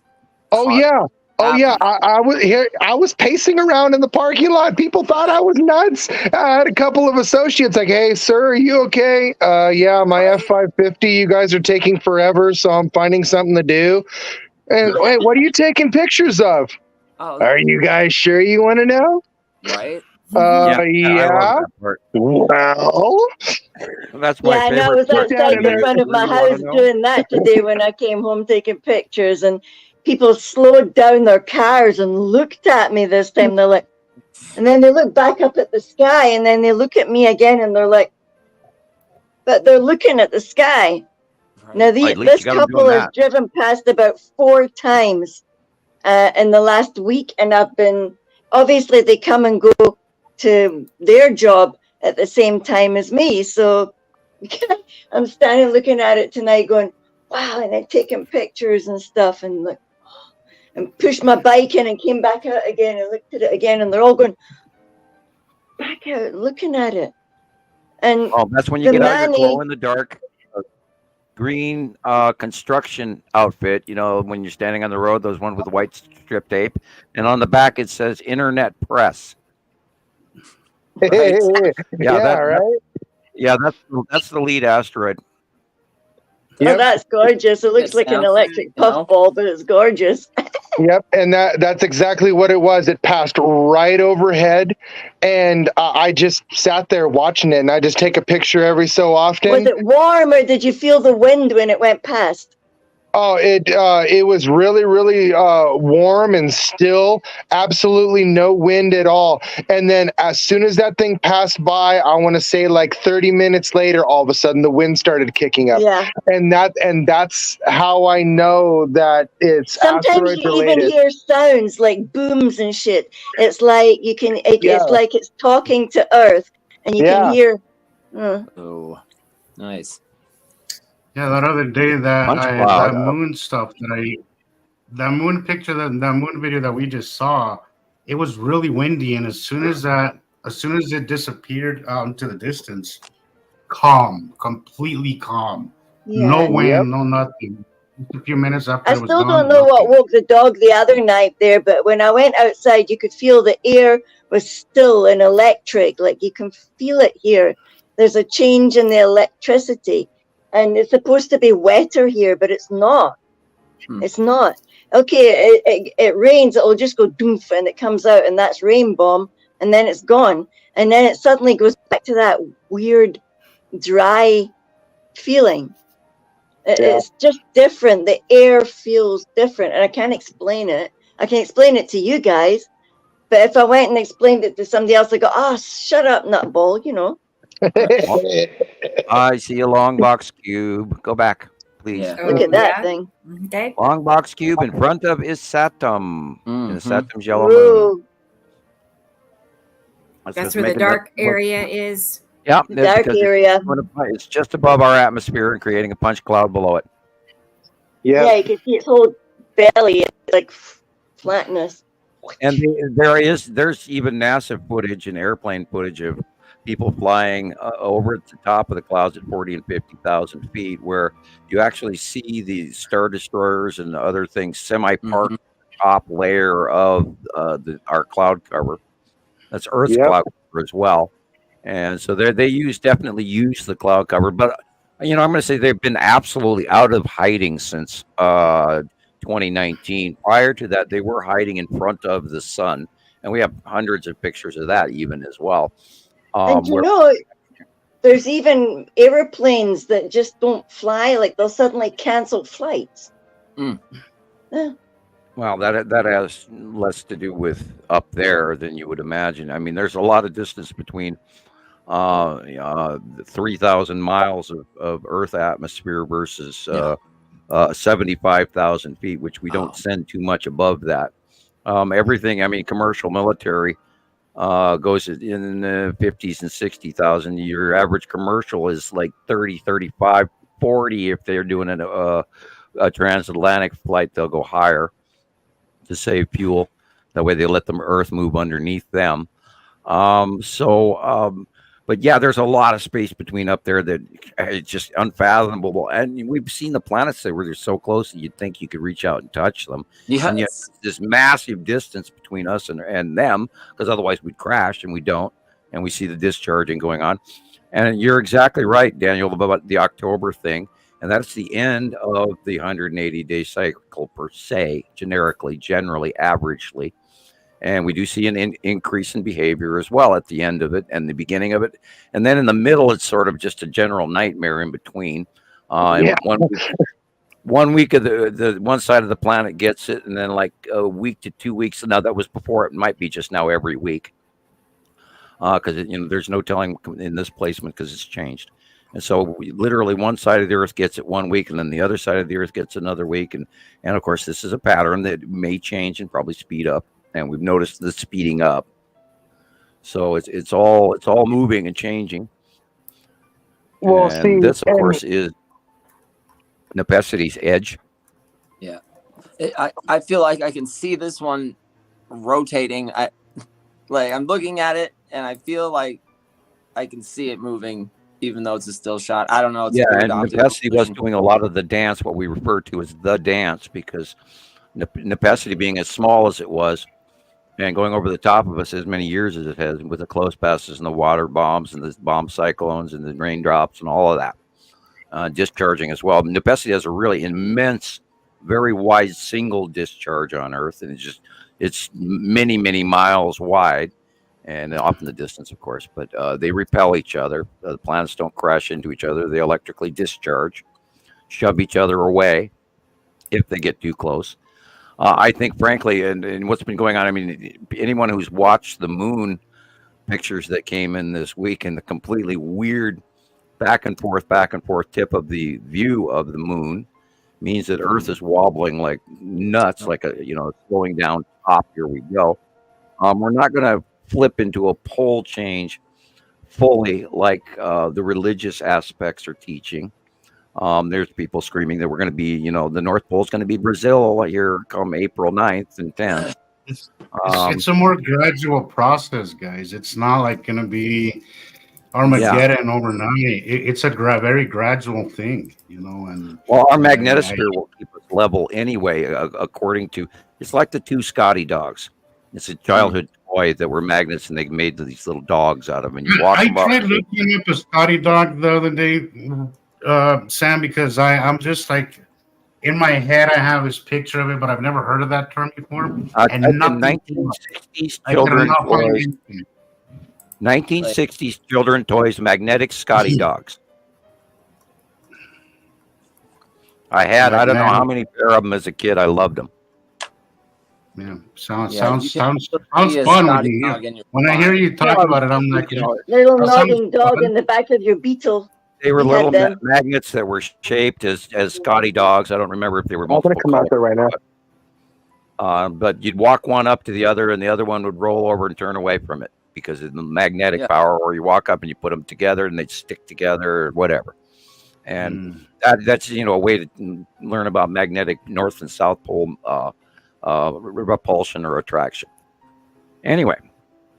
So because I believe that, and the fact that we're a binary system, I believe, because of what we have viewed, that the polarities of the other planetary groups are opposite of ours, which is why we don't rob planets from each other, and why we exist in a stable binary system, and why the planets don't crash into each other. And why we cycle.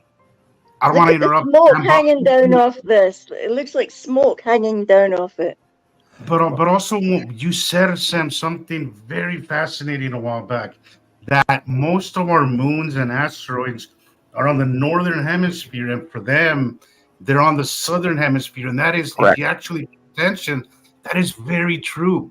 So we must be different polarity, because it is very true. All of our moon activity, all of our asteroids is above us in the northern hemisphere, and for them it's always on the bottom. Must be because they're bigger. Well, I mean, their polarity, their magnetism is different. Their polarity is different. That's in each magnetism. It made so much sense to me, because all the asteroid activity when it comes to them is always on the bottom. And look at just Attu and Attu's moon. Attu's moon is on the lower part of Attu, not on the top. Also for Saturn's moon. Saturn's moon is more on the bottom of a Saturn than it is on the top. Where's the other two moons? Nana and Amalsaru on Nibiru. Yeah, what's the deal with Nana and Amalsaru, Sam? You've seen them before. Well, currently Saturn's in the way, so we can't see them. But you have seen them before yourself. Yeah, I saw them in 2012. And I sat here, and they were in the southwestern sky. And I sat there and I watched Nibiru for the first year and a half or so. We lived there. And it got bigger and bigger and bigger. And then I watched Amalsaru, which is bigger than Nana. I watched Amalsaru being tidal locked in front. And it's tiny in comparison to the size of Nibiru. Holy cow. Like putting a golf ball next to a pickup truck. And I watched little tiny Nana rotate around Amalsaru, and yet it stayed stable, tidal locked in the one place on the same side of Nibiru. It didn't move. It was always right there. And yet little tiny Nana went around it. And it moved quick enough that you could actually watch it move. Wow. And which is how I knew it was a concentric orbit. Otherwise, it's too slow, and you'd have to watch it hour after hour to see that it was concentric. But this was actually quick enough that you could watch Tiny and Nana. And it wasn't fast, but I mean, you could watch Nana actually moving around Amalsaru. And didn't you post a picture, Rebecca, about a week or two ago, where Sam noticed Nana or Amalsaru or? Possibly, we'd have to have more. I do remember that. Yeah, I don't remember which one though. Which picture? Yeah, it was because you were excited about it, Sam. You were like, I haven't seen it in a while. And yeah, when Nibiru passes and it becomes more in the light, I mean, which is a hard to do thing because it's so big. Of course, it's in the light, but we can't even probably perceive what we're really looking at right now. And then when it goes farther away, then perhaps when it like it was in 2012. When it gets back to that size again, perhaps we'll have a better view of it, maybe prior a little bit. But I'm very much looking forward to facially illuminated planets that are going to be leaving here. And I'm wondering what they think, the big they, that what they think are going to do to cover up the facial illuminations of these as they leave. Or excuse me, as we leave, their vicinity, because we have to view it like we're smaller, so it's us going through them, and I have to remind people of that because everybody assumes. When was this taken? Today. Yeah, these are pictures from Gillian. Everybody, they're good pictures. You have first of all, that ripply little blob above the house in the middle at the horizon is the Salamander asteroid group on the bottom of Uri. But I think you've got Saru behind it as well. That's what I said. Look. See, there's two orange bands here. There's the bluer one. Remember, start in the dark areas. And then you come down, you've got that orange band. That is the side of Uri. And you come down to that second orange band, which is slightly at the horizon, just above the tree there in the cloud. And that is the edge of Saru. And see how light green-blue it is? And you look at the horizon color, and you're looking at yellow and white and orange. That's the real sky color. These other two colors of blue are two different planets. And the asteroid edge of Uri is those wavy little clouds. And you can see the pathways in dark shadowing all the way up to the left corner. Can you explain Saru's base cloud again? Like it's like shaped like a donut. Saru's base cloud is below the planet, which is where the real base clouds form, and it's actually not really connected. It's sort of like its outer banded southern atmosphere.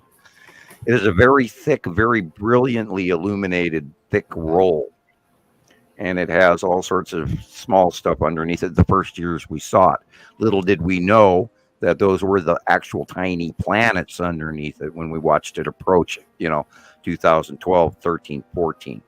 And then when all of this stuff got here bigger and we realized those tiny little planets turned out to be Nepesity, Asatim, and Matim, it just blew our minds. But then it also had to do with how far away they were. So it's really hard to judge size versus overall scale on the planets versus each other. Because sometimes what you perceive as small could be just distant. And that when they first came around, and then all of a sudden these planets got bigger. And whereas Saru went in the back, and then Asatim and Nepesity came forward, and because of the rotation of the overall solar system and us and our movement, and trying to take all that into account, it's because, there's like 4 different things spinning here as your out view changes. So it's really hard to tell, but we do believe that Asatim is somewhat a little bit bigger than Earth. It could be much, much bigger than Earth. And then, of course, 2 gas giants. And then we believe Nepesity to be Earth-sized or smaller or bigger. And then we know Matim is very tiny. And I believe I actually did see one of the first planets I saw, I think, was Matim. And I've got a couple of pictures, but I haven't gotten any more close passes that I could actually publish and say, yes, this is Matim. But I believe Matim is very, very. We'll see Matim again now if Saru's here. Yeah, we could already be seeing her, and so we have to keep our eyes open for a very bright blue, either behind or next to, behind Uri or next to Saru, visibly on the left-hand side. Hey guys, I'm gonna have to drop off. Okay. I'm sorry. I have. It's just been a weird day today. I have some things I gotta deal with. Laundry. That's For it. sure. No, I wish it's other stuff. Okay. But I was nice hanging out with you guys. I'll see you guys. Yeah, if you need to talk about your day. Saturday or Tuesday. I'm not sure what we're gonna do about the schedule. I don't know how that's gonna work. Yeah, let's still plan on Saturday still. Okay. Yeah. I'll be in touch. Saturday. Let me know how that goes, Rebecca, and then we'll kind of work it in. I will. We should have a meeting on Tuesday. Thursday. I could always hang out, not for the whole hey, not for the whole show, but I could always do 2 hours, So right. Let me know. And yeah, I'm going to be taking off too, guys. Okay. Thank you for coming. Yeah. Thank you for coming. No. Thank you for having me, man. Yeah, next time you guys are on live, I'll try and hop back in here. It was definitely a pleasure. Okay. It's always a nice surprise. Like that. Always nice to have you, Daniel. All right. Have a good one. Nice All right, to guys, meet take you care. again, Daniel. All right. Good night. We'll see you next week. See you next week, guys. All right, Bye, take care. Be Jesus. careful. Talk Night, to you night, later. Jesus. Bye. Christopher's Everybody's getting creative, tired. and I just got a first big blow up of his background, and he's getting creative. Oh, I'm at my wife's mom's house, and this is her roommate's kid's room. Oh, well, works for me, man. Teenager's bedroom. It's Yeah. not I like the black light poster. It's not the. I'm He's looking all for sorts some of of the cool old ones stuff in here. from the 70s. Yeah, that's I'd love to have some. Oh God, is that? Oh, great. There's a. That one's not from the 70s. This is new. Sorry these about are that. newer. What is it? I can't tell. Marijuana leaf and Yeah. It's definitely Teenager bedroom or what? Yeah, Pikachu. Funny. Yeah. I mean, teenager's bedroom, right? Yeah. Right. I like it better than my room when I was a teenager. I know, right? Kind of makes me wonder Yeah, where my we imagination. weren't quite as entitled. My older brothers had a basement that they called the cave. Oh, and that's it was awesome. full of nothing but black light posters. It was the finest collection of black light posters I've ever seen, and I would love to imitate that.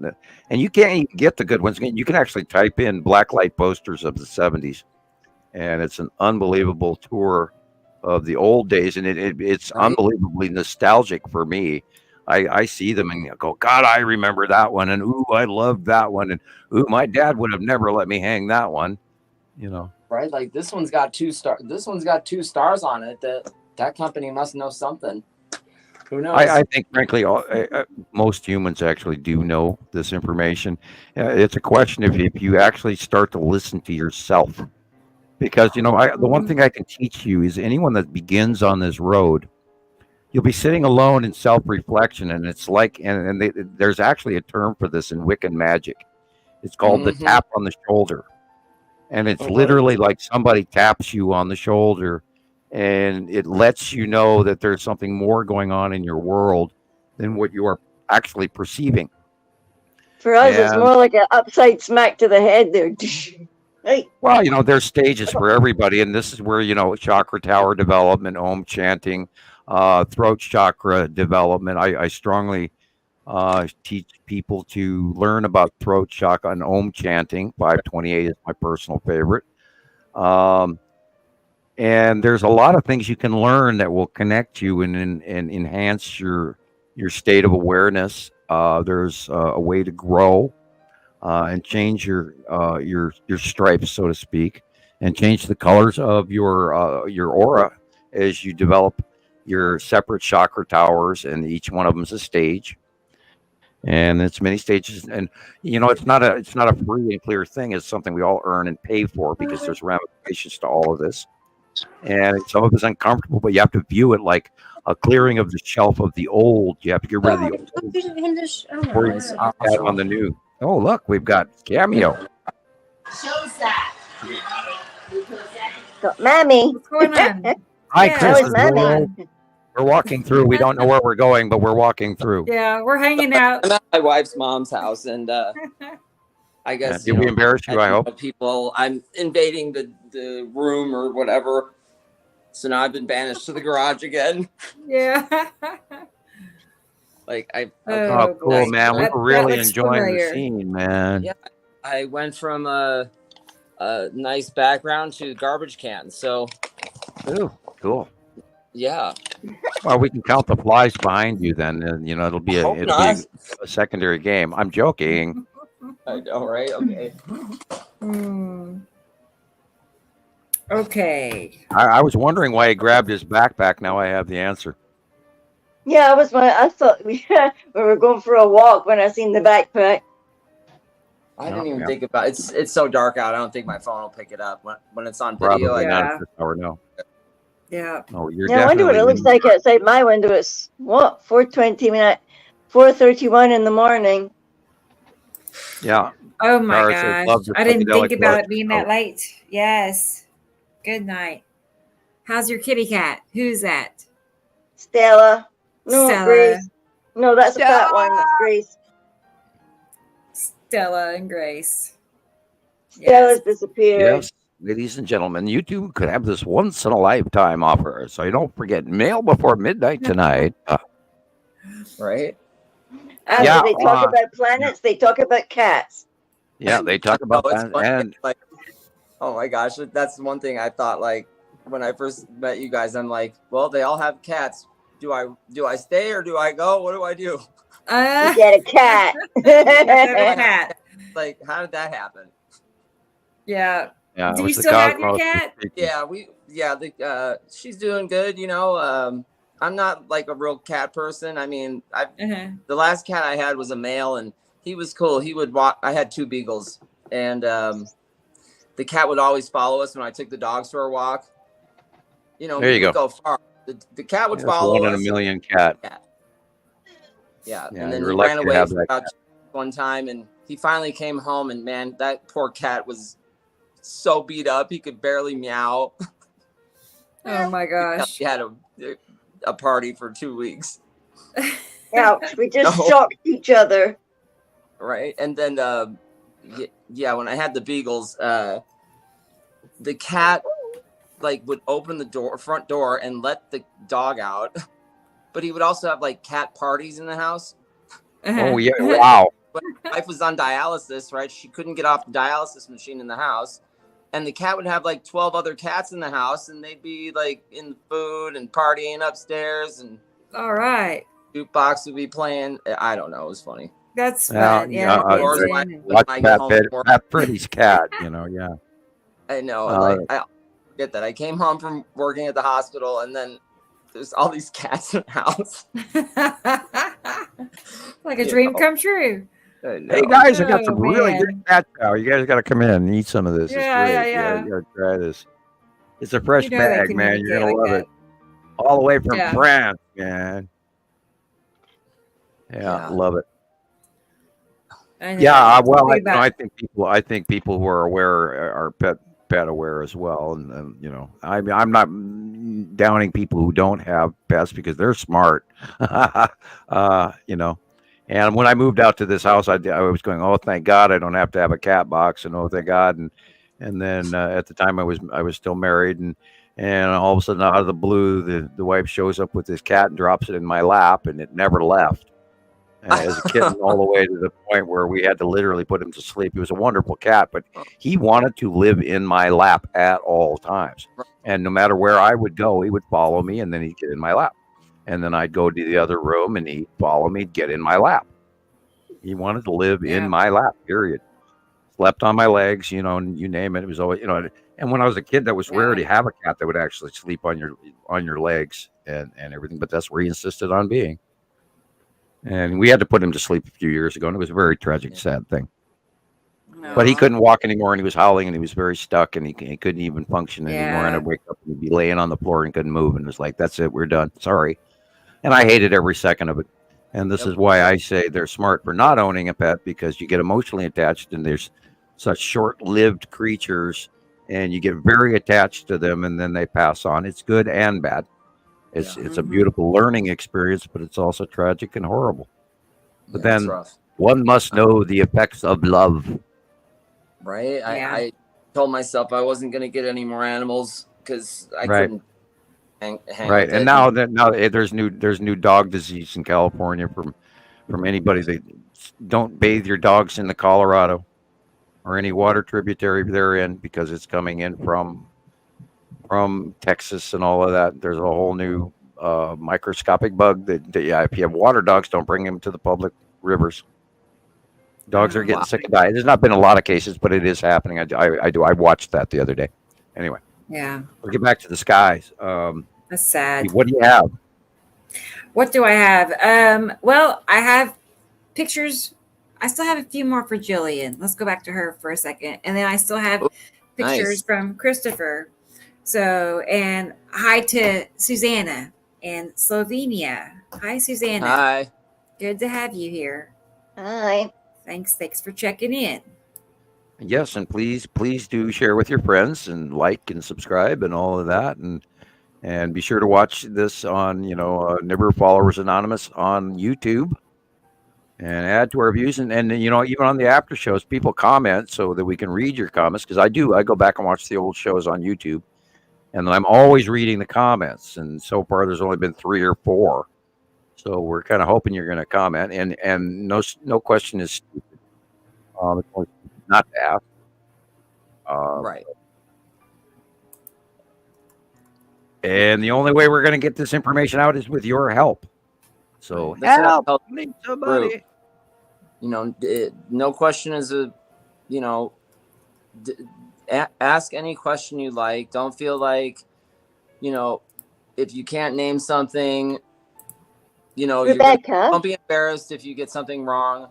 We're here to, help you out and, help you. Yeah. If you want to learn this information, we're going to be here to help you through it. And, it's our pleasure to do it. Yeah. So don't hesitate to ask questions, because there's not a lot of good comments like that recently. People are not, there'll be 30 likes on a post, but nobody's saying anything. What's up with that? I just find that kind of odd. Well, I've been seeing, 300, 400 views and 40 likes. Excuse me? Like, well, my question is, are people, watching the first 15 minutes and then bailing? And I hope that's not the case. Look at this. That's a planet up there. A little bit of clouds on the bottom is normal, but we've been looking at planets. Yeah. That. Look at that. Yes. How can you not see that that's different? That's the bleed off ion tail of very large Saturn's yellow moon. And behind it is, of course, the Saturn and Nibiru. And ladies and gentlemen, the binary solar system is freaking here. And you're missing the greatest. Here's some more from today. That was yesterday. Well, the other day. Look at that. And this is a repeated pattern that we've watched for years. Look at that Star Destroyer right in front there, and then that one. Wow, Gillian. And there we're going into Atu's moon with Yuri behind it.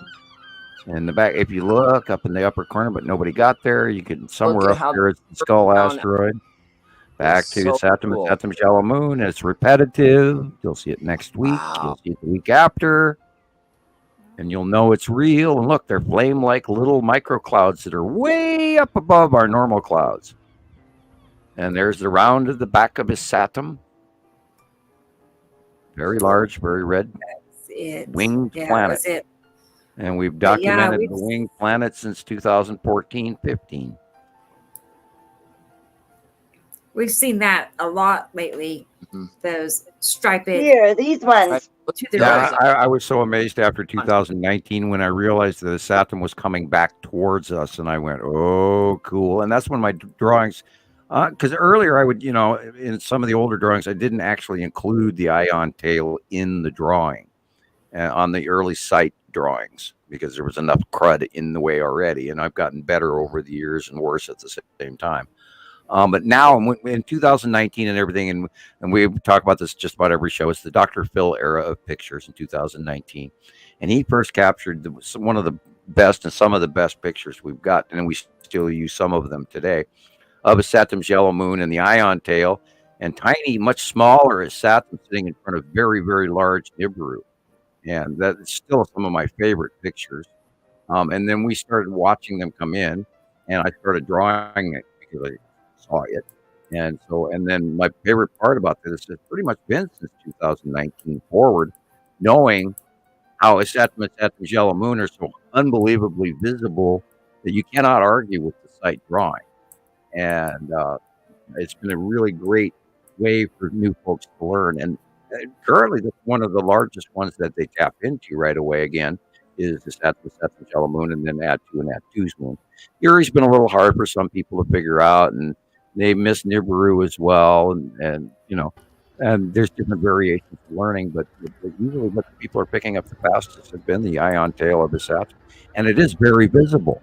it is one of the ones that you can actually, once you figure out what direction, what's on what side of the sun, and you look up and there's that damn ion tail going halfway across the sky. Hello, geese. Once you learn to capture and identify a Saturn's yellow moon ion tail, you'll start to see that and compare it with the site drawings, and the rest is history. And in a couple of months, you can learn all of this stuff. Wow, look at that. And the sun is which direction? That way? It was under there. Yeah. Where my finger is? Yeah. Okay. Under there. That's the moon above, and with the Saturn's yellow moon right there, and the ion tail leading off to the right. It's a little bit blacked out by Atu being directly overhead. Okay.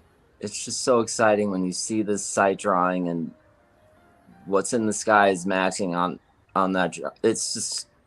My favorite part is when Rebecca overlays other Mhm. people's captures and my drawings match it as if I copied it with using trace paper. That's what blows It's my so mind. true. It's like, how is this possible? And some of them are like from 20. Yeah, or I drew it a week ahead of time or whatever, and then we come in and there's the 2019. picture and it matches. Yeah, it blows me away. Rebecca, Yeah. I sent the sunset that I just saw to you, where you sent me the StreamYard link where we talk. Okay. Okay, I'll check it. And the I would big say deal this- with that, it blows me away. It's got the Saru stuff. Why, thank you, Sorry. Gillian. Sorry, Sam.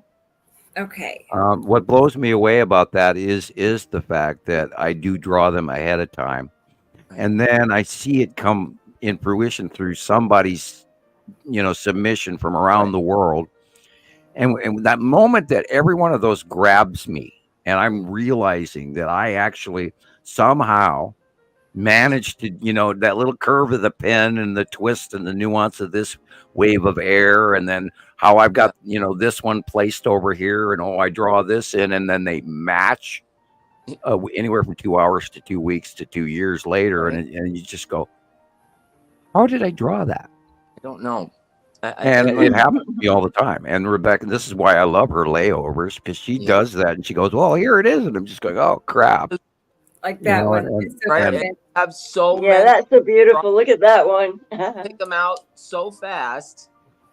Like, I'll see somebody post, and then you'll have the overlay done within 5 minutes.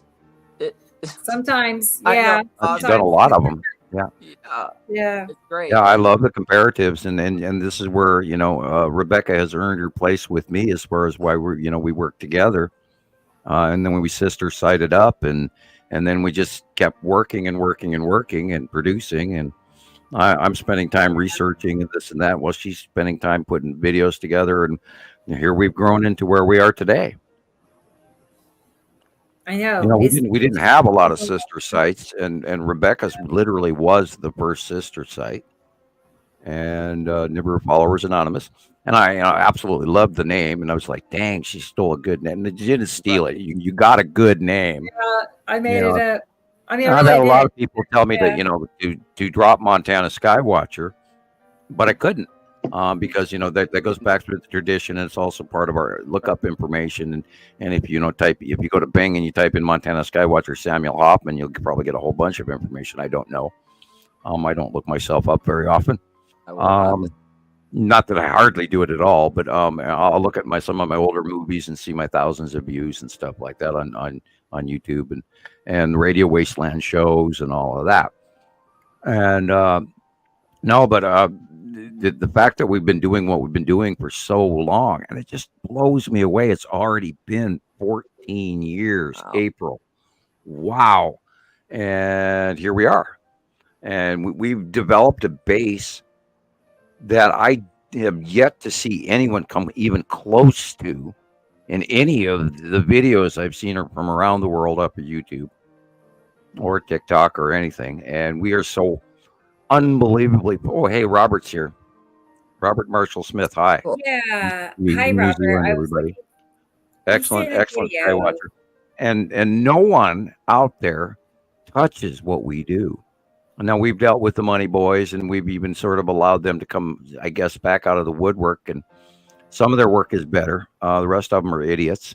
and you get to pick and choose which one of those you are.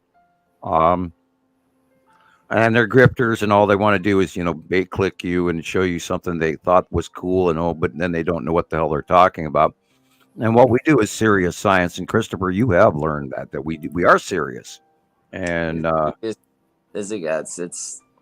is incredible. And I hate to keep using that word, but I need to, like I said, I need to go buy at the stores, because like how Gillian was saying it, there are no words to describe how this makes you feel. And every day when I see the different patterns, and it's wild. It's wild. And how is this happening? What I want to know is the powers that be, they have to know about this. Where are they getting the information from? They can only be getting it from you. So what, are they sitting here studying this every day? Okay, I'm sitting here reading. I think it's at the bottom of I may have missed. Yeah, it's at the bottom of the. Tara Nelson is asking another good question. She's new to us here, and I'm thank you for asking. Rebecca, I'm going to let you explain this one. Okay. Part of why I was recruited. Yeah. Well, I can start it, and then you can. Unless you feel uncomfortable about it, go ahead. Well, I'm not too sure exactly what you're going to say. Yeah, so I'm curious how the maps come to you. Tara, what I do is I take the information that I've seen, one way, what I've seen from people, what they send me in Montana Skywatchers and Nibiru Followers Anonymous and etc. I watch the pictures, and I've also in my head got the planets, sizes, locations, and all the stuff that we've learned before over the years. That's sort of part C. But I was recruited for what is known as the actual classification qualified name was Far-Seeing Group. Far-Seeing Project, and it's remote viewing. I have precog gifts. I can see things happening ahead of time. I have psychometry abilities. I have a very high IQ. I also have very high chemistry skills at that time. They've dropped way down since years ago because I have not been allowed to continue studying chemistry. I was actually forbidden to do so. And the government recruited me because of my abilities, and I finished some equations that Einstein couldn't finish, etc. I can see things, and many of my friends and members around the world, I have seen examples of that in their individual lives and live television or audio or video or whatever you want to call it. I have abilities to know stuff, and I sit down and I draw what I know. I don't have to meditate. There's a process of relaxing and coming to, pulling the paper out and making sure that your table's clean. And in the Far-Seeing Project, what they did was they gave you a target. They handed you a brand new, big, very long yellow legal pad and 2 or 3 pens. And they put you in a room, and then they gave you some pictures, and this is the U.S. government. And they, because of my bloodline heritage and remote viewing / psychic skills, which I was chosen for because of my military test scores, etc. In the paper I wrote, I wrote a paper on the binary solar system. So they knew that I was informed beyond your average 17-year-old kid, and my high IQ included. So what they have you do, they have you sit and they give you a target, and you write down how many ever pages you feel comfortable of doodling. And you continue to ask yourself what you see. Now, in that project, we always, at the end of the target session, we would turn in some couple hours usually. There's no telling for the time because they didn't tell you how long you were in there for. You just doodle and then you had your work in. They never told you if you were right or not. But over the years, once I came to the internet, I learned that my skills did work. I can occasionally be in people's living rooms with them, even around the world, as I talk to them, and brief flash, and there's a connection, and it's been proven. I can see things. I just know shit. And so I draw these drawings, and this is where I'm going to let Rebecca add to the accuracy that she has seen over the last 6 or 8 years that she's been doing this.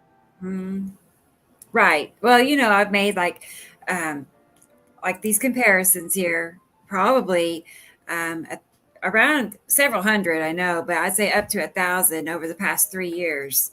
Right. And yeah, it's undeniable. You can't deny how accurate his drawings are. Just one after another, as fast as I could make them. I don't have to look hard to find matches either. So I'm always blown away by it. Always. I have to admit it. I'm still shocked by it every time I do one. I think, I was going to say, I bet you are too, Sam. I mean, every time I do a drawing and then all of a sudden there it is. I break out laughing and I chuckle. I mean, there's a moment of elation there and then you go, how the hell do I do this? And yet I have learned seriously over the time to trust myself that I can do this. Not only that, I was many years ago told that I would do this. And there was also an attempt on my life to stop me from doing this. And when I was very young. And that too was told to me directly to me as a smaller child. And I mean, try, psychologically dealing with that one. And it took me a lot of years of, hiding behind the information. And then once I hit 2010, and I felt strongly in 1980 that everyone should have the right to know that these planets were coming and that there were people that lived on those planets. And I was forced into the non-disclosure agreement because of that. And so literally when I saw that first planet come zipping by in my front yard, and I went, oh shit, they're here. I had pretty much predominantly stopped paying attention to the existence of the Planet X solar system, except, any day they should come in way out there and, oh, there's Saturn and, oh, look, there's a new planet. That's what I expected. I expected to see this dot out there like Venus or Mercury or Mars or, there's a planet or in a group of planets, because I knew we had 2 groups of planets. I knew that because of my equations. And,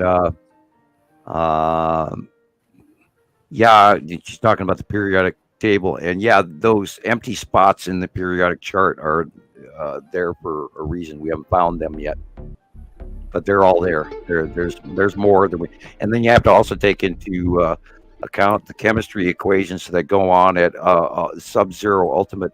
I think it's like minus 75. Anyway, 75 below. Or when you freeze stuff really deep, freeze it, the whole rules change. You okay, Christopher? Yeah, I'm fine. Sorry. All right, I'm sorry. I got moved in my chair. Earthquake. I know, right? I'm causing. Tarot. I see stuff ahead of time. I read tarot cards. When I was in my 30s and 20s, people at parties would go, give Sam your car keys. He can tell your future. And so, I can do stuff. I'm really accurate, and I'm not trying to brag and go, I'm a psychic, because anyone that ever told me that I never believed. But I can actually. I can hold your car keys, and I've learned things about you just by things that you possess, own. There's no limitation to what I can't see. If I can think of it, I can see it.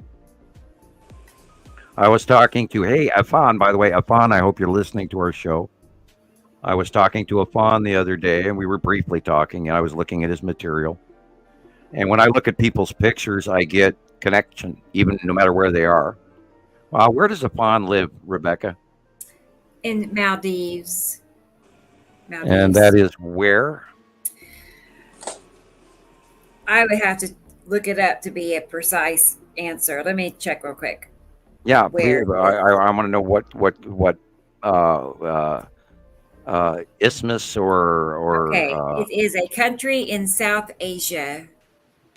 Okay, so it is actually in Asia proper. Okay. Well, the other day I was talking to him, looking at his pictures, and I literally had a change of light in my eyes, and it's like all of a sudden I was briefly standing somewhere else. Wow. And then I had this unbelievable, overwhelming smell of excruciatingly strong boiled coffee. Oh. And then, and I was releasing. This happens to me often. This happens to me often. I smell things not it's connected to me. Yeah, south of And India. I have, as a matter of fact, I think that's one of the first things that kicks off is my sense of smell. Oh, weird. And then I said, Fawn, I'm looking at your pictures here. Why do I smell really strong coffee? And he laughed and he said, it's because I just made coffee. So wild. Right. And you know, I've had that happen with Gillian, and Gillian has been connected, and I've looked into Gillian's world many times, and without necessarily wanting to, it just sort of happens. It's not something you do. You don't do it on purpose. It just happens. And I've known things about Gillian's home and stuff, and I read Gillian usually ahead of time a little bit. We've known each other for so long that I know what she's thinking. Same thing with my children, and you know, and I'm Christoper. I'm going to tease you in the near future and haunt you in your dreams. So, good luck with that one, old Chris. That's fine. Be a good boy. I can. And you're allowed to yell at me then. So, by the way, you know, because it's your lots of cars dream. and stuff in boys' dreams. You can say, "Sam, shut up now, go away. I'm sleeping," or "Damn, you just ruined the best dream I was having, man." Anyway, I know, whatever. right? I remember my dreams, but when I do, there's this weird stuff going on in there. It's been getting weirder lately. I'm telling you, these planets are even affecting our dreams. They really are. I'm like waking up. Like when I wake up in the morning, like recently, it's weird. Like I'm halfway in between sleep and waking up. You have to drag yourself out of bed. Spinning like in front of me. It's so weird. And before I learned about all this, I know I woke up to something in my room, and it just came into my face, and it said "wake up," but it said it really loud. And are you sure that wasn't you? Are you sure you didn't wake you up? I woke up and I saw something. Well, you know, we'll through this other table. Sometimes people meet their future self. Because you have a thought process that wishes back to your past, because time is a circle. Yeah. And each of us is possible to connect with our older or younger self. Yeah, that can make a lot of sense because I don't know what the heck it was. It's the same thing in the spirit world. If you think about a member that is dearly departed, it is very likely that you'll be able to smell them or feel them in the room with you afterward. And that's that same mental connection. And that's how remote viewing works as well. You get to the point where you believe you can. And so it becomes that you do rather than questioning. It just sort of, it works on its own. And you don't always choose, you don't get what you want all the time. Sometimes you get, 800 pictures and they're so fast and you're desperately trying to gather 4 of them and figure out what the hell these 4 separate puzzle pieces out of this whole thing that just went by, and you can't get it back. But you just got bombarded with all of this information, and you try to pick and choose what you can identify. And that has a great deal to do with the same thing with an enlightenment and growing your brain and your mind and knowing things and educating yourself. You accept it in stages, and then all of a sudden you get a level of accomplishment, and then you go, I can do this, and then off you go. And that's the same thing with this belief that everybody, who learns about seeing the planets, is once you capture a couple asteroids and you go, holy shit, look at that. That is one of the asteroids. And then that's one of the stages. And then, oh my God, I just saw the whole rounded dark side face of Christ. That's Atu. And then off you go. Enlightenment is something that we all learn. It takes stages, it takes disbelief, and it takes belief. It takes self-doubt and self-trust. And it's for me, it's back and forth, nonstop. And every time I see these drawings and I draw them, I go, oh God, what a piece of shit. Look how poorly I drew it this time. Yeah. And, and then everybody comes, oh, Sam, oh my God, look, it's perfect. You did exactly. It's like, wow, I didn't even try. And there it is. Well, I know that I can do this because I already did this. Wow. I don't know how I did it, but I know I already did it. And that's why I am number one. Before, you mean? Well, I was told by the Pleiadian that I would do something, and he was teasing me. Moreover, I mean, how do you walk up to a human and tell them that you're going to do this great thing without sort of handing it to them with kid gloves to start with? Right. And he says, well, you're going to do something that no one else can do. And then he started giving me all the background information of the Illuminati and the Anunnaki and all of this and the planetary, and then and then I got the truth of the world religion and everything else, and then he was telling me about my personal life and numerous things that have already taken place, and half of the shit I went, I don't even want to know that, and then he started standing here telling me how wonderful I was going to be at this. And that's when I started arguing with him, going, oh, come on, how could I possibly do that? Right. And he kid gloved me. He says, you wait to see, something wonderful is going to happen. And you're going to go down. And I'm not trying to brag over this, but I've already done this. No one else out there on the internet has handed out the binary solar system and the names of the planets and the pictures going back a decade plus, 14 years this next April. No one has done this work. No one. And it's just wild because it's there right in front of us. It's there every day. Oh, I imagine I don't get it. I don't understand. I imagine NASA knows far more than I do. Because they have paid staff, and I don't. And, but they're not going to tell us. Oh, I imagine they're, some of these guys are flying up there and going, okay, we better visit with the guys that are telling us what to do. And, that fleet, or it's either really an unbelievable, charitable visit, or it is a seriously drastic show of force that you give us what we want or else, or both. I mean, the Federation doesn't have to threaten us.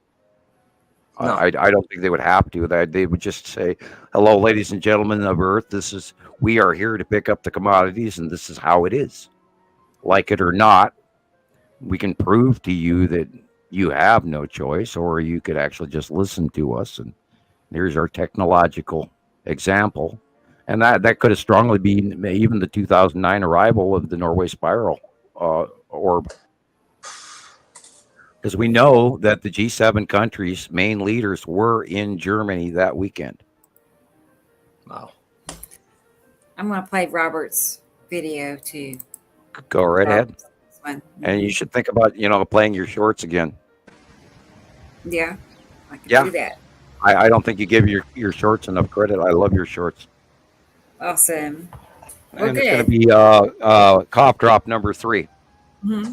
Okay, good to know. I'll make a note of that. Number 3 for Sam. Got it. Completely. I'm breaking the pie chart now. I'm going above and beyond standard. Last year was only 2. Wow. This is New Zealand. Oh, I just look at the color.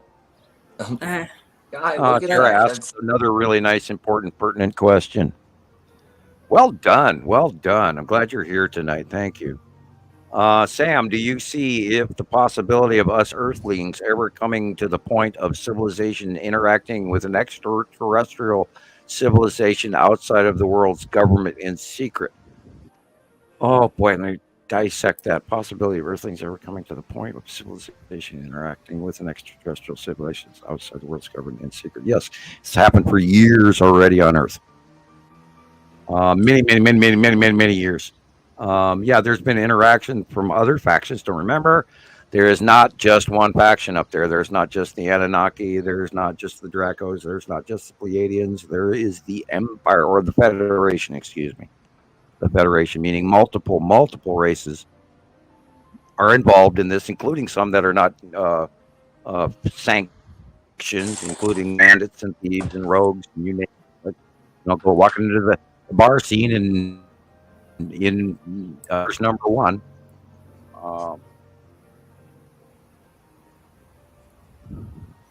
So not everyone is in the loop. No. Well, I always think about that movie District 9, where it was just kind of like common. It was a common thing that it was people and an alien race, living together. Do you see something like that happening? Can you hear me?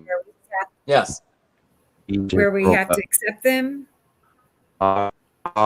We are supposedly rumored to share the planet of the race. I don't know. I can't really comment on. I know some of that is already very long.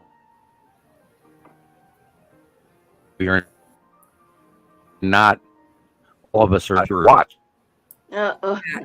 You're cutting out, Sam. I don't know what's happening. The second you asked, am I fine? I know. The timing. Every time he says something important. Yeah, it's like a robot again. No.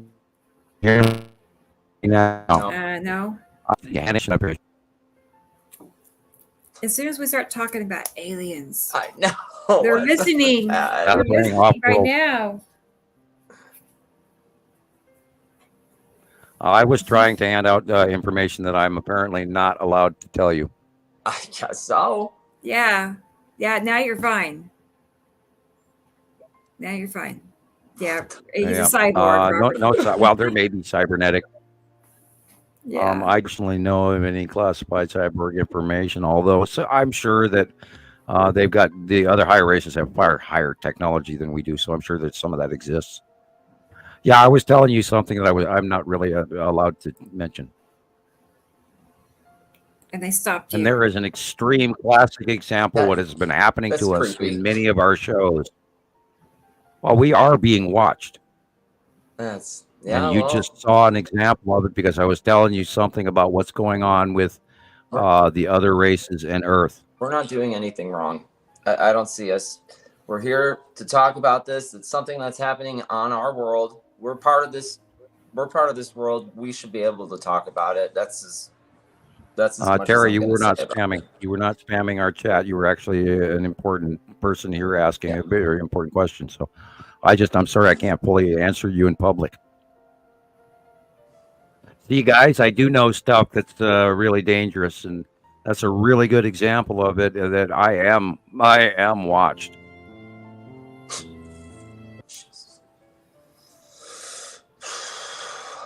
Oh, I love this one. Yeah, exactly. I was just going to say that Nexus cube behind the lead asteroid, and the side orb and everything. And I see these things, guys. This is how I'm able to draw this. I know they're there.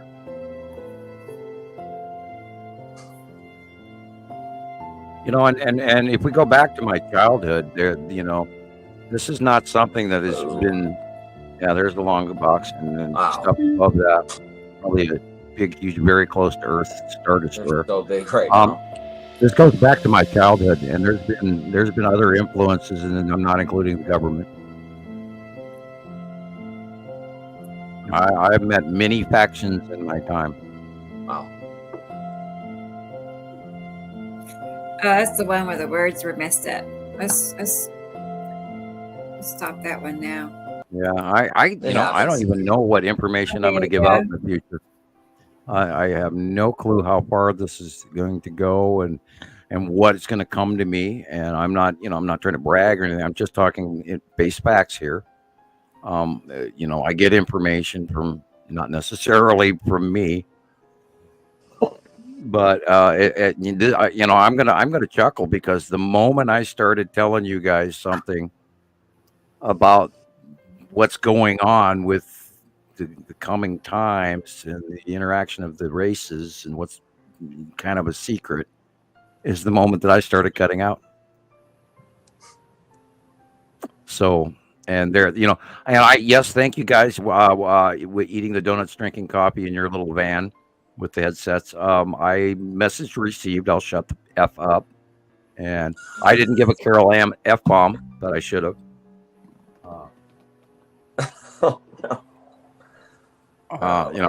intonation. Like, you know. Well, yeah, it lets me know that I'm when that starts happening, and you guys all the screen, all the faces went black, and I saw scrolling, and I knew I was cutting out. And that is the moment I was apparently handing out the wrong information. Wow.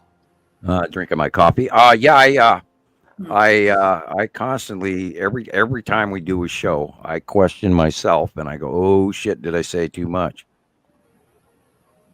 And don't even get me started about the spirit world or or elementals or magic or shit I know about. Although that'd probably be a show they just completely leave me alone and go, "Oh, that guy's a whack job. Listen to that shit," Gee, Billy, get some more donuts, Whatever. Billy. Sorry, I digress into insanity. It bothers me when that happens because it always does. Right when it happened a couple shows ago when Jesus was given his information and somebody else was given their information and they blanked out too, and then they were back and just fine. And then JD, when JD first got here, JD was having trouble right away, really bad. Right away. And these are these people that are, educated and they are experts, and they've all spent many years either at Nibiru Followers Anonymous or Montana Skywatcher or any of their sites as well. Most of our friends all run their own sites, and everybody gets together. Gillian runs hers. Jillian's got one over there, and she hangs out with a whole bunch of ladies in many different sites. She sister sites up with us. And we've done all of this together in many different clusters. And when the funny thing is the troll stuff never gets touched. And then the disinformation they let just by, no problem. There's 1,000 Nibiru videos out there on YouTube, and they get mega views, and we get 400. Yeah, so that's disappointing. Well, it's like we're definitely censored, or we just saw an example of it. And Rebecca, who else? When you talk to people on the phone, who else is cut off? And damn near, we didn't today, but every time, right. When I start describing to you what's going on, though, we get disconnected, and that happens all the time in my phone calls. How many times have we had to hang up and start over and hang up? Yeah, and then you call back, and then my service didn't exist. And when I was doing Radio Wasteland shows with Chauncey for Radio Wasteland, he would call me 10 times, and every time they would either tell him my phone was disconnected, no longer in service, or that area number is undialable. And he went for one show, he had to call me 10 times. Wow. Yeah. And now I can't even get. I don't know. Maybe the government stepped in and stopped him because he won't even return my messages now. And I was his number one guest out of all. If you combined all of the views out of all of his other guests combined, they didn't match my shows. I was his number one Radio Wasteland's number one guest. And I'm not trying to brag again because there's a little bit of braggadocio in me, but I'm generically not trying to brag. I'm trying to inform. I'm not going to stand here and say, well, I'm very smart, but damn it, I'm good at what I do. Right. There's nothing wrong with saying that.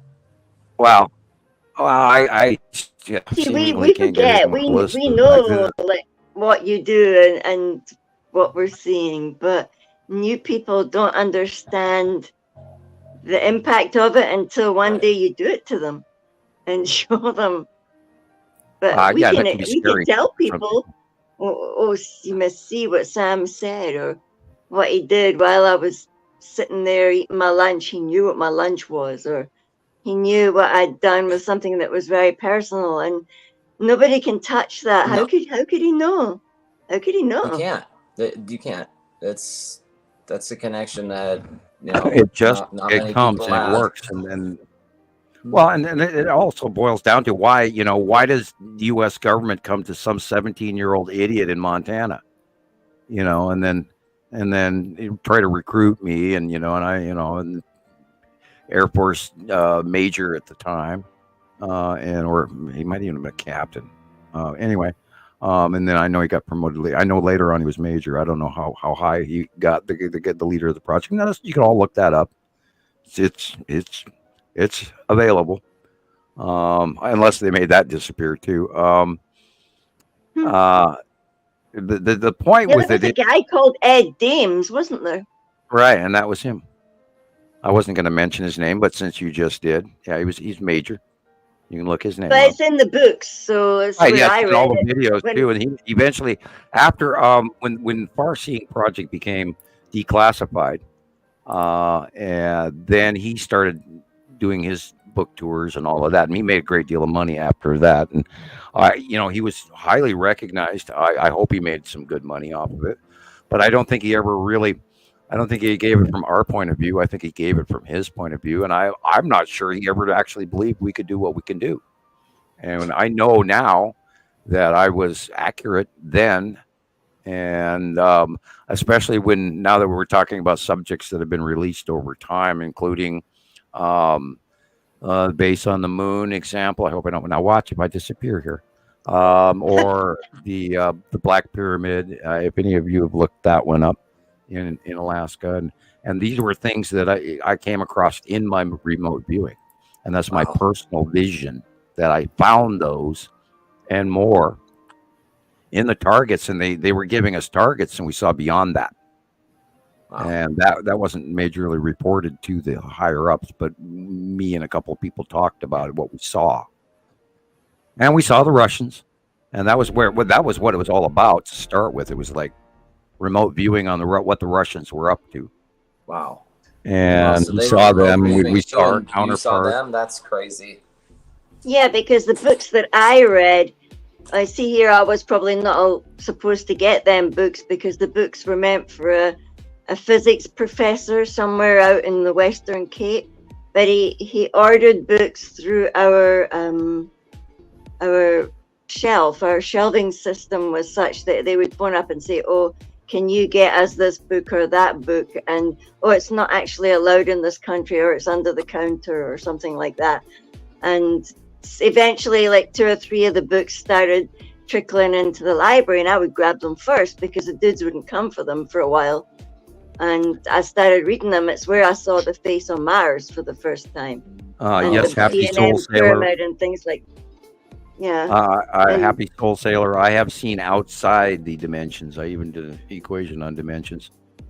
That was years ago. Did you see the pyramid on Mars? The DNM pyramid? No, I don't see a pyramid on Mars. I see a buried, probably a tomb or crypt or a previous temple, but I don't see a pyramid on Mars per se. I never really paid a lot of attention to Mars.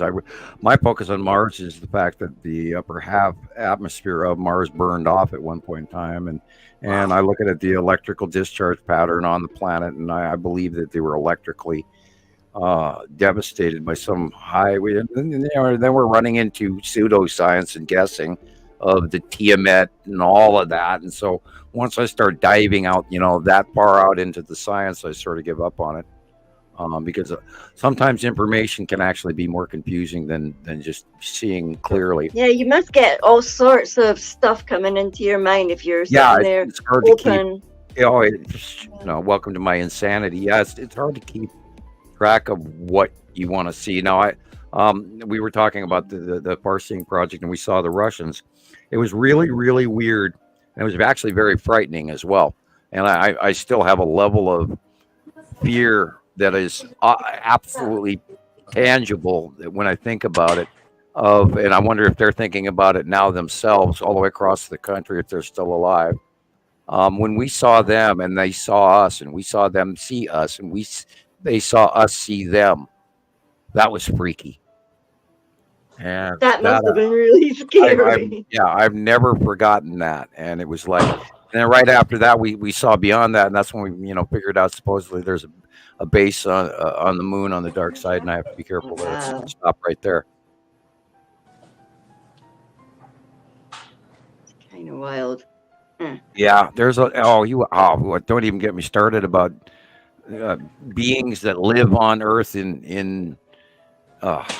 in ways that we humans don't perceive. Remember, we have limited vision. There's shit here you wouldn't believe. Okay. Yeah, I know there's a show called Sanctuary, and they went out and they theoretically find these beings and try to keep them somewhere safe. Yeah, well, there's a lot of there's dimensional beings, and through farseeing you can see all the races, and you can touch them looking in the mirror just like you are, and I don't recommend mirror magic forever to anyone ever. It's very dangerous. So if you're brave enough and stupid enough, go ahead. But anyway, there's a lot to what's going on out in our galaxy and galaxies. Somebody said that there's 9 dimensions, but aren't there more? There must be more. And by my math, it said 140. Oh. Oh wow! Okay, that is more. So it's actually a mathematical equation then. Yeah, there's also I did one, and I didn't know the dynamic of it at the time, and even when I wrote the binary solar system, 2 stars, I didn't know the magnitude of it. And I've never forgotten the professor writing it down and sweating, and feverishly writing it down with that pencil he had a clipboard and paper, and he was feverishly writing it down, sweating, and you could hear the pencil almost break underneath how hard he was pressing. And I've never forgotten that. And within about 3 months, that's when the NSA and the FBI were having coffee with my parents and offering me a job and all of that, and then slapping me with a 30-year non-disclosure agreement. So, and that's all that's in my Radio Wasteland program. Well, you can hear more of that story. Yeah, I was waiting to see this. These are some TikToks from Christoper. Oh, that is mine. Yeah. I'm trying to remember it's yours. All right. Oh yeah, it was really cool this morning. Yeah, I know. The last 2 days have been super amazing.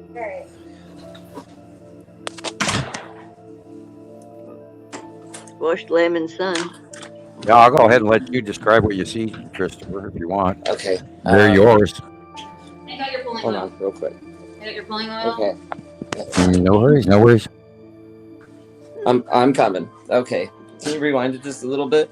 Yes, I sure can. You want me? I guess my ride is about to walk out the door. Oh well, then if you have to go, by all means go. And No, I'd like to explain it. So. Okay. That was this morning about 7:30. Looking east, obviously it's sunrise, right? And you could just see the cutoff of the sun. And I tried zooming in to where the light was. I couldn't get any kind of shape of the sun at all. And you could just look at that. You can see where the planets cut off the light. And then Saturn's yellow moon is right there. That's Saturn's yellow moon right there on the right, cutting into the sun. Mm-hmm. Yeah, look at that. And that's cutting into our out view, not next to the sun. It's close to Earth, but is blocking our light. Right. Boy, Nepacity was really axis tipped in that. Yeah, I was gonna look at that. Nepacity, and I didn't. Yeah, great captures. Asteroids coming into the sun on the upper left of the sun. Ever. Yep. Yeah, see, I don't know. Yep. I knew it was Nepacity. I named it that too. Even in the Bible text talking about the opening of the 6th seal, it talks about in the sky scrolling. And that's exactly what you just showed a picture of. It. Both sides scroll into the center, from outside into the center. And that's exactly what is described in the Bible. The skies are scrolling of these great things in the heavens above us, and the signs in the sky. And I watched that video you posted the other day. I'm gonna have to watch it again. I have one. If you run down my page on my personal wall, you may find some of that that I posted in even some of the comments. And I may have posted it also on Skywatcher too. But anyway, go ahead. And if you need any more information, I can grab that 1 or 2 for you and get it to you later this week. Okay, cool. whatever, however want to, and I went through 20, 25 of them. So some people are full of shit and some people are semi-accurate and other people are good and other people are just wasting my time. So Right. But if you got a dash, go right ahead. Yeah.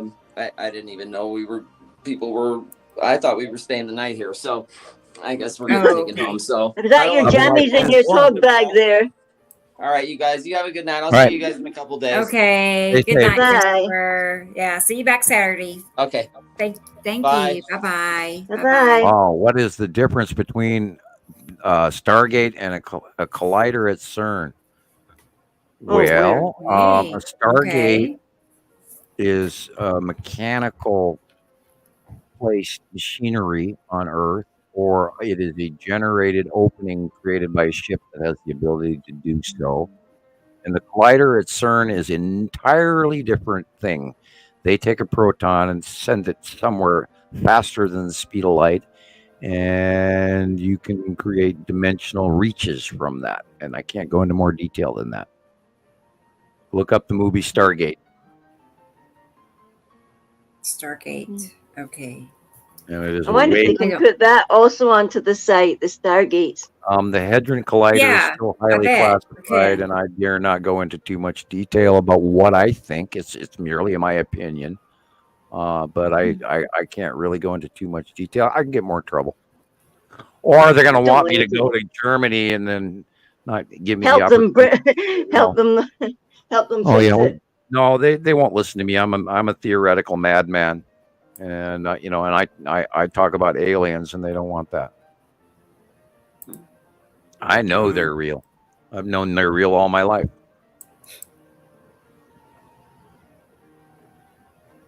You're welcome, Thunder. You are welcome. I just try, call me crazy, call me wackadoo, whatever.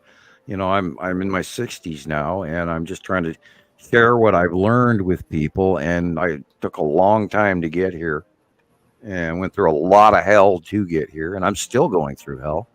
And it's quite the ride. Oh my God! And now I get to ramble publicly on a microphone instead of talking to myself in the back bedroom playing Star Wars. That's true. I mean, it is a good outlet for each of us. Yeah, it is. To have each other. It's also stressful. It is. There's a level every day. Like tomorrow, I'm going to go, oh shit, what did I say? And I'm chuckling. Thank you guys for teaching me once again that you are listening to me. I'm referring to the guys eating the donuts and drinking the coffee in a van, or wherever it is that they are, or some, DC think tank or something. Underground bunker. Yeah, well, I wasn't going to say that, but you can. See, then I didn't have to say that. Hello, Kitty. How are you? Look, come and look me up quickly when you keep saying the cat's behind me meowing at me. Okay. What? I didn't feed you in the last hour? Might have to, or she wants into the kids' bedroom.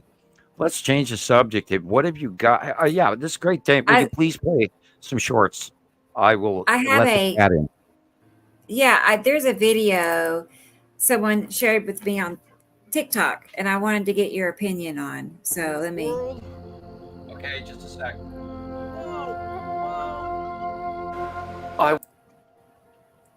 Are you there, Sam, or did you say just a second? I think he had to step away. I'm gonna wait till he gets back. Yeah. So. Yeah, I did send you a bunch of stuff again, but I think it's the same stuff, but it was you could see the colors of Saru. I was so sure it was Saru's colors underneath. But the other house, well, the edge of my own house was actually in the way. But even if I'd gone out to the street, then the little forest would have been in the way. So that's why I was thinking, like, on the 8th of April, maybe to go somewhere but I think it might probably be like too dark by then. The sun will have gone down here. I'm not sure by what time. Mind you, it'll be still later in the either. This was yesterday, 8:20 p.m. in Southeast Texas. What's that, Sam? I was just reading your... a giant orb in sky yesterday, 8:20 p.m. Texas. Oh, okay. Yeah, let's get that. Okay, here we go. This is someone was asking me about this on TikTok. What in the world?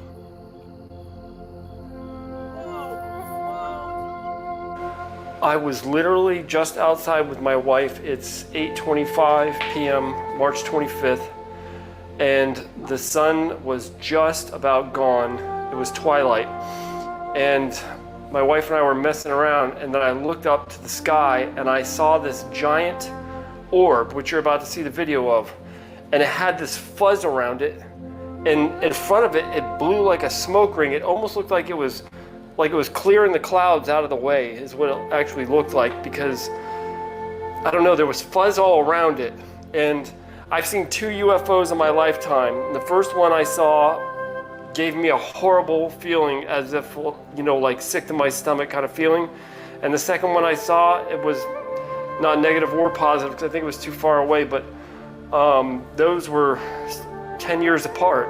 But this was something crazy, amazing, and I didn't get a bad feeling at all. In fact, I just got these goosebumps, and my adrenaline shot up. I was like, what am I looking at? And so my wife filmed it with her iPhone. I filmed it with my Note 10. Maybe her footage is better, but I doubt it. But anyways, there you go. Here's the video. How sweet is that? Wow. What in the world? Whoa. Almighty Yahweh, jeez.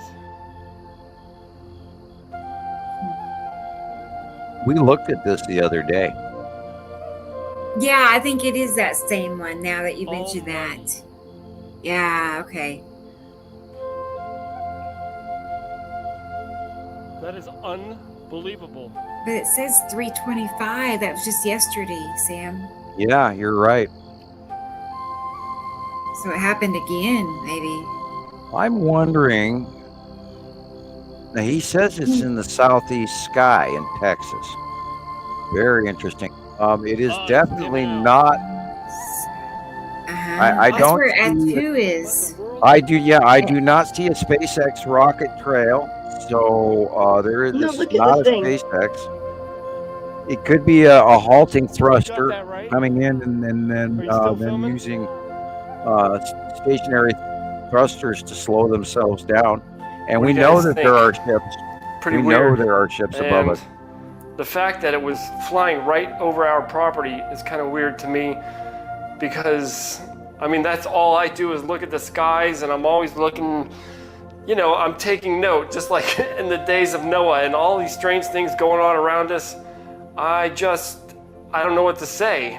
Why did it happen right over our property? That's kind of weird. Because you didn't go to Nibiru Followers Anonymous. Yeah. You should have gone to Nibiru Followers Anonymous, and you would have found out the information, or asked Sam, or asked Rebecca, or asked Gillian. We know that looks very similar to a SpaceX rocket stage separation, but there was no trail. And you also need to learn the difference between spiral rocket trails versus the spiral asteroid trail. It's two completely different creatures. It's like apples and the sun again this morning. And apples and Today's date is March the 24th. I think I saw this one earlier. 2024. I captured this on March the 20th at 7 a.m. and the time now is almost 8 o'clock, and we have the sun looking like this again. Again, there's a planet underneath it. We're here in Lower Alabama. Yeah, hit pause. Sorry, you guys, trying to zoom Okay. in. Look at that glowing thing. Okay, the red dot. I think that the red dot is actually the blue asteroid crossing the sun. We've talked about this for a week. The yellow dot below the big bright sun I think, is our sun. This is about the 6th or 7th sighting of this yellow blob that is below the sun. The only thing that it can be, and we've seen the magnification brilliance. Okay, it's not this moving lens flare. It's the blob just on the bottom right hand. Like 5 o'clock. 5 o'clock position is what I believe is our normal soul. And I think that sun separation is occurring. This is like the 6th or 7th sighting that we've had in the last month. So the illumination behind the pink dot is the twin sun? No, well, the larger standard red star, I believe, is leaving separation because the solar output of our sun is creating these X flares and everything. And so these flares could be reaching to the sun that's exiting because the electrical thread connection. And they're separating. So that we're seeing heightened activity of the sun. We've also seen this year it was freak weird weather, way warmer in the United States than it should ever have been as well. Entirely possible that second star is coming closer to us. And I think the standard red is out. I think the standard red is outshining smaller Sol because of the illumination density or intensity. And so when they separate farther apart, right, when they separate farther apart, we will see Sol again, like we did in 2011. When in 2011, Sol was due east. And then when it came into the northern hemisphere, the standard red star, which is bigger, came in the northeast up every morning. And that's when we could first start seeing it up here in the northern hemisphere. We saw it all the way back in 2009 on approach with the solar system around it, but it was hard to tell what was going on, and everybody assumed that was our star, and it wasn't. Anyway, I believe separation is occurring because we keep getting that little yellow blip underneath the other one, and we were expecting separation because we know we went past halfway point because the planets are now above us. Prior to this, they were far away and below us, and so now they're past us, so that's the halfway point. And I believe separation is occurring. I really do. And I think that red dot in the front is the blue asteroid crossing in front of the sun, because I've seen other sightings and other shots where it was cutting in from the left, and even one or two where it's actually passed. And that all has to do with angle from where you are on the planet. I'm always trying to chart that in my brain. New Zealand says this, and South Africa says that, and Germany says this, and America says this, and Scotland says that. And I'm always trying to wiggle it in my brain to understand the out view. Yeah, I was sure I'd seen it as well, and it was also on that right side. Well, our first reports came in from South Africa from Michelle Mountain. And I hope you're listening to the show tonight, Michelle. Very nice to hear from you recently. Thank you for the music. You're doing a great job. Keep it up. And so, I saw this, and I thought it was really important. This could be a very important, that yellow stable dot on the 5 o'clock position underneath the sun. So if you're saying the 5 o'clock orb there is that our sun? Yellow dot right where we have it. Don't pay attention to the square ones. Look at the round one right below the sun. So what is it that's behind the red dot? The red dot is probably the blue asteroid crossing in front of our out view. Okay, and then behind that, what's that illumination behind the red dot then that looks like a sun? Well, that is the standard red star. And our yellow dwarf Sol is the yellow dot below it, because it came from below Earth from the left. So it's going to leave above our sun to the right. Okay. It's not going to change course. It's going to maintain its normal path. It's the sun, the star is not going to change course. It's us. So that star is going to go up and over us in a way. Oh, no, it's us that are moving. Okay. We are inward closer to Nibiru center. Okay, underneath Nibiru. Nibiru used to be far away from us, the farthest of the arm reach. So now we're heading under Nibiru, and the distance between Nibiru and its star exists in its normalness, and we are headed toward Nibiru's star,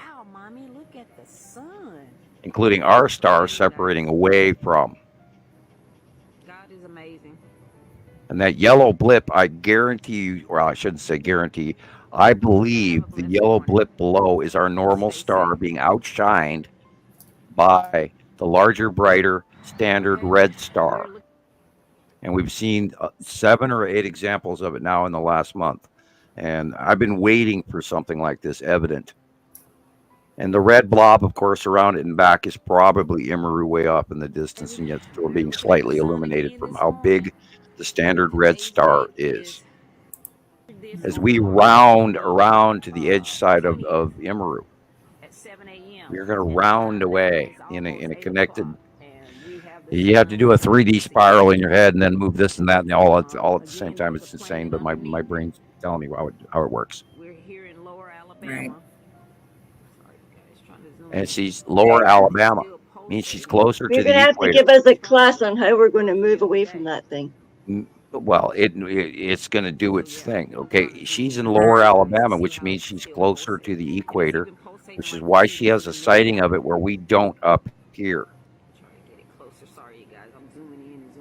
Yeah, it's all to do with your out view. I know that. They sighted it in South Africa. They sighted it in Australia. They sighted it in New Zealand. People have talked to us in Malaysia about it. And now we saw, the same thing with that Vietnam shot from Terry, seeing Seru from the southern hemisphere where the out view is different angle off the side of the planet. I try to take all that into account. Okay, Yeah, I have another picture to show you. Okay. Carrie from Australia tagged me in a picture, and she's asking for our opinion. So were her ears ringing because we were just talking about her? Yeah, I know we were. Hang on a second, and I'll get it loaded. I've never seen anything quite like this, so hang on. I don't know. Okay.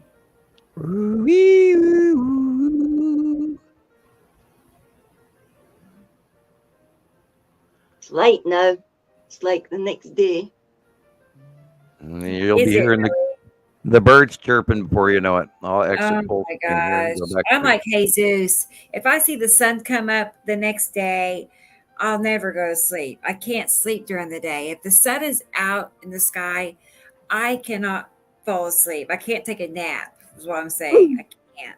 It doesn't work. Tara Nelson is talking about Nemesis. Actually, the sun over throw the Nemesis name out the window. It's human misinformation. It's Nemesis means something our enemy. And the binary solar systems are not enemies, they're part of each other. So I see. So Sol is the smaller. I wonder who called it Nemesis then. What an idiot. Yeah, Nemesis is your directly opposing nemesis, your enemy, the guy that's thwarting you. I mean, is it? But I mean, it's causing us. What's the name? I don't have a name for the star. I call it the standard red because it's a larger standard red where we have a dwarf yellow. Okay, Sam. Here is that picture. I think this is a camera freak out. Okay, there's a closer up. Yeah, I can't see. I don't know of 4 cubes being out there, although it's entirely possible. I see. Wow. The fact that it's reaching the way it is, that's spooky. Oh, boy. Yeah, let's just hope and pray that's a camera glitch. Uh-huh.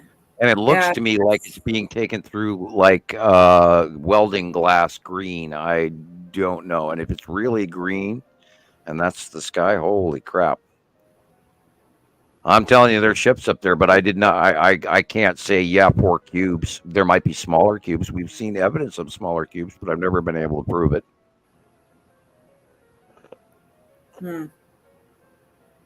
That might be that might be digitized brightness intensity breakdowns in the camera lens.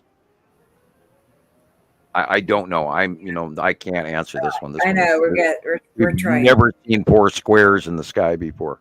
And they are going up to the right. Through.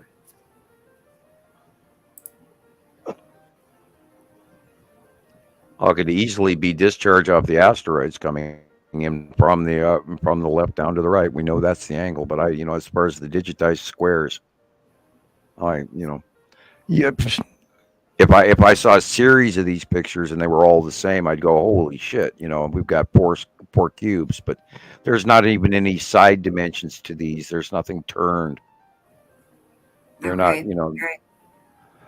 they're all just squares, as if somebody laid pieces of paper over the top of it, and that were see-through or, whatever. I don't know. I don't know. Okay. Well, it helps. It helps, because we've never seen anything like that period before ever. Right. Okay. Yeah, Andrea Adams says looks flat. Yeah, it looks two-dimensional, not three-dimensional. Looks flat. Yeah, it does look flat. It looks kind of see-through looking. And this is, of course, why we like to get a series from people with more information, and people out there. If you really want credit for your pictures, take a minute to watermark your pictures with your name, the date it was captured, the direction you're looking, etc. Location, always helpful. And then it makes our job easier to figure out what we're looking at. And we can call them faster. Although it's still very confusing lately, because with each passing day, it becomes harder and harder. Because the planets are bigger and bigger, and they blend into each other. And like we talked about earlier in the podcast, is like they're scrolling into each other, and it's just this weird out view. Even the Bible tells us how to do it. How cool that is. Tells us how to do what, Sam? See the passing planets. Speaking of which, your shorts. Yeah. Got to promote your work. Got to get these people to watch. Yeah. I know on YouTube I have it's hundreds of videos. Altogether there's close to 400 videos. I like some of your seeing your videos all over the place when I try to find you on TikTok to watch you live, and all I got was videos, and it's going, well, this is day number 3 of my 30-day live. No. No, I want that. I want the real live one. Yeah. I did conclude the 30 lives, the other day. I like your early works. You had a whole bunch of research stuff where you were putting other topics together in your quest for religious cross-reference information. And I liked a lot of those. And then you started doing more and more planets, and off you went. And I encourage people to go back through Rebecca's YouTube channel. She's got bunches and bunches and bunches of videos for you guys to learn from. Yeah, I want to learn to make my own as well. I've really become inspired. I've started to make them, but I'm kind of bashful. I mean, I took that series of beautiful pictures. It's recorded history. You lay down information, and then you get to watch. And speaking of watch your personal development, I'm reminded of my Understanding the Sky series that everybody tells me they love. And I watch them. I'm embarrassed. And you can look that up on YouTube. Type in Understanding the Sky series with Samuel Hofman, maybe. And I made 40 or 50 of those, and I think there's only 7 or 8 available. Who knows? It's really sad, because I used to love looking forward to those things every week. Try looking on Bing. They may have more. I never actually did. They have them on Bing. Yeah, a lot of my stuff went to Bing first before Google. Oh, how did it do that? I run off of Bing. Oh, okay. Hey, Bing is my main search engine, and then I follow through with Google and Facebook and etc. out of Bing. On this question from our statement from Jesus, hey Jesus, I'm not sure what you meant or what you wanted Sam to elaborate on. Well, I will scroll up and see where. Okay. Maybe he said something earlier, and then Christopher is asking Gillian what kind of phone she has. He's looking to upgrade, and he's curious about your phone. Oh, it's a Samsung S23. Perfect. Yeah, when I went to the shop, the lady said to me, "There's none better if you like to take pictures of the sky. This one gets clarity like no other that we've got right now, and it doesn't even equate to the iPhones because everybody else walk around with their iPhone. Oh, get an iPhone! I get an iPhone." And I always was drawn to the Samsungs. I loved Samsung because I found them reliable, and they just really took nice colored pictures. Yeah, I don't recommend going to the beach with your camera, your expensive camera equipment. I learned that years ago in Oregon. You take out your expensive equipment, it doesn't even work 5 minutes in because you got all the micro dust from the sand and the wind. Hell, my Sony camcorder died before I even got to the beach. It died in the parking lot from sand, and then I had to take it in and have it professionally cleaned, and then it worked just fine for years. And those I don't even use anymore. I don't even watch any of the old videos I filmed in the 80s and 90s. Hey, I got something to help with that. When I got my paddle board, they sent me a free bag. It's like a clear, thick plastic bag, and you seal it tight on the top. Before you go to the beach, you get your phone inside there, and you can use your phone through the clear window thing. And it's waterproof. Right, You and can yeah, have it around your neck.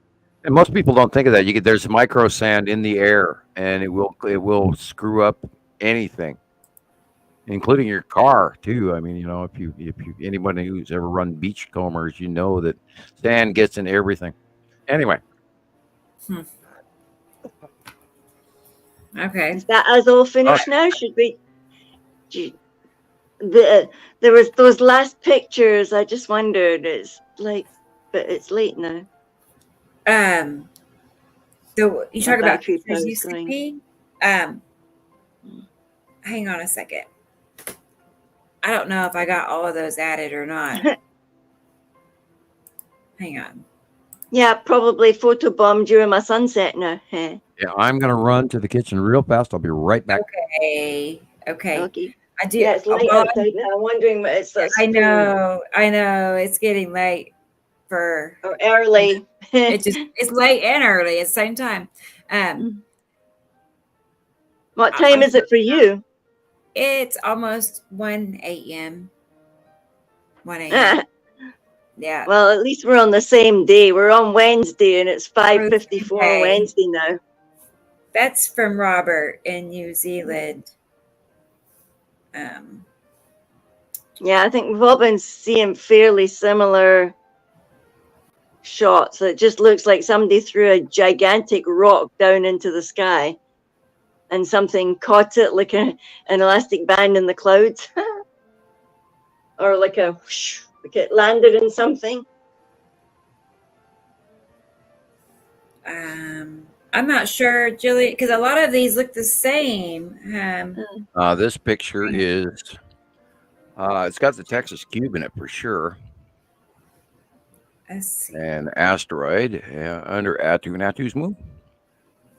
A lot of Atu this time round, the last couple of days. Yeah, it was. Atu's been directly over the top of us. And so at sunset, it is right there. Maybe. And on the right-hand side will be a Saturn's yellow moon, moreover, leaning to the north sky as sunset occurs. Yeah. Okay. I see where we left off. There was a couple more pictures that Gillian wanted to show us. It's similar to what we were looking at, I think, but this was cool. Hang on. Yeah, Sam, that was from Robert. I don't know if you heard me say that or not, but I did now. yeah.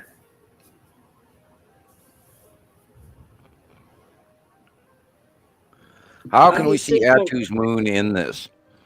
Well, we know the pattern. The dark blue, for one, Attu is purple, and when it is really deep purple, and when it gets close to Earth, it turns dark, dark, dark midnight blue. And we're looking at the pattern, the angle patterns of the asteroids who orbit underneath her. And then you add, 14 years of doing it and knowing where the planets are, and that's how we see it. And you have to literally go outside and see this for yourself. When you go outside during the day, look straight up. And if you see this unbelievable dark, dark, crazy blue with bubbles and all sorts of stuff, you're pretty much looking at Attu's moon at this point in time, give or take an hour or two. It's a learned thing, and we've taken, and no such skies used to ever exist over a decade ago. This is nothing like our old sky used to be. And I've spent a lifetime watching the skies because I paint, and I'm always trying to paint the perfect clouds. And it's frustrating because it's actually easier to just create them and not worry about painting them. And then you have beautiful clouds. But if you try to paint clouds, it's really hard. It just sort of happens. He just had a question for you. He said, ask Sam how the Bible shows us how to see the planets. It talks about in the text where it describes the opening of the sixth seal, and it talks about some of the signs in the sky, and it describes the scrolling pattern of how the sky scrolls before you, and you'd have to actually read it. And if you read that into that, and you understand the binary system and the exoplanets and the passing objects above you, and you know that the planets are here, and you know that the super large craft and everything else is all here, and then you read that, it will make huge amounts of sense. Is that scrolling? No, it scrolls in center. The planets, you can, like, if you hold your hands far apart from each other, that's the outside, and they scroll inward towards each other in rotation. It's the weirdest damn thing once you realize what's going on, and it's bugged me for years, but that's what it does. Because the two sets of planets are on two arms of a rotating solar system, and we're watching the two planets on the right do one behavior, and on the left do the other, and they're scrolling towards each other in rotational orbit, and the sky's fold in at the center. It's weird as hell, but that's what happens. Now, we used to see it differently years ago, and it was a little bit different, and it did this and this, and this was part of the spiraling, and then the right to left and right, the out view. And in 2019, they were off in the distance, and they were dark, and you couldn't see them. And then all of a sudden, you'd see them, and then you'd see the side face illuminations, and then they'd get bigger and bigger and bigger and come at you, and then they'd round away. And it was, coming from the other side direction from both of them, and it was weird. And then all of that changed here within the last 2 to 3 years. So is that Saru and Yuri then, eh? Not in this shot. The sun is, we're looking at the right-hand side of the sun, so we're looking at the bottom. Probably this might be the ion tail going straight across in front of us, or I can't even tell you. I don't know when this picture was captured, because this is not this evening. Really. Just, wow. Yeah. This is weird. Okay. Show him the one before, Rebecca. Look, it's got a bigger. The sun is on the left, and there. Okay, well, this is, of course, Yuri and Saru. It's plain easy to see. But on the other picture, you had the sun on the left, and then we're looking at these straight stripes here, and I'm wondering what the hell we're staring at. Is it be all over the sky like that? Well, it has to be the ion tail right in front of us there, with those big, the semi-thick, 1-inch cloud pattern. But doesn't make sense. Weird.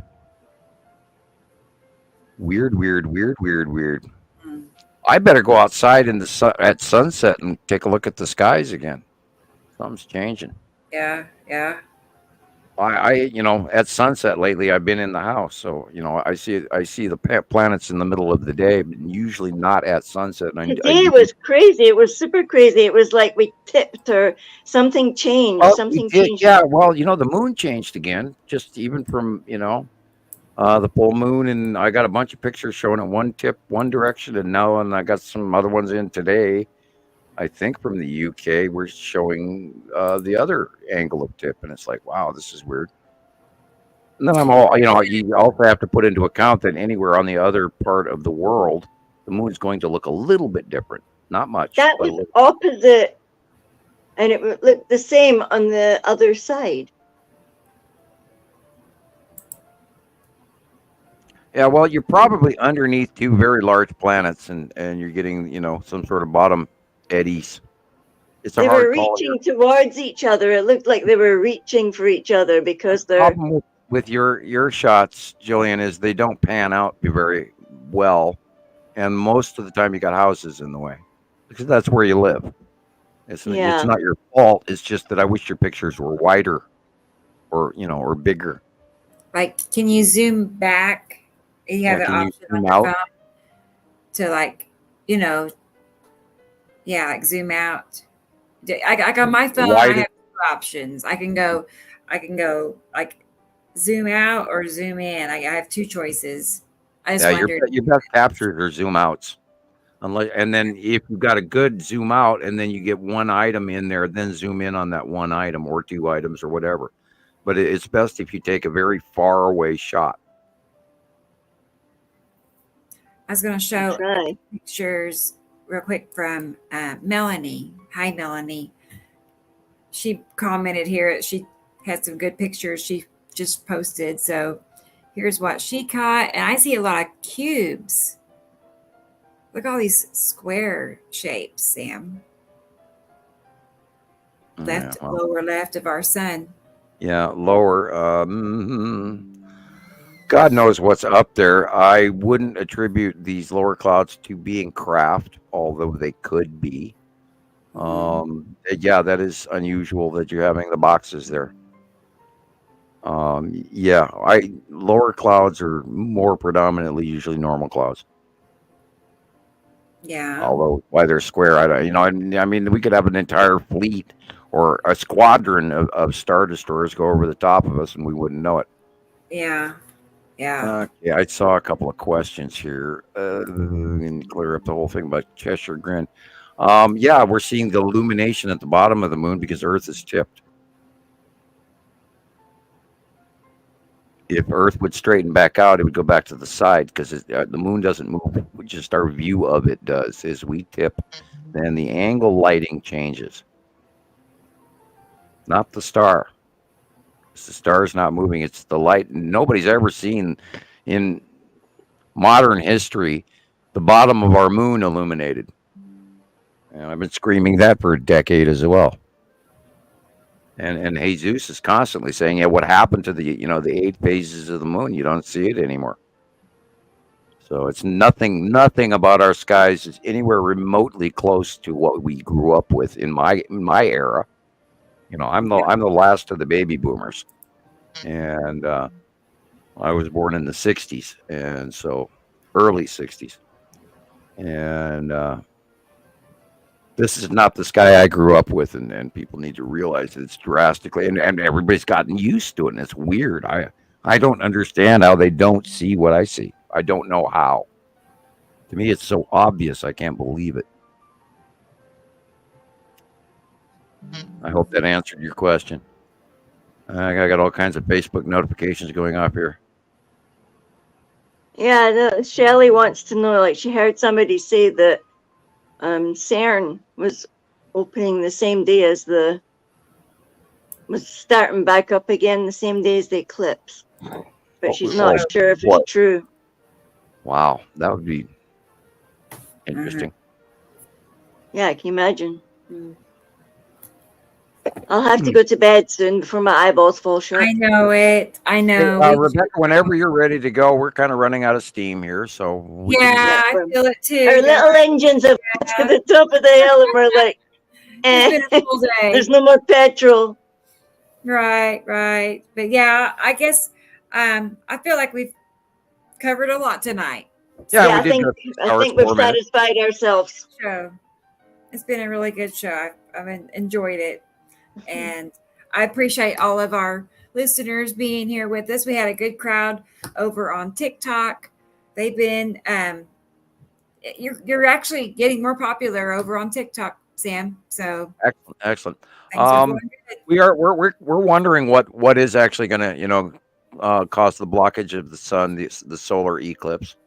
So we're asking people to take a few extra pictures, and when it hits totality, take a couple of shots on the side of it, on either side of it, behind you, etc. Yeah. Oh, I've got a cough coming here. We don't know. It's not adding up. The sun isn't in the right location. Even the star charts aren't matching up. So we don't, and we've also talked that the sun's in a weird place and the angle of light is all different. So we're going to have to wing this one. And so people, if you are good sky watchers, and get your camera equipment and be ready, even if you aren't going to be in totality, if you're going to be on the side or whatever, film, because when there's a change of light, you can see other things. And so I recommend you to keep watching up and keep looking up and keep those cards and letters coming, and donate and like and subscribe and share with your friends. And here, if you want to write me a letter and donate it, $5 or $10 or whatever, Samuel Hofman, P.O. Box 625, Lolo, Montana, 59847. And if you're out of the country, then you just put the bottom on that, you put USA, and it'll come to me. And I haven't gotten any mail in a long time. I did get a nice letter from Irene with a thing for Shiloh's birthday that's coming up yet. So if you haven't been able to ask certain questions, you can write me a note and drop it in the mail. And I usually answer everyone, especially now that I'm not getting too much mail. So off we go. Oh, well, I'll be waiting for mine. Yes, and I have been working on that. As a matter of fact, I'm looking at the note right in front of me right now, and I know exactly where your address is and all of that. And I have to go get you a postcard, and I haven't been able to find one, from Montana yet.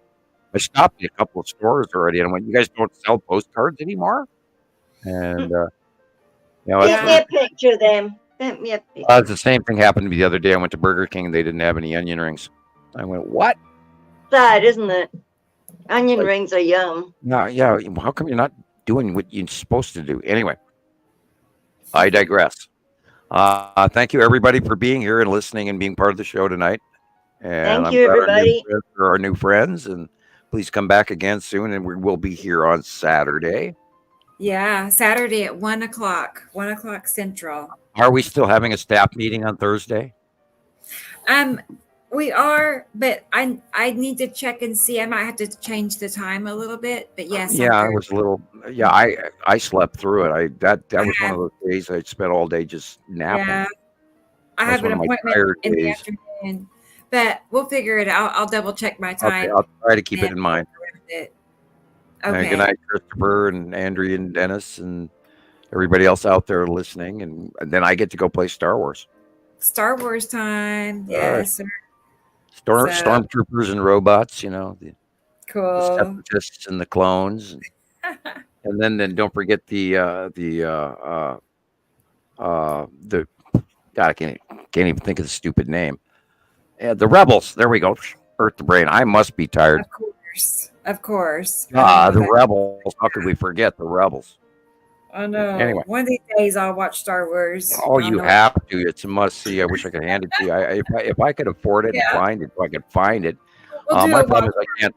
I don't have any way to order anything online because I don't do banking online because I don't have a phone that I have all that set up for. But if I could order all of the Star Wars and pay for it, I'd mail it to you in a heartbeat. Anyway, we can go. Good night, everybody, and watch. Yeah, everybody else out there, watch Star Wars. Jesus, come on. How can you not watch Star Wars? That's funny. Okay. We Well, all, good I'll night, be the first to that. everybody. Okay. Bye, Sam. All right. Talk to Bye-bye. you soon, everybody. Good night. Okay. We'll see you Saturday. Bye. Bye. Bye.